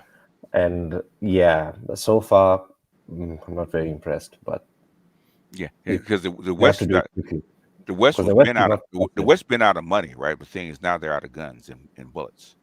Okay, that's true. That's how come Burkina Faso and Niger and CAR can actually do what they're doing, because everybody knows it. That's true. Because the numbers are the numbers. Go ahead. I'm sorry. No. I'm the one who's cutting you off. Sorry. No. You're the guest, man. We're listening to you. So. No, just adding to your point is that yes, the West are running out of steam, but they're not being passive about it. And do they have a choice? I mean, if you were them, would you be passive? Exactly. And the question for the continent is, just because the Chinese and now the Russians are coming in, if absent of that initiative coming in from the continent, then you can be suckered just the same way. You fall asleep. Next thing you know, you have a bunch of people in Kursk, right? Yeah. Well, the thing is that they want to be what they were, and exactly status quo. Status quo. But the French will fall apart without the CFA. Now, why the CFA still exists in these countries, I have no clue. But the thing is, again, I think that's fear.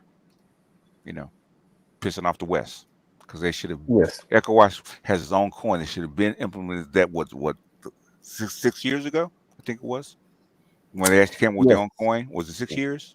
Yes, around that time. Yeah. But I think, and it goes back to the point, I think we were having this conversation a few sessions ago, that these traditional groups, ECOWAS, REX, these REX, the architecture, African Union, the way they were structured was to maintain the status quo relations. Okay. With Europe, pretty much. And so, with the change in environment, change in conditions, now they have this existential crisis, and ECOWAS has effectively disintegrated, as you see. Okay. Because which reinforces the point that you're making about the fear of sort of, the West. Annoying the West. Yeah. Exactly. Because what that means is you either fall in line, the structure remains in place, the elites who maintain the structure are guaranteed their positions because of that relationship. Exactly. But when the environment changes, and that's what we saw with the Sahel. Yeah. It's got the Sahelian Confederation. Yes. And then, there's a strong motivation to actually, they form their own thing. Disintegration happens. And there's a crisis. The African Union, up to now, is surprisingly very quiet about this kind of things. But unsurprisingly, they have no teeth to anything, right? They're there by name only for the most part. Exactly. The only people who are actually going to give them teeth was Gaddafi back in 2010, 2009, 2010. In ideal conditions. Because even with this project, I mean, you look at Gaddafi all the way back to Gaddafi is a pretty interesting character. And the way, his rivalries with Sudan, for example, very intense, going back decades with Numeri and, back in those days. So what he was proposing, I could see the danger of that idea and the appeal of that idea. But yeah, that would have required a really strong sort of bottom-up coordination from the rest of the continent. Because, the forces that would have tried to undermine that idea, and we saw they did eventually. Oh yeah. They're still there. They're still very active. What you didn't think was that the other people, his allies, were actually going to allow it to happen. That's what he didn't think. Yes. I didn't either, but because I didn't see that coming myself, so I don't blame him. Yes, and because the levers, the levers to pull. Because I remember recently, I think it was the Ugandan president. It was last year. Was talking about it, and a delegation was of about 6 African heads of state were headed to Libya just before Gaddafi went to Sirte, right? Okay. And over I think the Nigerian airspace or something like that, instructions were given to NATO. That if that plane got into Libyan airspace, shoot it down. Yep, exactly. And so there are all these things that were happening. But I remember just before, that sort of Arab crisis, there was that huge shuttle diplomacy that Gaddafi was doing across the sub-Saharan part of Africa. Yeah. I was involved in some of that. Yes, and those talks in Nairobi particularly. And yes, you could see where he was going with it and the kind of coalition. Because it made sense for him and his people, also everybody else made sense. Everybody else. Yeah. It did make Khartoum very uncomfortable though. So because Khartoum saw it as a sort of suckling maneuver. And this goes back to their issues with the 70s, in the 70s in Pan-Arab, the struggle for Pan-Arab control in the 60s and 70s. So, So the Chinese had a lot of, and South Africa had a lot of support behind their decisions. Let's put it that way. Okay. Yeah, I'm still not happy about it, but you can tell I'm still salty about it. But it is what it is. Okay. Yeah. That was an opportunity lost. Now you have to do something else. Okay? Now we have to do something else. Exactly. Now you have to do it with the Chinese instead of by yourself. It is what it is. Yes, and whether they'll do it is an open question as far as I'm concerned. Talking about the Chinese or talking about the Africans? The Africans.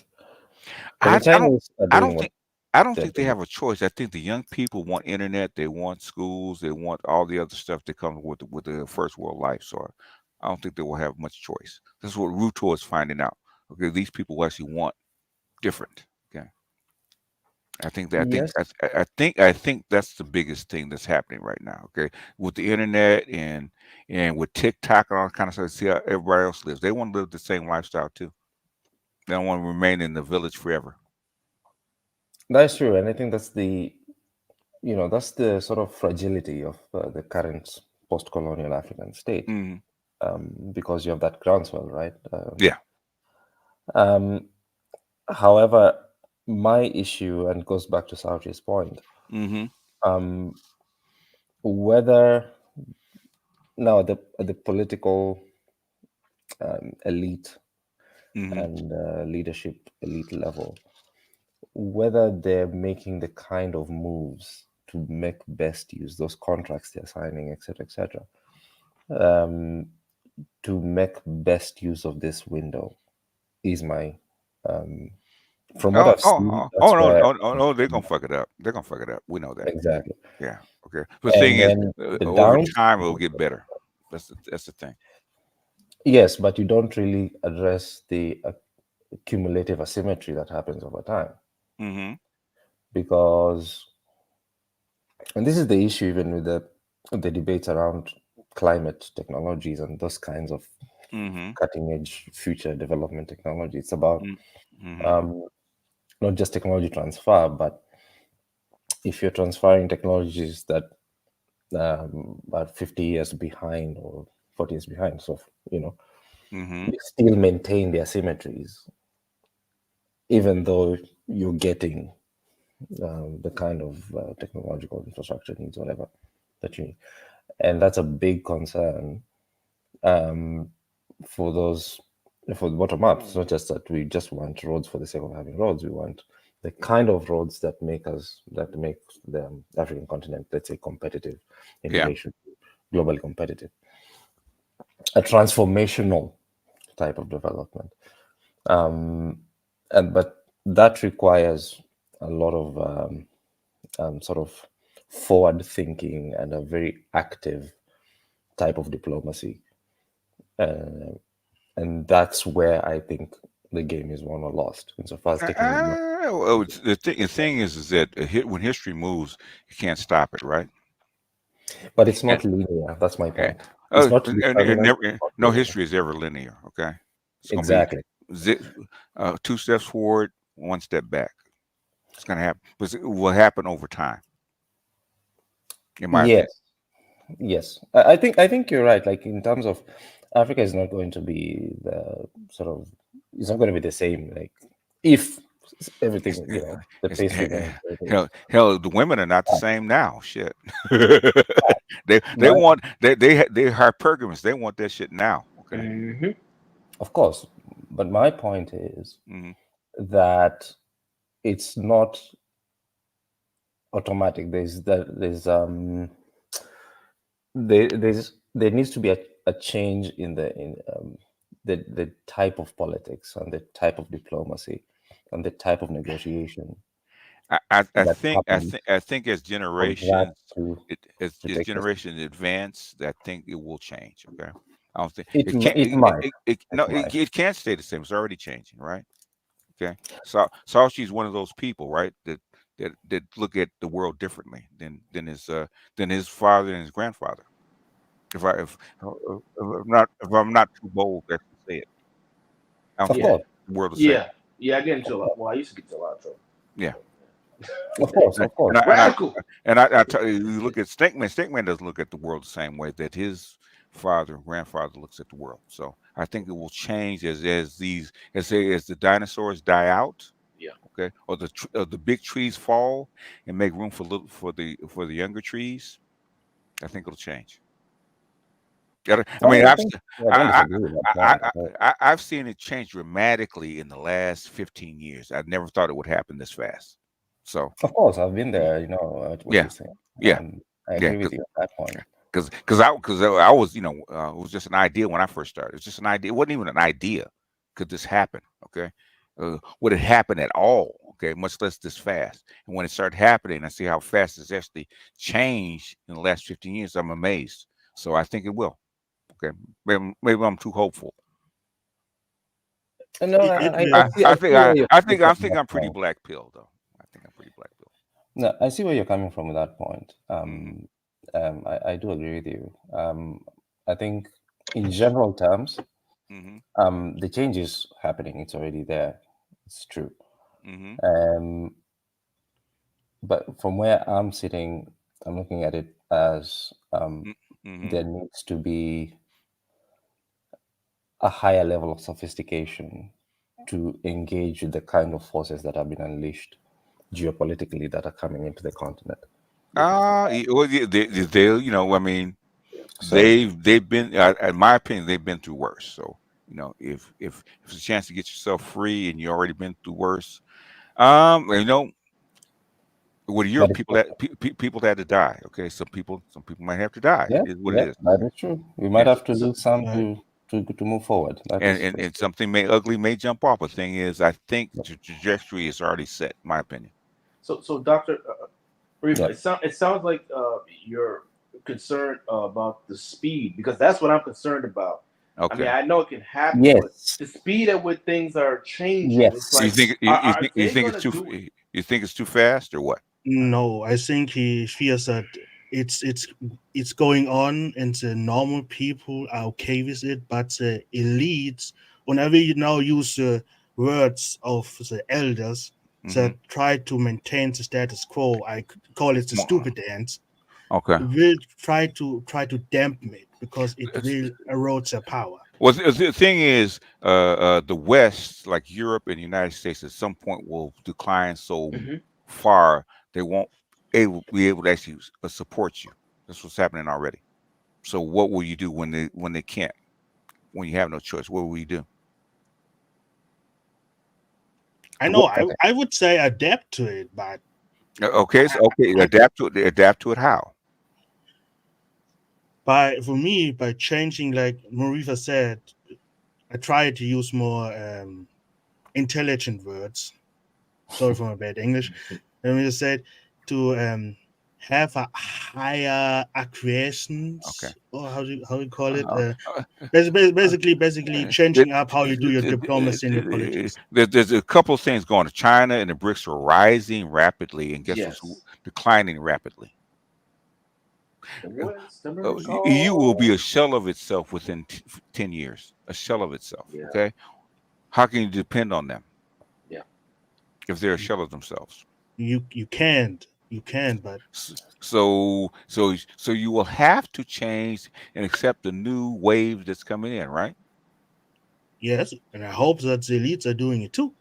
The elites, if the elites don't have any backup, what choice will they have? But somebody can come and take your shit. Where's your money coming from? Where's your support coming from? It no longer exists. Like I said, I hope that no. Don't get past the question. No hope. Okay, put yourself in their shoes, right? Okay, you get backup money, technology, whatever from the West, right? From the United States, right? What happens when they can't do it anymore? That will change where the money comes from.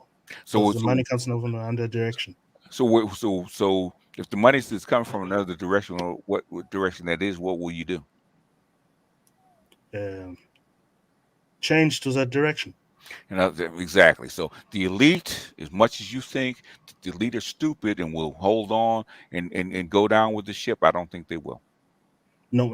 I'm not saying that. I'm saying that they will try to go with the buckets and try to pull out the water, and then when it's deep enough that we jump to another boat. And me as a Westerner, is a child of the United States, a son of slaves. Let's put it that way. Of sold people. To put that dig in, okay. I'm worried is because it's declining too fast, okay. And that's why this election is actually important to me. I want to slow this shit down. I want actually come to a collapse, an implosion that they're trying to push this thing on us. Okay, that's what I'm trying to stop. There won't be a West in 20 years to actually help you out. What are you gonna do? Finally be free. Are you prepared for that? It's a question. Are you That's my preparing? point. Ready, That's my point. I say ready maybe, or not, maybe not. ready or not. Guess what's gonna happen? Guess what happened after the Civil War? Okay, ain't no more plantation. Where you gonna work? You can't stay here. Where you gonna go? I hope to your own plantations that you built in foresight. The magical thing is you own your own plantation. That's the problem. It's not your plantation. It's yours. It's your country. It's your people. It's your land. It's your resources. I'm just saying, man. Maybe I'm missing something, man. Okay. And power is shifting. What are you gonna do? I hope that, like I said, I would. Because that little coup that's happened in Burkina Faso should have been crushed within days. It wasn't. Why wasn't it? Why wasn't it? Because ain't nobody there to crush it. All your weapons and your resources are up there fighting the Russians. Yeah. And it's with Lisa. Guess what? This is a good time. It's a good time for a coup. Ain't nobody home. Yeah. We should be quiet right We should be now. quiet. Hold on. Tinubu, I distance myself from these outsiders. I'm a good Nigerian citizen. I will never try to rebel. No, I'm not saying what I'm saying that Nigeria doesn't have a reason to rebel. Okay, they really don't. Otherwise, they would have already. The thing is, I'm talking about Burkina Faso and the reason that they did it at this particular time. Right? There's a reason for it. It's because nobody was home. Okay, the house was wide open. We just walk in and take it, which is what they did.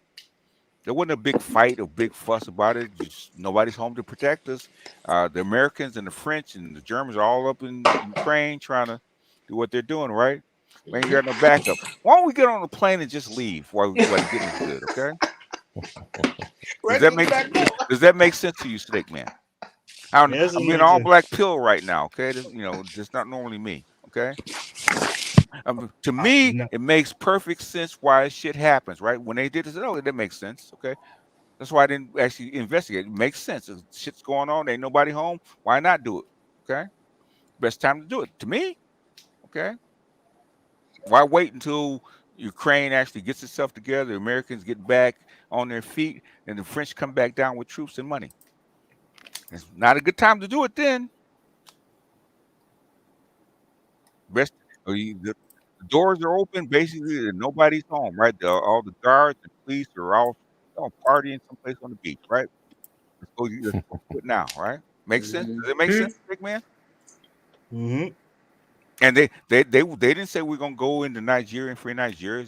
They know what they're actually gonna do. We're gonna do this, and then CAR did the same thing, and then what's the other one that actually did the exact same thing because the opportunity was there. Niger. They did the exact same thing, and Niger has been a hotly contested area with the French and with the Americans for the last 20 years, right? Well, all of a sudden it just goes away. I'm actually happy that they didn't believe the threats and didn't back down because I knew it was hot here. Well, the thing is, it wasn't okay. They print this stuff on a daily basis, right? That there's not enough weapons and not enough guns and not enough whatever it is to actually keep the Ukraine war going, right? They figured that the Ukraine is actually going all over the world, all over the West, begging for. Is that true? For supplies. Yeah, they were. Yeah, they were. No, because we just must understand. I get German news very often. Like German news are not talking about Ukraine don't have no weapons. Let me ask you this: if you can say, okay, what are the Germans saying about the Nord Stream? Okay, what are they saying on the ground? I mean, just the rumors. I'm not saying what you believe. Just the rumors. What are the rumors about the Nord Stream? What do they believe? What do most the people or the government? The people. I'm not talking about the government. The government knows. The government knows that they don't have to believe anything. They know what it is. The people believe that their own government did. Oh my God! Oh, really? Oh, really? I didn't hear that one. I didn't see that one coming. Neither did I. Oh, okay, all right. What is going on? Wow. No, because what the people are saying is that Ukraine runs out of soldiers, but we never hear that they run out of weapons. Who's that? Ukraine? Yeah, Ukraine. Oh no, they're out of weapons, man. We trust and believe. We see the numbers all the time, right? Yeah, it's bad. It's bad. They're in other words, we make so many mortars and bullets and stuff per year, and Russians make that in a month. Okay, then can I use the information to maybe counter the propaganda? Because right now, in Germany, they're saying that Ukraine invades Russia and that they are besieging Crimea. Is that true? They send missiles toward the Crimean Bridge. Okay, there are no troops in Crimea, and Crimea is not under siege at all. Okay, so because they're saying that they're literally under siege, basically troops are on the border. Ukrainian troops are on. No, so that's a lie. Basically, talking about the border of Crimea. Yeah. No. The troops are making ready to literally besiege Crimea and to storm in. Oh, really? Okay. Yeah. What they're trying to protect right now is Odessa, because Odessa is the last port city in Ukraine, and everybody's garrisoned up there trying to keep the Russians from taking it. Russians take that, the war's over. That's all they want. They get Odessa. Did you see? This is something I didn't know. That Ukraine has no longer barely any port. No, they don't. All the port cities are gone except for Odessa. I didn't know that. Yes, that's been the case for like a year and a half. All the port cities are gone except for Odessa. Okay, then what about the quote unquote invasion? Because they're telling me that Ukrainian troops are literally taking an entire Russian province. They have scattered troops throughout the province. In other words, they send a troop, a squad here, a squad there, squad there. They're all over the whole area, but they don't control it. But they announced that we're taking this town, this hamlet, we're taking this piece over here. The thing is, they're all scattered. Okay. No, because they've already. I think they came in with 20,000 people. They already lost like 6,000 or 7,000 people. That is something too. In Germany, they never tell you how high the death quota is on the Ukrainian side. Like literally, I have no numbers about the casualties on the Ukrainian side. If you can listen to the Duran, I don't know what kind of blocks you guys have in your country, but Ukraine. Listen to the Duran. You can listen to Smoothie X12. I think that's his name. That's your old Russian naval officer. He actually does the numbers. Who else? Mark Sloboda has better numbers. He doesn't have because the first time I heard about Ukrainian casualties was about an American guy. I forgot his name, an older American guy talking about global things. He had a beard. He had a beard. Old American white guy with a beard. Okay. I'm trying to think of who it is. If you can get to Scott Ritter, which they have him under watch, he will actually give out some numbers. But the thing is, the numbers actually fluctuate. But the Duran actually does it on a daily basis. Scott Ritter, if you can look him up, will actually give him Smoothie X12 actually does it like every other day. And who else? Is that Smoothie, like Smoothie? Like Smoothie, yeah. I don't know why he calls himself Smoothie, but it's Smoothie X12. Okay, like the smoothie. It's actually a alcoholic drink. Smoothie X12, made out of vodka, I think it was. That's why he called it that. But okay, because first I thought you were talking about Smooth, No. Smooth. His name was Wetside. He's actually Andrei something. He's actually written like 3 books on Russian warfare tactics. So knowledgeable guy. Thick accent though. It's called Andrei Martyanov. Yeah, that's his name. Yeah, that's his name. Yeah. How do you know, man? I already know. You know everything. Okay. Why are all his pictures Jack Daniels and Ziegler? That because that's his thumbnail. Okay. He's not really a podcaster. He just knows a lot about about war tactics because he's an ex-naval officer. Yes, that's true. See, I got backup tonight. Okay. You got backup. Hey, I got backup. Yes, sir. You are the high priest of law information. People. What does is that a comment of the night? A compliment or curse? I don't know which one is it. Oh, you're smart enough. I just want to ask about how they see the pipeline because I wonder what they're telling the Germans about their pipeline. Okay. What they believe about the Germans say the German government say it was the Russians. Okay. But the people know it was the Germans. Yeah. And we think it's the Americans. So yes. What's going on? So what about the Volkswagen plant closing? Okay. Is that because of the high energy costs or what? What do you think it is? Or do you know anything about it? It actually is the first time I hear about it. Oh, really? Come on, man. It's a big thing. No. Right now in the news, the only things they're talking about are 2 different terrorist attacks. Basically, the focus is on Muslims right now, like the last 6 months. Okay, why Muslims? The ones inside the country? Inside the country, because of immigration. And because the right parties as AfD has AfD, yeah. I've been hearing about AfD lately, so I don't know what to think about them.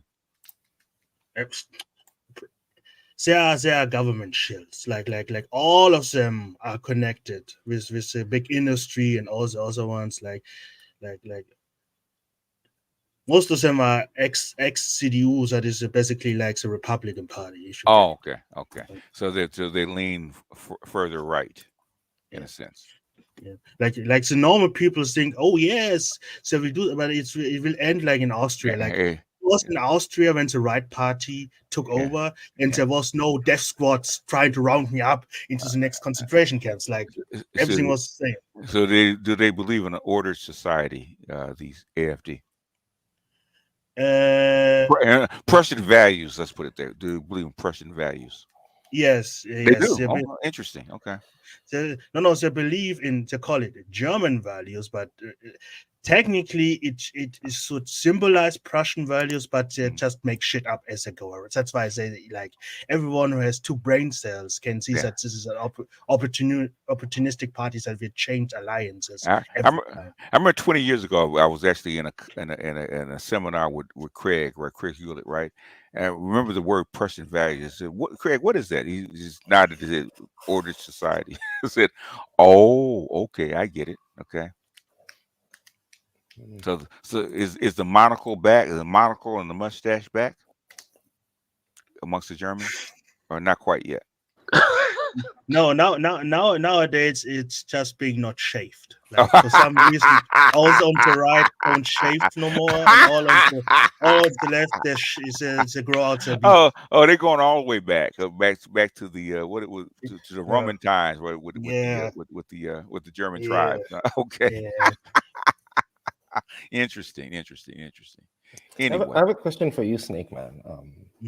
If you don't mind, BGS. Go ahead.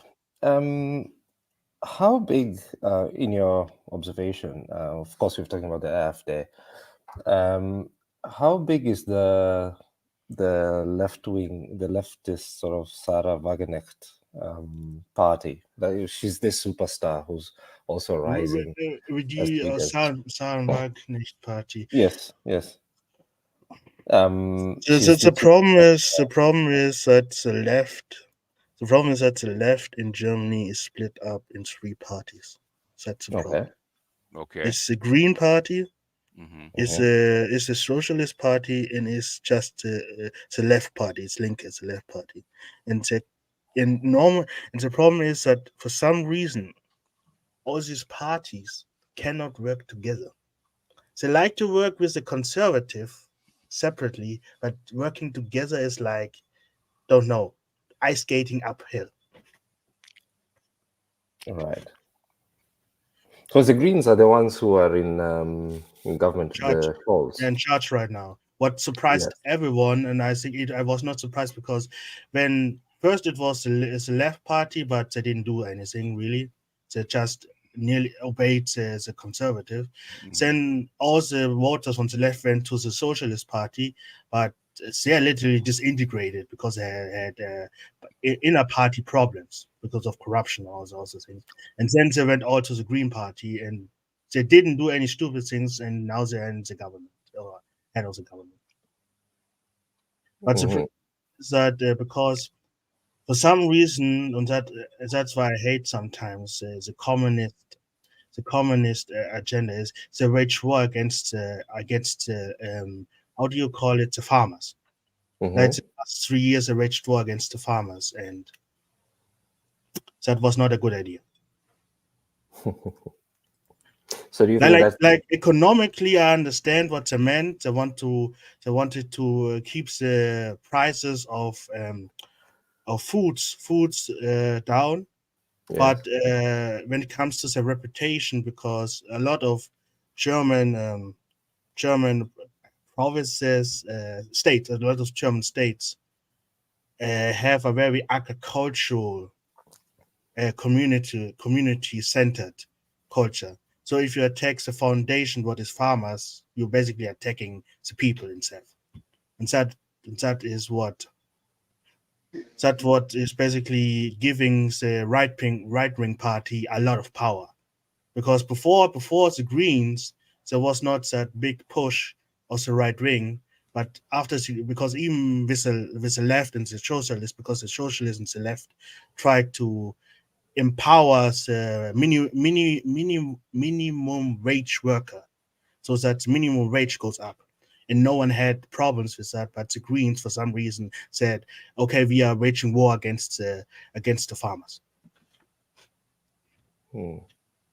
I'm so glad that I know you, Snake Man, because I'll be like thinking to myself sometimes. I'll be like, "Who's this Third Reich sounding motherfucker here?" And he's Nigerian on top of that. Yeah. What do you mean? I'm black. Yeah, he knows that. He said he would think it's you because of the accent. Look at my picture. Am I not the most blackest person you ever seen? A real Prussian officer. There you go. Real Prussian officer. Look like fucking Bisbing's lost child and shit. God damn. Yeah. You know, you be like, "Nigga, please," and they be like, "Damn, that nigga's a nigga, please." People think they understand Hitler without understanding Bismarck. You know. Oh my God. I had some African communists that nearly split my head when I tried to explain the connection between Bismarck and Hitler. And they didn't get it. They just didn't get it. I was actually talking to one of a real famous civil rights lawyer out here about Project 2025 and the Southern South.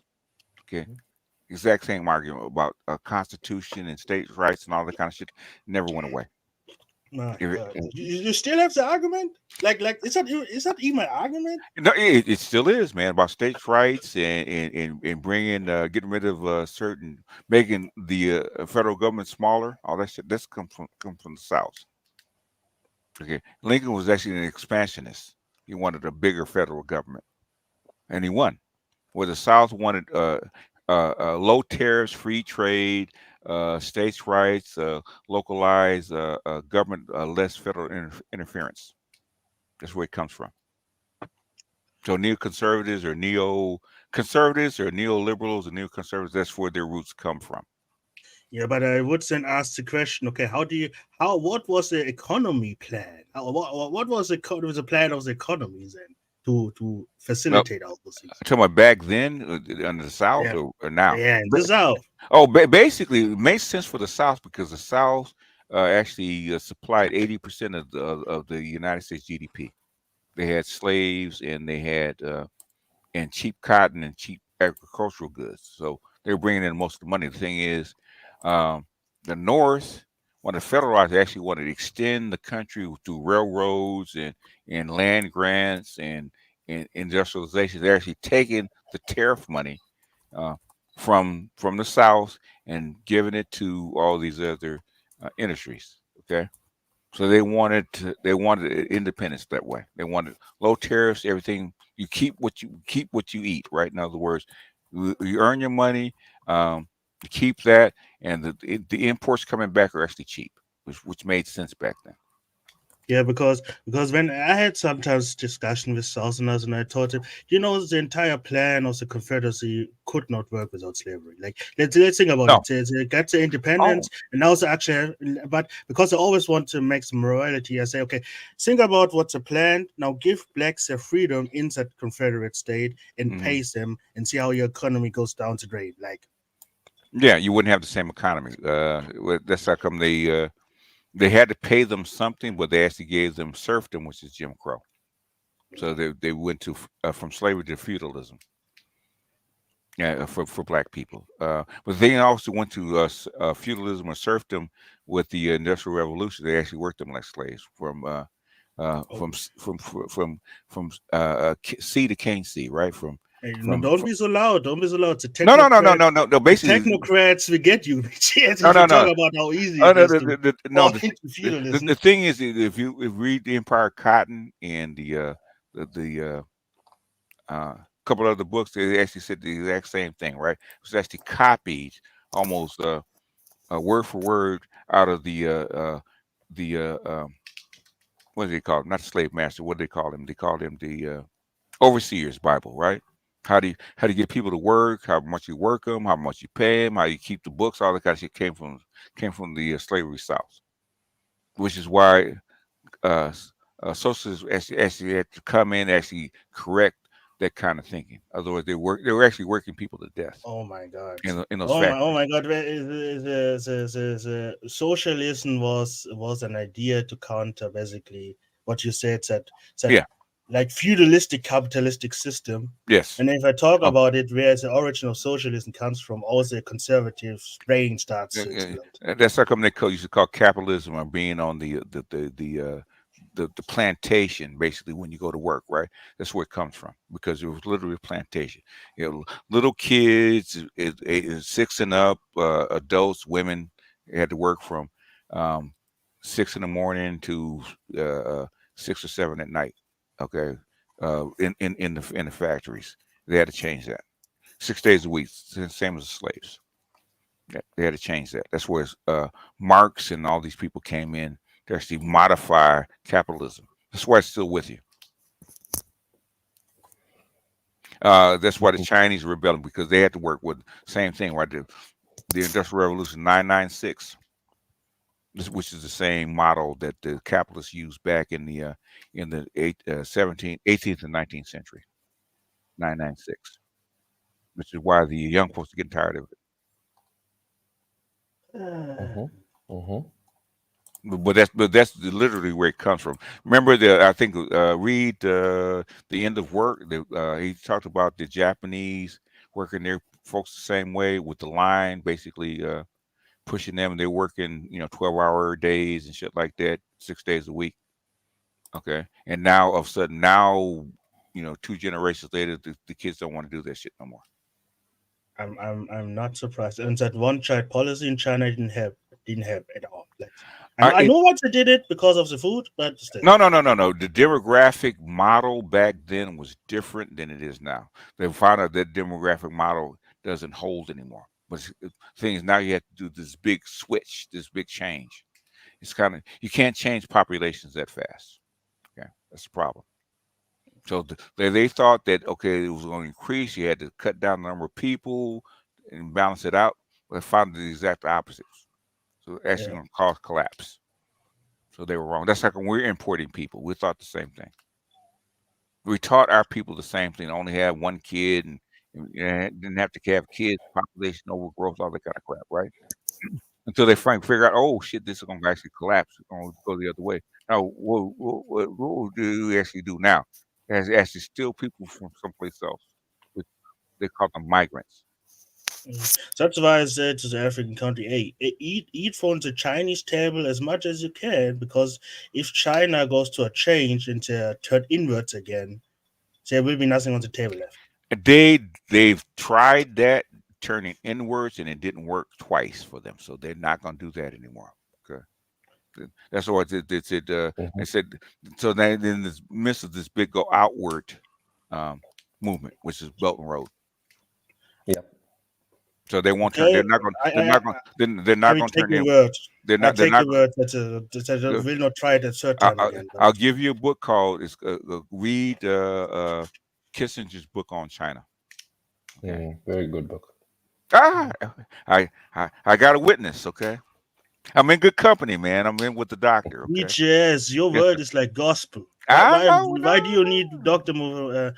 Marifa to legitimize? You are legitimate itself. I'm an amateur, and he actually does this for real in real life. Okay, that's why.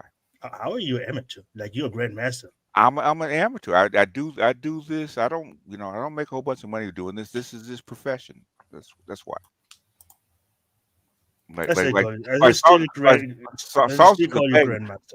Saucy's a banker. I take his word first because that's what he does. Okay, he does it every day. So his numbers are more correct than mine. So I take his word. That's why. If that makes sense. But can I ask a question? Go ahead. This is a hyperbolic question. Okay. Let us say Kamala the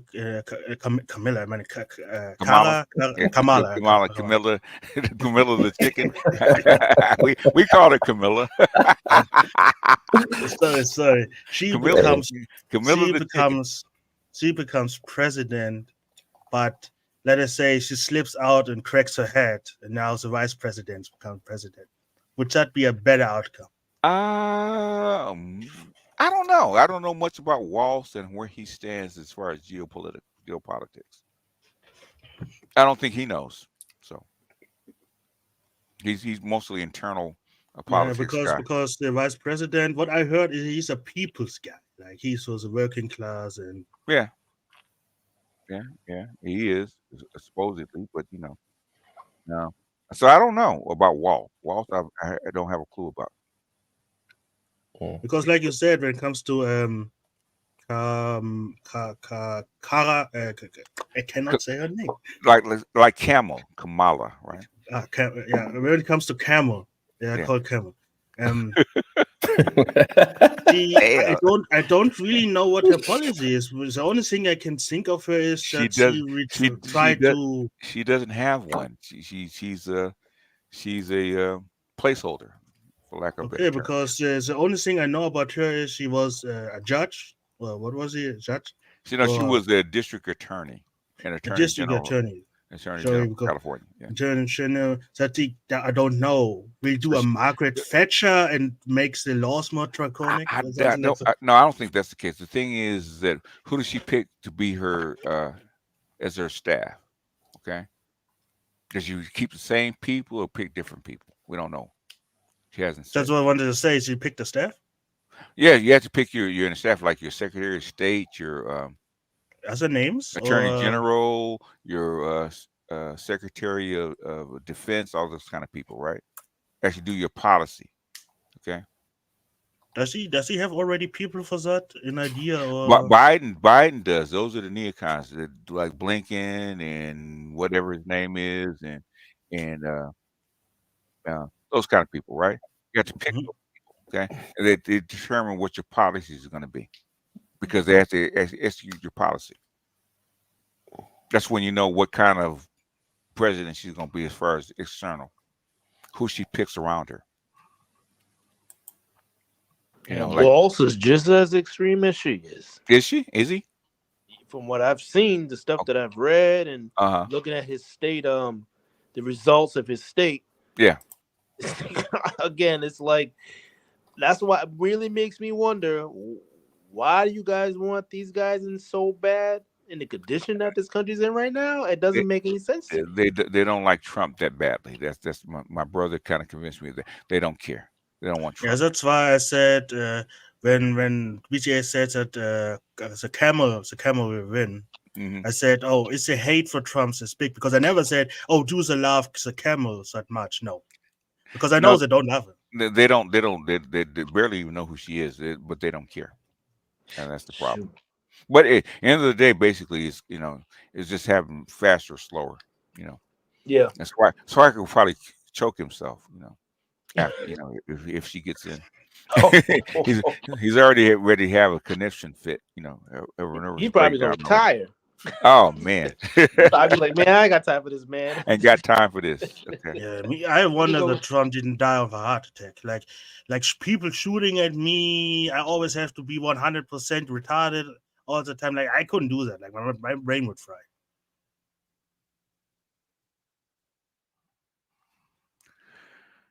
Oh man, sucker! Oh come on, man! Jesus Christ!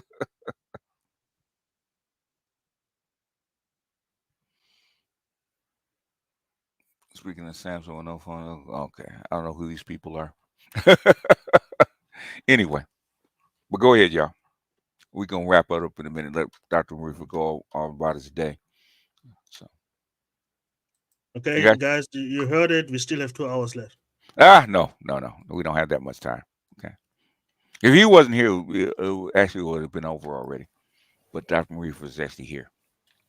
The thing is, the thing is with them, we don't know. The thing is, the problem we have is that we don't know about her. But they're willing to actually elect her because they don't like him. That's the problem that we're having. People are willing to attack me for it. That's the problem. Because they don't like him that badly. All right. Because I would have asked Dr. Marifa about the planned deal with that Tinubu did with China. That new trade deal is that 280 billion trade deal he tries to do with China. Who's that? Xi or what? Yeah, Xi Jinping, but Beijing basically. Beijing and Tinubu basically. Okay. Because I wrote the article and it says it's about the it's a Belt Road Initiative. Belt and Road Initiative. Okay. Yeah. Yeah. Belt and Road Initiative, and I think to myself, is that deal profitable right now in Nigeria? A deal between China and Nigeria. Yeah, but it says say Tinubu, but Tinubu is the president of Nigeria, so yeah, between Nigeria and China. $280 billion. I didn't hear about that one, but yeah, it's really it's news. Like the articles are only 50 hours old. Oh, okay. Yeah, out of the FOCAC meeting. Well, one would expect so, although I'm still yet to get the actual text of the deal. So that would give me a better idea of what are the terms and what it's all about. But in broad terms, I think this is also as much about China positioning itself better for, within that whole sort of architecture of what BRICS and all that stuff. So we're starting to see that appendage, and this summit that is happening right now is a way of sort of strengthening this sort of BRICS architecture that is being built out. And Africa, as BTS has been saying earlier, is a big part of that equation. So you have to sweeten the deal. You have to make the case for making that push, strengthening that push. Looks like your leaders are taking the deal, Snake Man. So I'm happy for that, because that shows me that Tinubu finally stopped sucking that Frenchman's dick. Yeah, well, if Richmond can't get it up no more. Yeah. Because I Yes, do not exactly. really hate Tinobo. Like I don't know where the hateful comes from, but sometimes the shoe shining is too hard. Like chill with the shoe shining. The shoes are burning right now. Like you did your part, now move on. Yes, and it seems like what they're trying to do is to create. Ethiopia had this sort of industrial park type of idea deal, and so Nigeria is also having this sort of 3 billion from what the corridors, concessions in the corridor, something along $3 billion industrial park that is part of this China-Nigeria arrangement. So it's moving along this direction of infrastructure, access to resources, etc. But then in exchange for that access to resources and geopolitical cover, strengthening the geopolitical cover, and of course bringing that sort of the African dimension into the BRICS to strengthen the African bit in the BRICS sort of architecture. Then of course, you're getting infrastructure, you're getting all this investment coming the other way into Nigeria, etc. So, it's the difference between this meeting and other summits that have been happening before is that now this is happening in the context of the larger sort of BRICS stuff. Momentum, Momentum, exactly. Momentum is different, Yes, and next month we have Kazan and all these other meetings coming in later. So, and the rules of that world are being written right now. It's part of, part of that space. That's day job nowadays to sort of think about those rules and what that BRICS world would look like from a normative perspective, etc. So that's what this meeting really is all about. Ruto himself went to Beijing, which was and no Western opposition because they can't. So, and that's that's telling. That is something that limits me. That's telling. So that means they can't. Okay. Yes, and again, I don't know. Maybe UBGS Sauchi, you can sort of shed more light on this, because when these things happening, the stakes for these elections, who gets into the White House, it seems to me that that part of the conversation is just not happening at all. Talking about the international component. Yeah, in terms of exactly, especially in the context of this sort of momentum of BRICS and all these other things that happen. They don't understand it. One, they don't understand it. Two, they don't talk about it locally here. It's all hidden for the most part. You have to actually look for this kind of stuff. It's there, but you have to look for it. And plus, when they see it, they don't really care. They care about their rent going up. They care about the food prices being high. They care about migrants taking their jobs. That's what they care about. Can I ask a question? Would America let BRICS expand in South America? They already have. They already have. I mean, more expanding. All of it. They had a chance with Argentina to take them back, but they didn't come up with the deal. Guess what? Argentina actually reversed field, so they can't maintain. They can't maintain it. What they're trying to hold on to right now is Venezuela, because Venezuela has the largest oil reserves on the planet. Yes, that's what Argentina I don't understand. Like they literally had it nearly into bag and they just fumbled such. They don't have the money to maintain the deal. Okay, they promised a certain amount of money and debt relief, and they couldn't do it. So, can you not just use your old tactic and print money? I know it's not good. I know inflation. You can printing money. If you ask a banker, it has an upside and a downside. Okay. At some point, printing the money will actually fly back on you, actually devalue your currency. Yeah. Yes. And the only reason they're holding on to the dollar right now is two things: is because one, it's embedded, and two is the gun. Yeah. You don't want to have hyperinflation. No, No. and especially outside of like America, somewhere like a Venezuela going through hyperinflation. they're used to it. Things try that in America and see what happens. Yeah. I'm from Nigeria. I know what hyperinflation feels like. No, I'm actually very. America is very stable, very common, very open. Okay, we have an open society. Yeah. Hyperinflation does not work in an open society. Okay, where people can just walk in and strip your store bare and walk out. Yeah. Crime is rising. Yeah.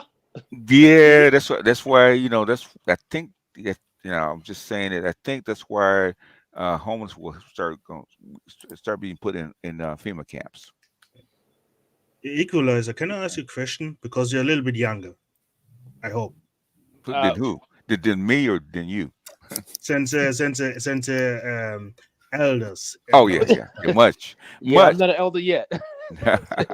He's trying, but he's not there yet. Yeah. Now my question was because I watched the stream and you were talking about global things, and some people just didn't get it and they latched on to the local things, like that corn guy when we talked about the BRICS and the trading system. And I thought at that moment, man, we're literally living in Rome, crumbling to dust, and no one knows. No one cares about it. Yeah. Yes. How do you feel? How do you feel about it?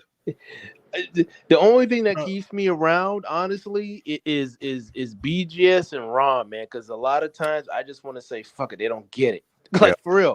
But the work that BGS puts in, I know he's not doing it for money, and this is why I'll take shots at the general crowd and be like, "Yo, BGS really should be on on a poor end, making like 500 plus a year, like for real." Yeah. But and they still coming with basic ass questions, and I'm like, yeah, if you've been in his space for more than a year, in my opinion, and you're asking remedial questions, you're a failure. That's how I see it. Oh, you're not listening. I don't know. Is it on purpose? Is it on purpose? Is it? I don't think it's on purpose. I think sometimes it's just IQ. They can't think that far ahead. They can't see it. Sometimes it's worldview. Yep. They refuse to see it, and sometimes it's just laziness. I don't know what. Yeah. It's all three. Like your war examples, the 2.5 war. Like it's an easy equation. 2.5 equals x plus c plus b, and you put into numbers, and it must be 2.5. And some people say, "Oh no, we have 28." I'll always get a but. But BGS. Yeah. They don't understand how this stuff affects them. Like I think they really, because they're not really thinking. I really believe that they feel that America, in many ways, is still this 1950s. We're number one at this, number one at that, number one at that, and it's been over. That's been over for decades. And right now, like the way how things are accelerating, like the way I talk, maybe, especially on the other side, maybe they feel that I just simply don't like Kamala. That's not the case. Yeah, I'm like, listen. Could care less. Yeah. Exactly. I'm like, in your best interest, you don't want that type of person in office.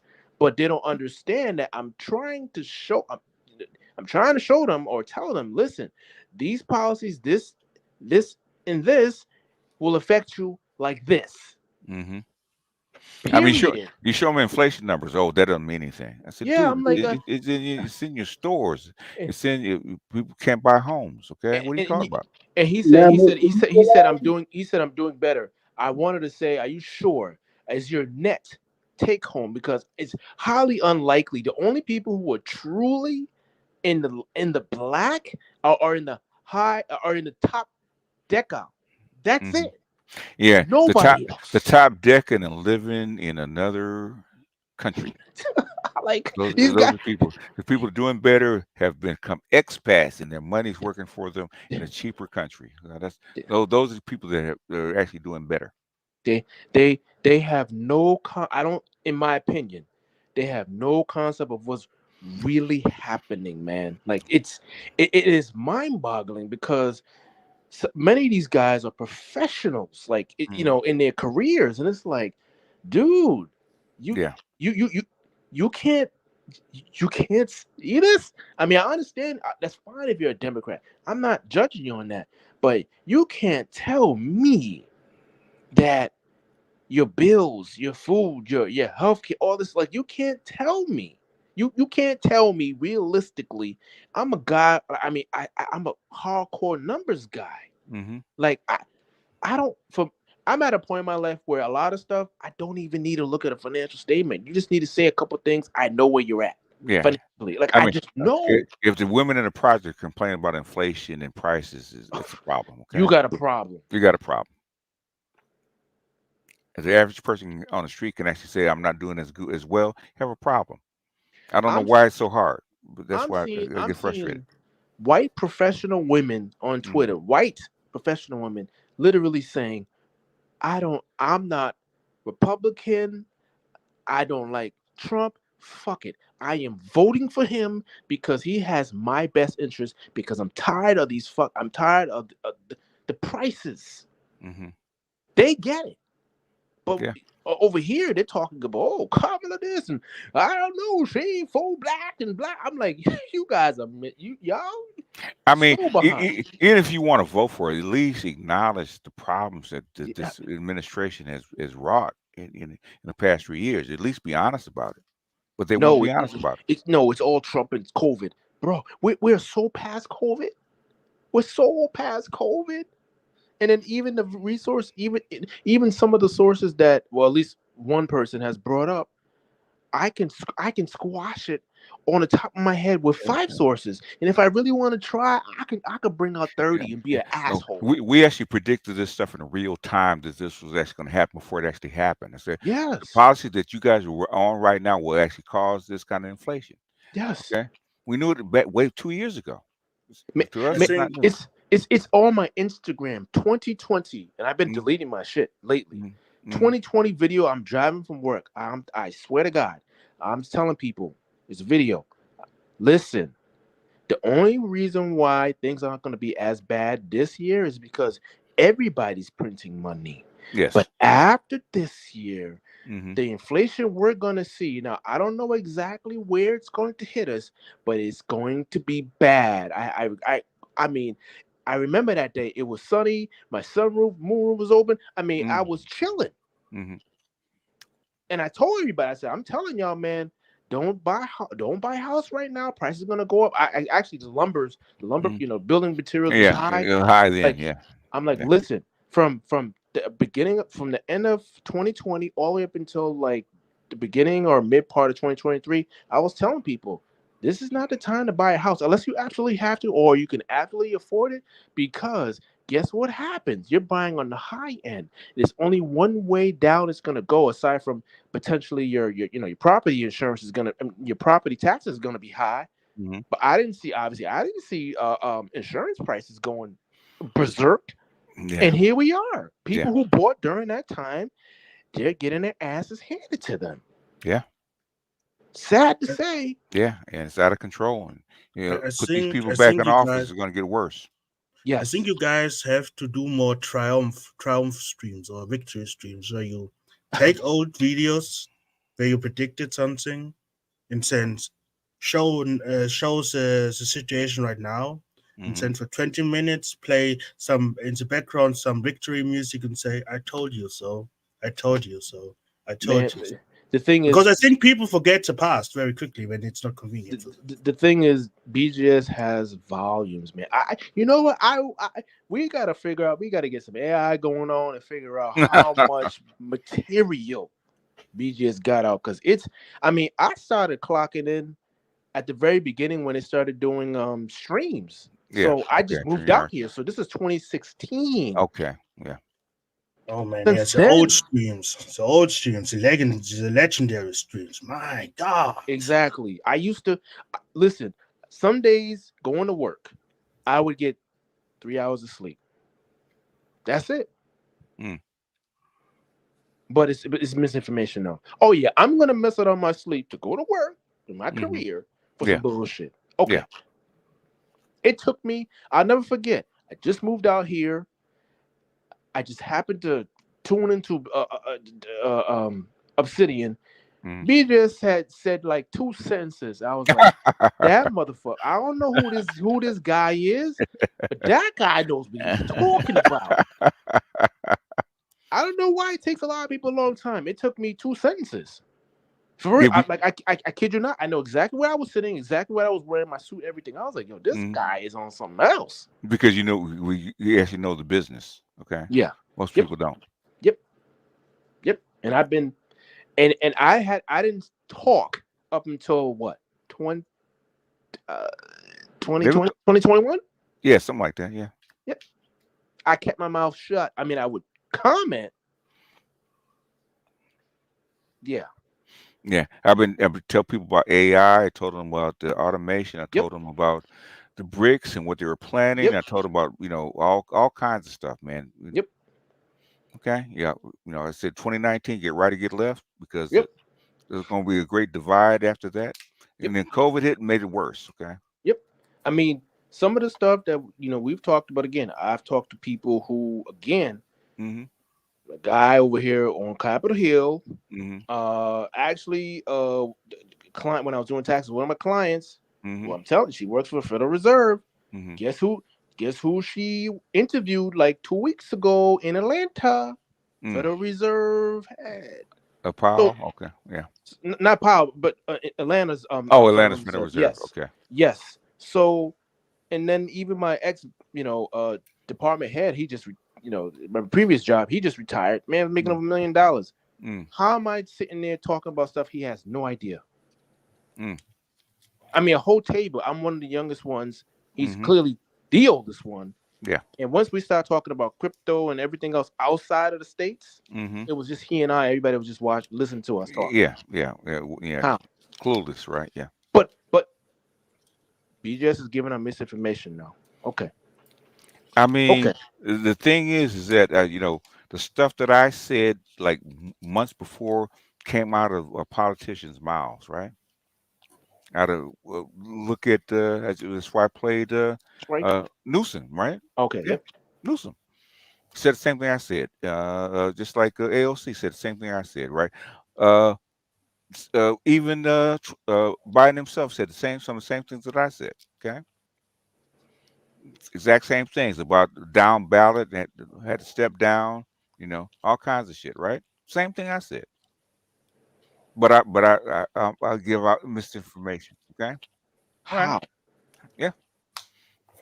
That's what makes me mad. I said, y'all just heard me say this. You disagreed with it at the time, and it happened. Now what? Okay. What are you mad at me for? So what did I do? Yeah.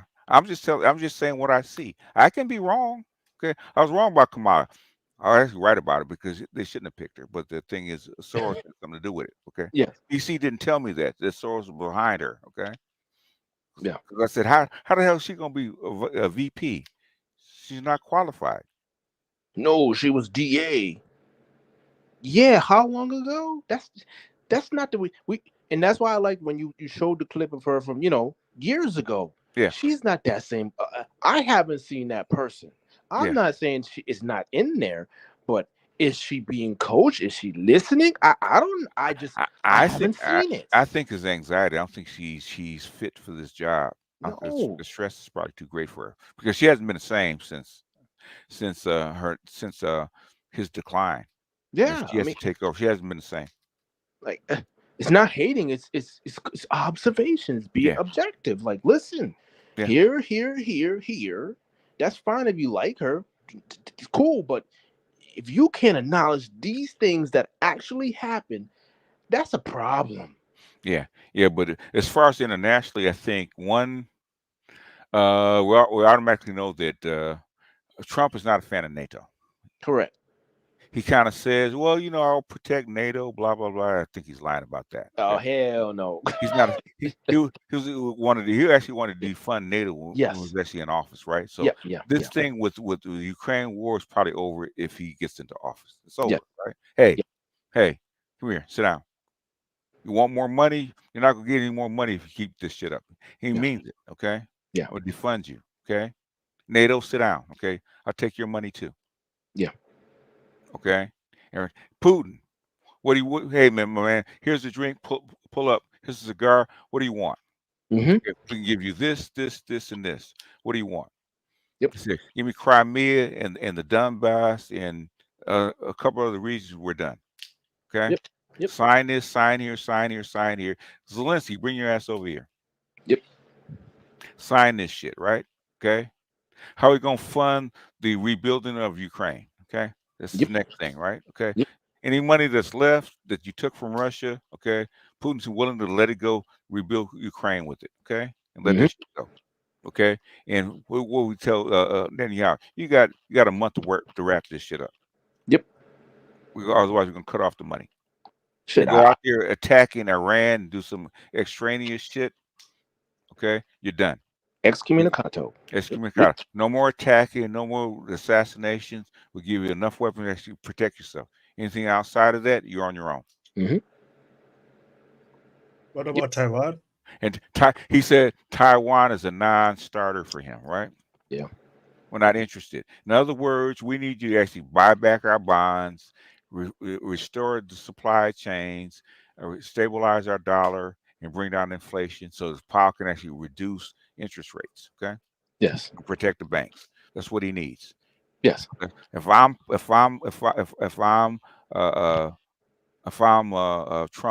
I'm sending my rep out and say, hey, what do you guys need? Okay. Yes.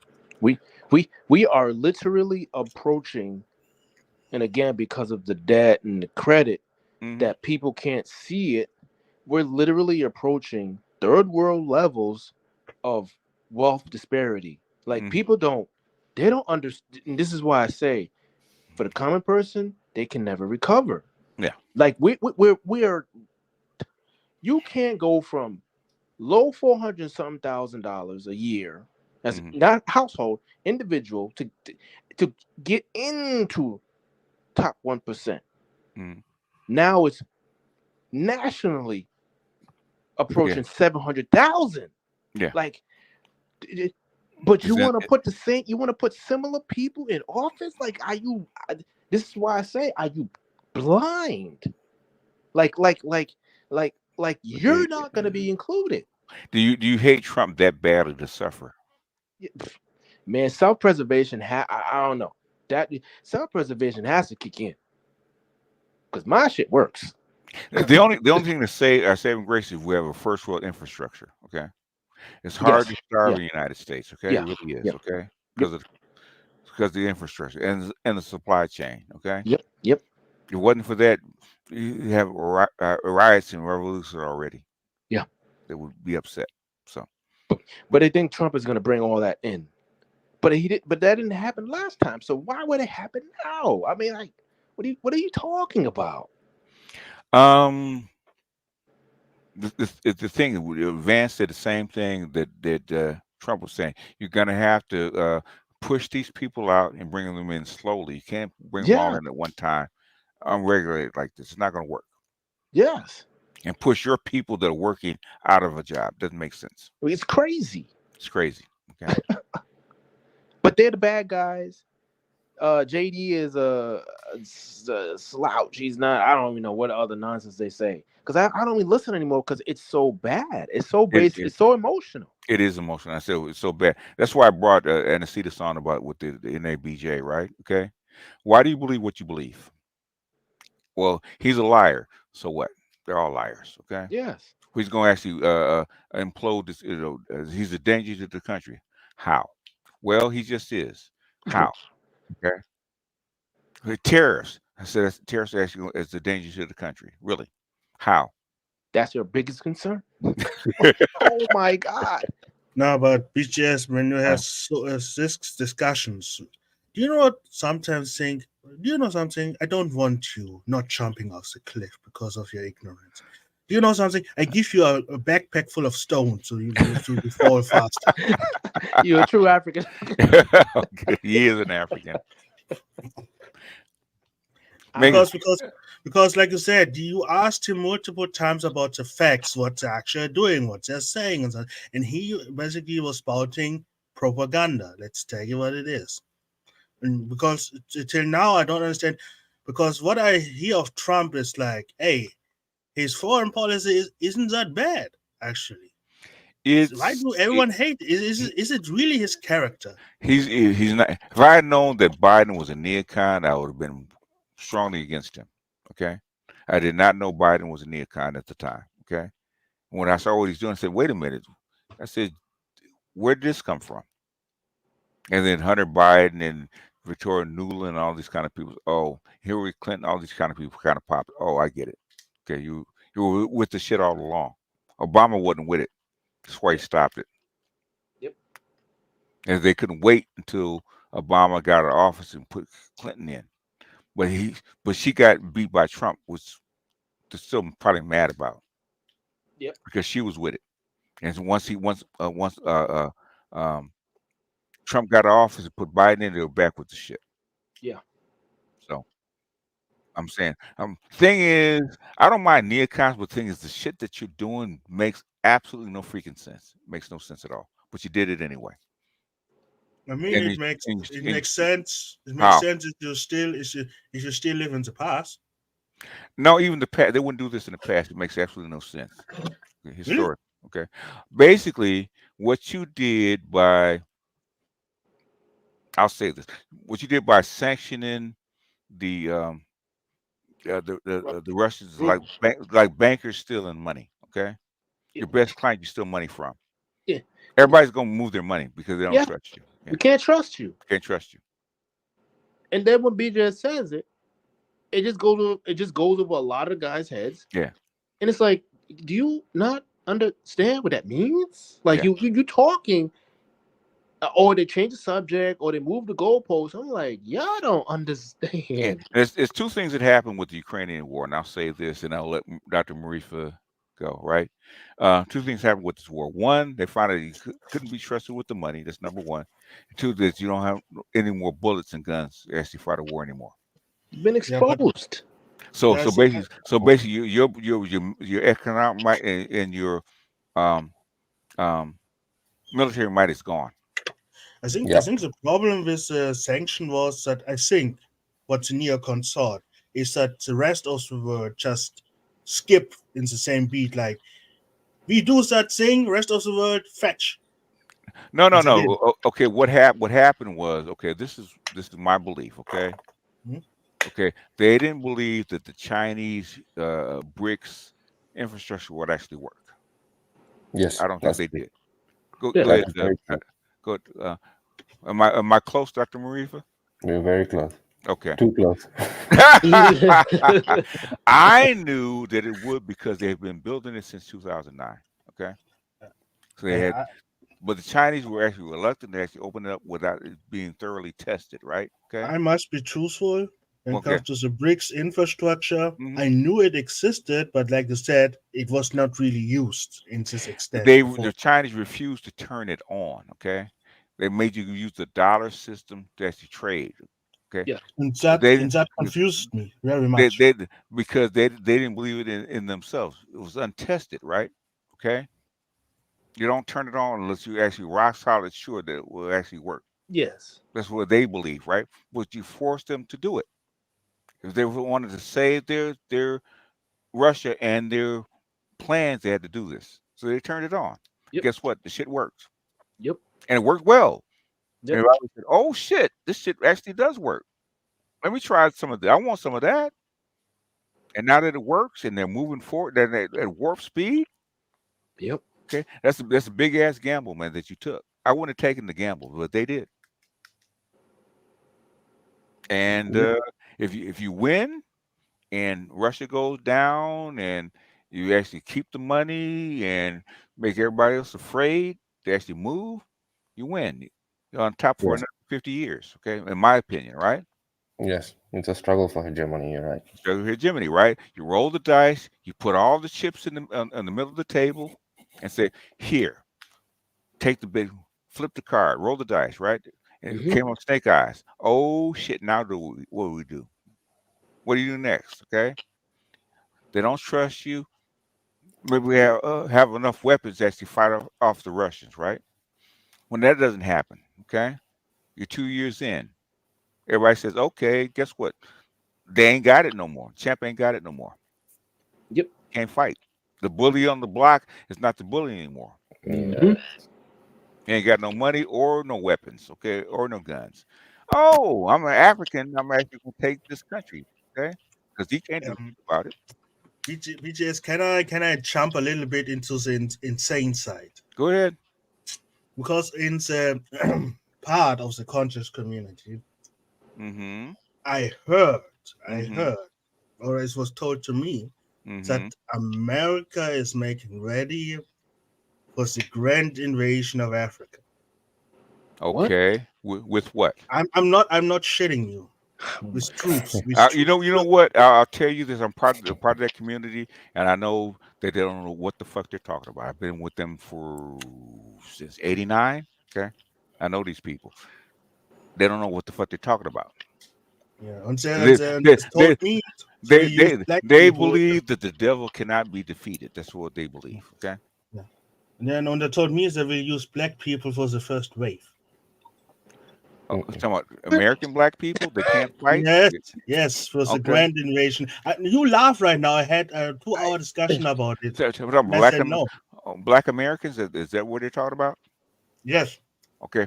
Where are they going to get them from? America, it looks like. They're not trained. There's no money to actually train them. Where are they going to get them? We have a recruiting problem. 2, even a lot of the people that are already in there, they aren't even fit. It's bad. And how are you going to convince them to actually go over there and fight for them? No. They told me they will force them. Oh, okay. How? That is the same question I asked. How? And what did they say? I don't know that some troops will come in and basically mass force conscription. Okay. Break it down. In a liberal democratic country with 400 million guns, they're gonna do that. So that was my second thing, because I asked them, you live in a I always say democratic country, and so they say, oh no, this country is not democratic. It's all a big delusion. and you listen to these people. I was about to say, what are you doing over there, man? I was over there because I wanted to ask about Yakubian question. And then we started about the invasion. Tell about Yakub. Tell about, is this a NOI? Talking about Yakub. Yeah. Okay. All right. And then they started about you Africans are safe too. The grand invasion from America to Africa will begin soon. The and so to myself, what invasion? The grand Europe is you live in Europe. You know that's not true. I know. Wow, that's way off, man. What? You know what? I don't even want to know. don't. That's why I say don't jump in. Like we. The thing I picked up was the middle part. Like the beginning and the end was even more insane. The thing is basically, okay, Americans in the West have been living in this sterilized environment for so long, you can't send them over there to fight anything, especially in the bush. Okay, they're gonna die. Okay, they'll die from disease and hunger before they actually die of being shot. And Equalizer, to give you it gives the panel a taste. It started with the Grand Negro Empire. The who? Mm-hmm. Grand Negro Empire. What? Yeah. Okay. All right. Yeah. I'm not joking. I know you're not. Unfortunately, I know you're not joking because I've heard this shit before. Oh, that was the first time I heard about the Grand Negro Empire. Amongst other things, right? Wow. I tell you, your best shot is to join the continent and rise when they rise. That's your best shot. Okay, go over there, get integrated, and rise when they rise, because they're next up. If you actually want to do it, okay. Mm-hmm. That's the reason for reparations. Actually, come together and basically fund this particular thing, right, and get something back. I mean, it probably actually help the West out too. Okay, because the West will still trade with the West to stay on the dollar if you did that. But then, but that's too short-sighted. Yeah. They don't want Negroes to have anything, at all costs. because I'd have given them reparations if you do X, Y, and Z. That's exactly what I said. That bitch is going in a trust. It's trust. Invest on the continent at a certain rate of return to get back certain things. It'll help them. It'll help you. It'll help the West, right? Yep. Keep the Chinese and the Russians out. Okay. With American money and black, right? But they don't trust. To give us. They don't trust black people, and they will say we'll actually start falling in love with African people and coddle them and do things for them. Blah blah blah. Okay, we'd rather go down with all the power in white hands. Okay. The funny thing is somehow when you tell it this way, maybe it's my articulation. Everyone agrees when I tell it this way, in my way. Because I call it coon in Western booty clap. Because when I tell it, you can hear the fatigue in my voice. I'm tired. Okay, I've said this for many years. I'm just tired of it. Right? I actually gave this stuff up in 2014. That's to come over and talk about esoteric stuff and females and relationships. I was actually tired of. I had done that kind of stuff for like maybe 12 years. I was actually tired of it. Okay. About Africa and geopolitics and who does what and this coup there and this contract here or there. I was just sick of it, so I stopped. But I still have it in the back of my brain. Okay, like why are you guys still on the CFA? You knew in 2008 appropriating money from me, but y'all still on it for like what? Some 15, 16 years later. Why are you still on it? Especially now, why are you still on it? But they're too afraid and too scared to give it up. Okay, stay on it. Okay, eventually France will actually implode, and then what? Yep. With your money, France cannot exist without the CFA. Oh, yeah. I know that as German. Like we Germans always make fun about it. Yeah, they know. The thing is, okay, the problem is that the EU exists on a three-legged stool. I'm probably telling too much anyway. Which is the UK, okay, which is banking and all that kind of crap. Germany, which is the industry and products and stuff like that, and basically France bringing in money and resources from Africa. Three-legged stool, right? Okay. Yep. One of those legs break, the whole thing will collapse. Okay, that's what I didn't understand about the pipeline. Right, just killing the EU by doing that. It's dead because Germany can't produce or compete at that level without the gas. Okay, so it's over. Okay, are you? Go ahead. BJS, you just try to say I don't understand why the white man shoots his own foot all the time. Like at this point, it's just in nature. Maybe Dr. Marifa will email me, tell me what that was all about. I still don't understand it. The thing is, it happened, right? So after that, France doesn't have a leg to stand on. They have to leave, right? But they're still getting money from the CFA, so voluntarily, which I don't understand. Okay, they don't have to give them the money, but I know. But they still do. So, God bless. Like I said multiple times, let those countries just go once, saying we're not gonna pay for 1 year, and let's see what happens. Because, like I said, Nigeria, they did not want to give up. Burkina Faso, they didn't want to give up, right? Yeah, but they had to. But they had to, okay. And Americans couldn't help them, okay. So Mali's probably next. One thing they do want to keep, and they're still probably going to fight to keep, is Cote d'Ivoire. Because all the resources in cocoa and all the kind of stuff that comes out of there, they pay too big a price to actually get Cote d'Ivoire back. Do you think they will give up to North African countries like Algeria? Tell me North African, Nigeria, Algeria. They really don't care because there's nothing that they get out of Algeria except a landing base. Okay. Mm-hmm. Wealth is in the Sahel and below. Okay. The Chinese really don't want Algeria and Mali. No. There. They don't want that. What they want is Sub-Saharan Africa, especially Congo and maybe Eastern Africa, right? which is Kenya and Sudan, because they're right on the right near the Red Sea.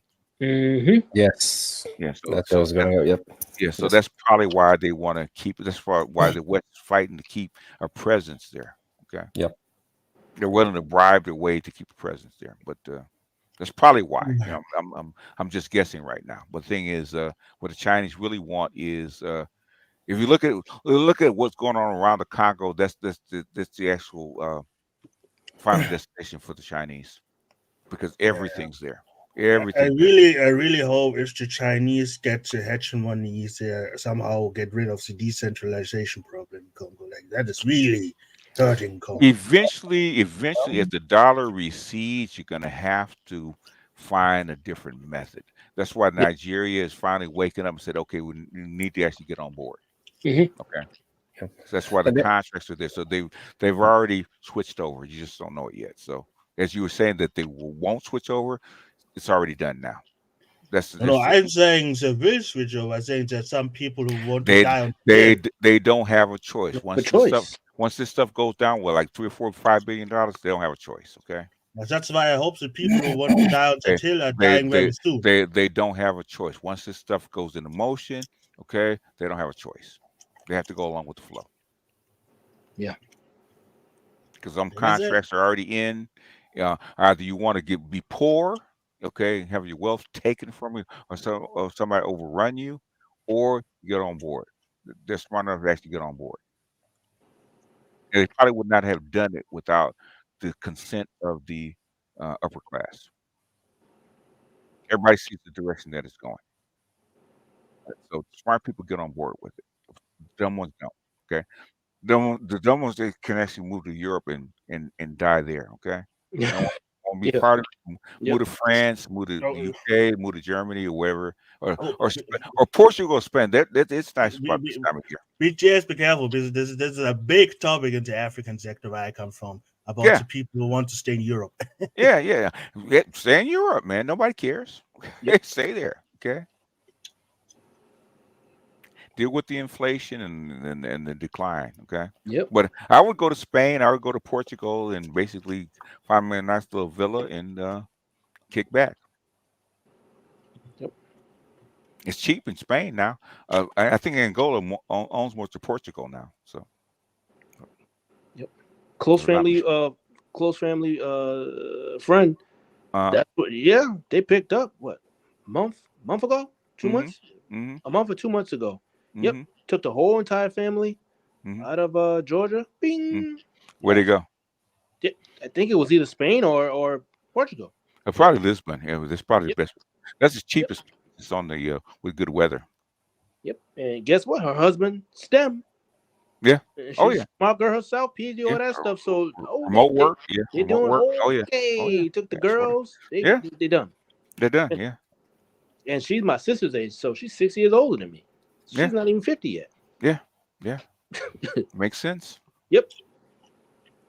Makes sense. Yep. But the thing that's me from doing this. God, I started with 94. Okay. Yeah. And so about almost really 30 years. Okay, this is 30 years worth of knowledge, basically. And sometimes I actually get tired of actually talking about this kind of stuff. It's like this stuff is old. Okay, it's not new. It's old. Get on board. You know that people here in YouTube always try to say, "Oh, I just discovered fire. No one else before me discovered fire. I was the one." Like when the coups in Burkina Faso and CAR and Niger happened, it makes sense. I didn't even flinch. I said it makes sense. I would do it if I was them. Yeah, because man, do you know how people looked like when I told them, "Hey, they just continues the work that their forefathers began 60 years ago." Well, the thing is, the soil was ready for these kind of seeds. That's all. And America didn't plan on this kind of stuff happening, but it happened. Now they have to deal with it without money or weapons. So what did they do? Some things have to be let go. So they left. Maybe they'll get it back one day. Who knows? and I let it go. Because they did try. They tried. They tried with Victoria Nuland there, so yeah, it couldn't work. Well, she they kicked her out, so you know. Yeah, they tried to talk and intimidate. That is what I meant with intimidation and peacocking. But yeah, like you cannot peacock on the other side of the sea, like. Once upon a time, maybe during if it was Madeleine Albright or something like that, maybe. But once upon a time, Tyson struck fear in everybody's heart, right? Many moons ago. Now he's on. Now he's into meditation. Okay. Yeah. Meditation in the weed. And the weed. Yep. Yeah. Meditation, weed, and YouTube, right? Mm-hmm. Yeah, that's true. But we live in interesting times, man. Thing is, I didn't think it would actually happen this soon, but thing is, it did. So, and I hope Africans will actually take advantage of it. Of it happening. Yeah, at this speed and this scale. Mm-hmm. Yeah, even because somebody made a mistake. Somebody made a very big one. Yeah, that's what we're saying at the same time. I can't believe they're actually going to do this shit. They said I couldn't believe it at the time. So they're really going to do this shit. I said no, they're not going to do this stuff. They wouldn't do it. They wouldn't try this stuff, and they did. I said, oh shit, they actually did it.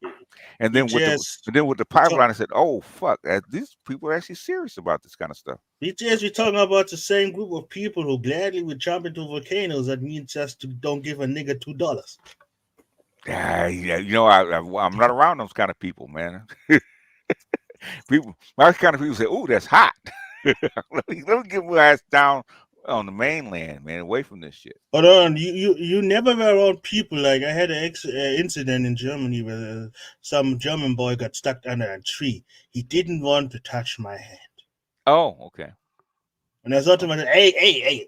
You are the ones who get crushed by a tree. I just want to help you, but hey, if your morals is a hill you want to die on, okay, I just go somewhere and talk to someone else. Yeah, I'll tell them that you're down here. That's why I say all I can do. Like I saw it with my own eyes. The commitment to the cause is. I guess scary. So, man. I wasn't. I thought they had better sense. I guess I was wrong. So I was wrong about that. So. I admit it. I didn't think it would actually go down. That's why. Don't forget it, brothers. When the tables are flipped, you must do a great parade and rub it in. No. I have enough problems, so I'm not gonna rub it in. I'm trying to stay under the radar as it is. You know, because hey, don't get Snake Man. Don't make Snake Man. I am too close to the playbook. I don't want to piss them off. I always tell people, don't give people like Snake Man the power of the future African tribunal, because I would make it so that for 1 week straight, parades and dancing and shouting to the heavens. The thing is, what is Germany going to do if they need people to try to deport people? What are they going to do? They're talking right now about it because of those two Muslim terrorists. The funny thing is they talk about the one because he was a Syrian, but the other one was a homegrown German, and they don't talk about the second one. Even the second one went into a small head embassy and tried to shoot them with a shotgun. Oh, okay. They're kind of ticked. The thing is, you brought these people in for a reason, right? The reason is still valid because they're still there. Yeah. As laborers, they still need them, or is that not the case anymore? I don't know. After a report brought up 1/3 of migrants, basically German people with migrant background, want to go out of Germany. Okay. Like shit is like it's not scary right now, especially not for black people, but. If my name is Mohammed Abdul, I would watch my back. I mean, if you give them a couple $1 billion and take the Americans out of Syria, they'll go back. They don't want to stay in Europe; they want to go back home. Yeah, but that would be logical, BGS. And once again, I must remind you about which people are we talking. And the thing is, they need those people where they are. because Germans are not having enough babies. They're not going to let them go. So they will tolerate them. That's you know me. I'm an accelerationist. Like I'm someone like you only must give it a push. All right, Joker. One little push. That's why I'm actually really happy right now that AfD won in two states, because that means yes, the burning is faster, more gasoline. The thing is, you don't want the fire to spread to you. It's a controlled burn. Okay. Maybe it's because I'm young. Yeah, it is because you're young. Yeah. The thing is, let the process work its way through. A little bit of gasoline. No, you got enough gasoline already. You don't need no more gasoline, right? It's working faster than that the doctor said. It's probably working faster than it actually needs to work. Okay. Like the car is already 2 halves. No. You don't have the infrastructure to even handle this yet. You got to build your infrastructure first. You can't even handle it right now. Let it work its way through the process. Well, VGS, I appreciate you having this panel. I'm supposed to be studying the last 4 hours for the doggone Azure test tomorrow, but it's okay. But one of the things that's so unnerving about this election is that it just seems like so many people just don't understand the gravity of all of this. Like, they don't. I have seen this country turn into an almost unrecognizable country in 4 years. From before the bug until now, it is. Tell me, America or Japan? I'm talking about this country here. Where are you? Which country? Japan or Japan? Yeah. They have come to understand we got to bring in people because we're not having enough kids. They're shutting down elementary schools. Yeah. It's not something where you got women in the streets parading their right to delete their own children when everyone's looking around like, hey, we need people. What is your part in this? You don't have a stake in this.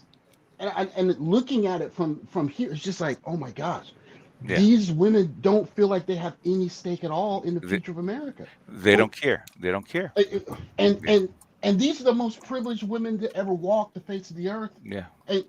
And it's like, oh my gosh, do you know what's coming? It blows me away. I'm watching the way people are doing this election. It blows me away, man. It blows me away. Especially when you have a chance to, and I think it's good. I'm not saying that Africans don't have as much wealth, but if you grow up in America, you can take certain roads and you could just not see poor people. But you can't really do that if you get out into the world. And you don't have to be very far removed from the world to see that there are a whole bunch of people that don't have, right? Yeah. And just you're going into election, you're worried about deleting kids, and you want a first woman president, but you don't care about like the meat. It blows me away, man. I'm blown away by it. Nah, American women, don't listen to this woman hater. Do what you do, creeds. Continue. Do what you do. I mean, that's why I like the Chinese, because they're not having it. We're actually going to go out and get other women. Well, Black Magic. Go ahead. No, I like what I see it, and I can almost see like someone like JD Vance saying like, there are some things that we just have to do, and we don't care if people don't like it, but they're not going to like it for 2 or 3 years, and then they're going to be like, you know what, we avoided catastrophe, or you could just let people laugh while it falls apart. Yeah, because it's falling apart. Yeah. I mean, it's literally falling apart in front of our eyes. It's unnerving. And no more roll for the can to be kicked. That's what's happening. I mean, BGS. There was a time where if there was a mass pew pew event, that would be international. It's just another day of news now. And I'm not talking about an event. I'm talking about this is the kind of event where everyone would lock hands and say, we care about America because America is the light on the hill. That's over. What is CC coming? I think CC coming said the world ends not with a bang, but with a what? With a whimper. Yep. That's where most civilization ends, with a whimper. It's just kind of people actually get discouraged and actually fade out. That's what's happening right now. People are actually fading out. That's why everybody's hooking up with Theo. Theo boy. Making life rafts. Get it while it's hot, man, because it's gonna come to a country near you. In fact, I think let me play a little bit from Red Pill Sleeper, because he actually put this up. Talk about African women to say, is marriage necessary? What? Hold on. Coming to a country near you, sir. When the environment changed, the women change, right? I've been saying it. Dr. Reefer actually says the same thing about Kenya. Man, that's why that's why they actually got rid of the marriage statutes, right? Yeah. Yeah. Women started changing, right? Yep. They are. Yeah. We had a whole conversation about it. Yeah. Let me play a little bit and play the first half of the second half. Kenya must be cleansed eternally. I was actually to my Luya girl. She said the same thing. Like, oh, I don't have to get married. I want to have kids. Blah blah blah. I want to do my own thing. Oh, okay. I said it is changing. I know. And she's not from the village, girl. She's from the ghetto. What's the difference between the city, the ghetto, and the village, Marifa?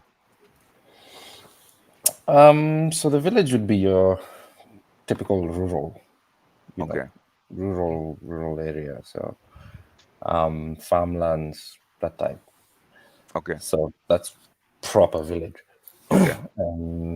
Sometimes no power, no electricity, but in general terms, yeah, it's proper rural farm town, etc. And then of course, city would be your classic Nairobi. But then that's where the distinction comes in, because if you're in the city, sort of upper suburbs, in parts of Nairobi, there are these suburbs called Westlands and Lavington, Karen. The girl will tell you those would be the sort of upper uppity city. Okay. And then those who are not the bougies. The bougies, yes. Yeah. Thank you. Right? And then the ghetto ones would be the ones who are sort of low middle. There are neighborhoods that are known for that. They are most Eastlands types. Okay.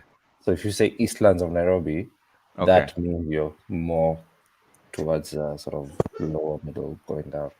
Okay. Yeah. So there's a bit of a difference. Okay.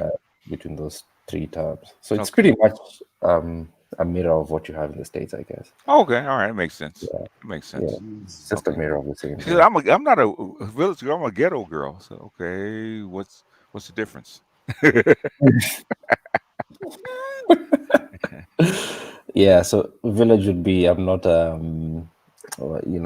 There's this, which I think it's tragic, but this idea of being village is being too simple or something like that.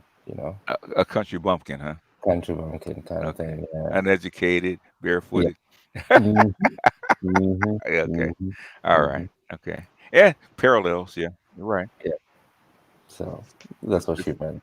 Yeah. Let's play a little bit of this. Just a little bit. Just a taste. Not too much. And these are African women. Okay. They sound like Americans.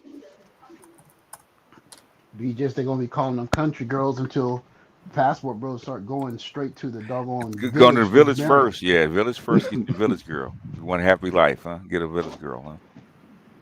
To Google and find data. No, you said my data was incorrect. Let me finish. Rose, please just mute Canway because I'm getting agitated now. I don't know again.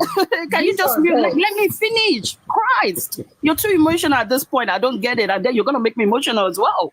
The point is, you've quoted the data. You talked about 14 billionaires. And I'm telling you, from my data that I've seen, it's incorrect. Now, whether you go and do your research again or you disagree, that's fine. It's actually okay to say you disagree. But I know that I'm speaking facts. And I know that if people can go online and check. In fact, if you use AI, it would give you better data because a lot of people just go on Google, find an AI and type in specifics and it will give you your source. Very easy to do, but I really don't have time to teach. You're missing context. Edward, just mute and let me land. I'm not missing any point. I'm literally reading out data that I've seen on 350 billionaires, not 14, as Canway had mentioned when he was speaking. Percentages. Can you mute and let me finish? No, but you mentioned me. 14. Why would I keep quiet for you to misquote me and mislead people? Can you please mute him? But when I was speaking now for myself, you said I shouldn't speak for myself. Exactly. Canway, now you're doing exactly the same thing. You mentioned 14. At no point did you say 362 or 350. You didn't mention that. You mentioned 14. Out of 14 billionaires, you will find out that 12 of those are, that's a lie as well. I'm going to return back to you the statement you made to me. That's a big fat lie. Go online. I'm hoping that people can go online now and do the research, right?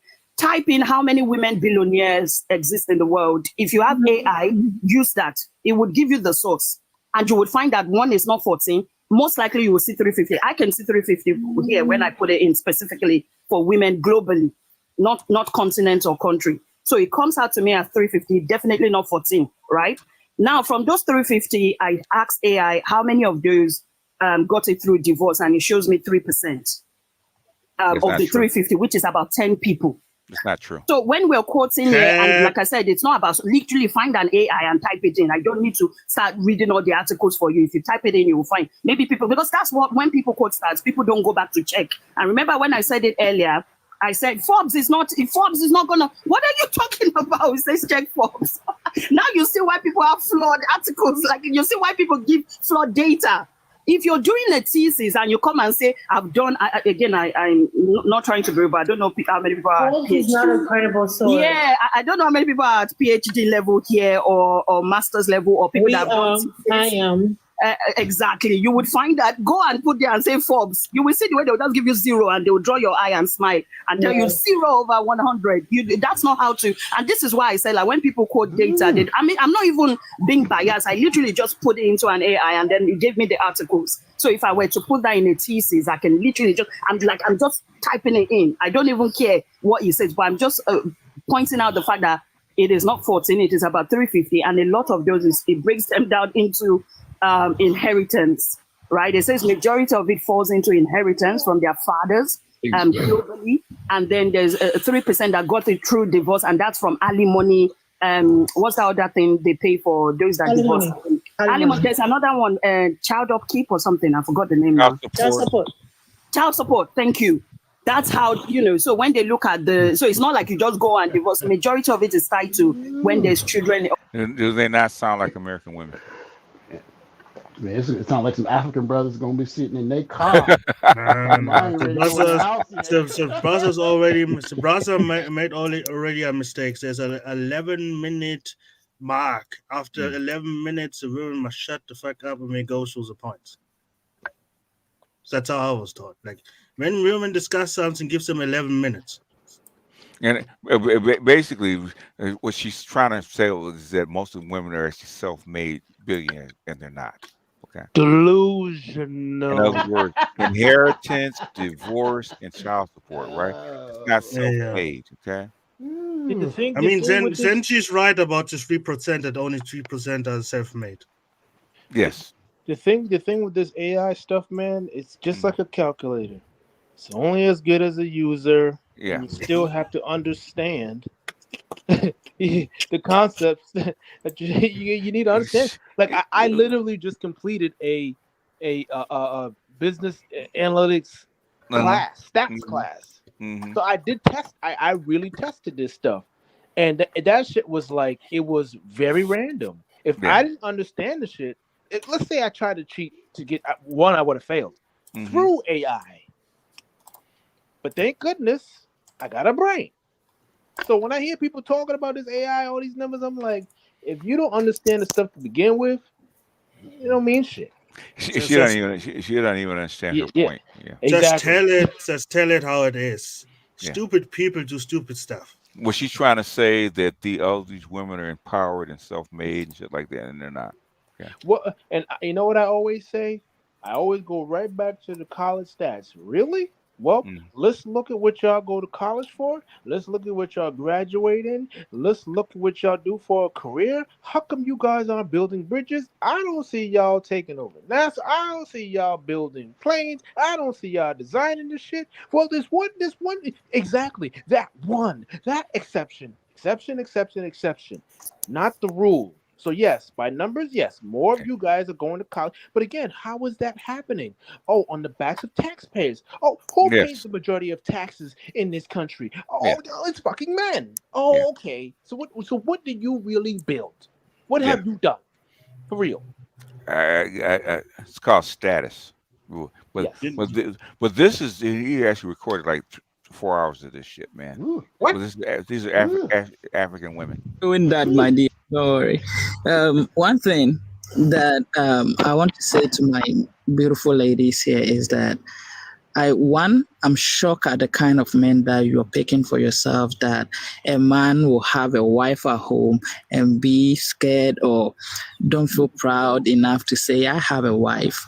One, your choice. Look at it. Check your choices, the kind of choices you make for yourself. Check it. Don't blame men. Secondly, when you women are saying, when you are broke shaming men, oh, if he's broke, if he's this, well, if you're a woman, you don't have the ass and the boobs, pack yourself. If you're a woman and you are so big, you are fat like the 3-story building, pack yourself.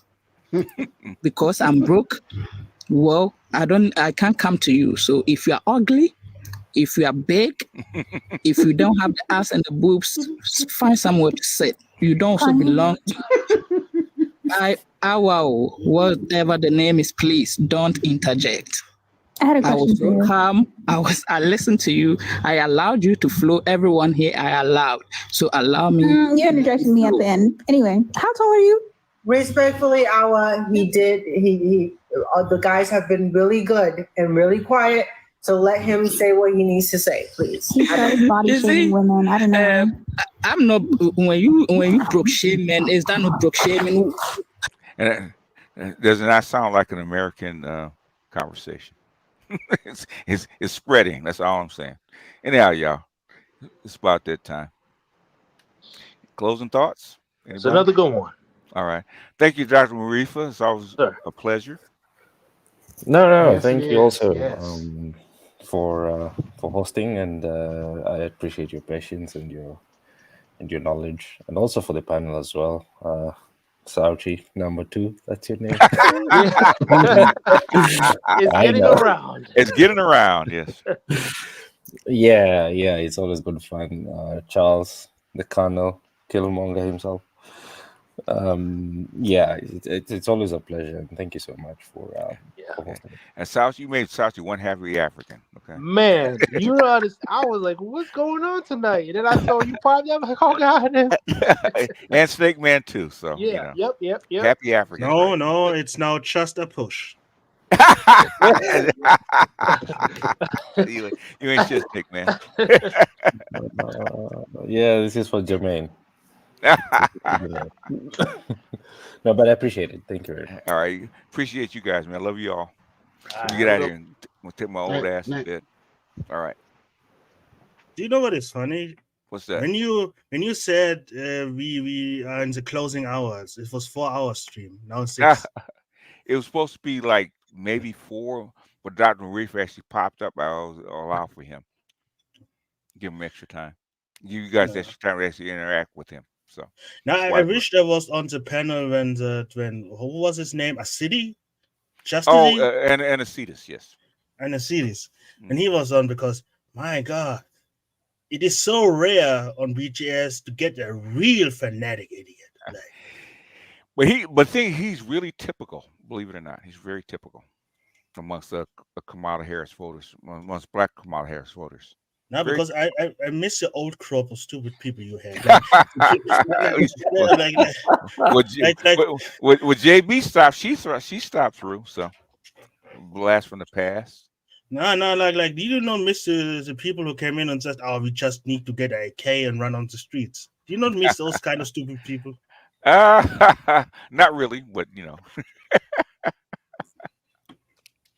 not really. But you take whoever comes. All right, good people. Let me get out of here. All right. Peace and blessings. Have a nice day. All right.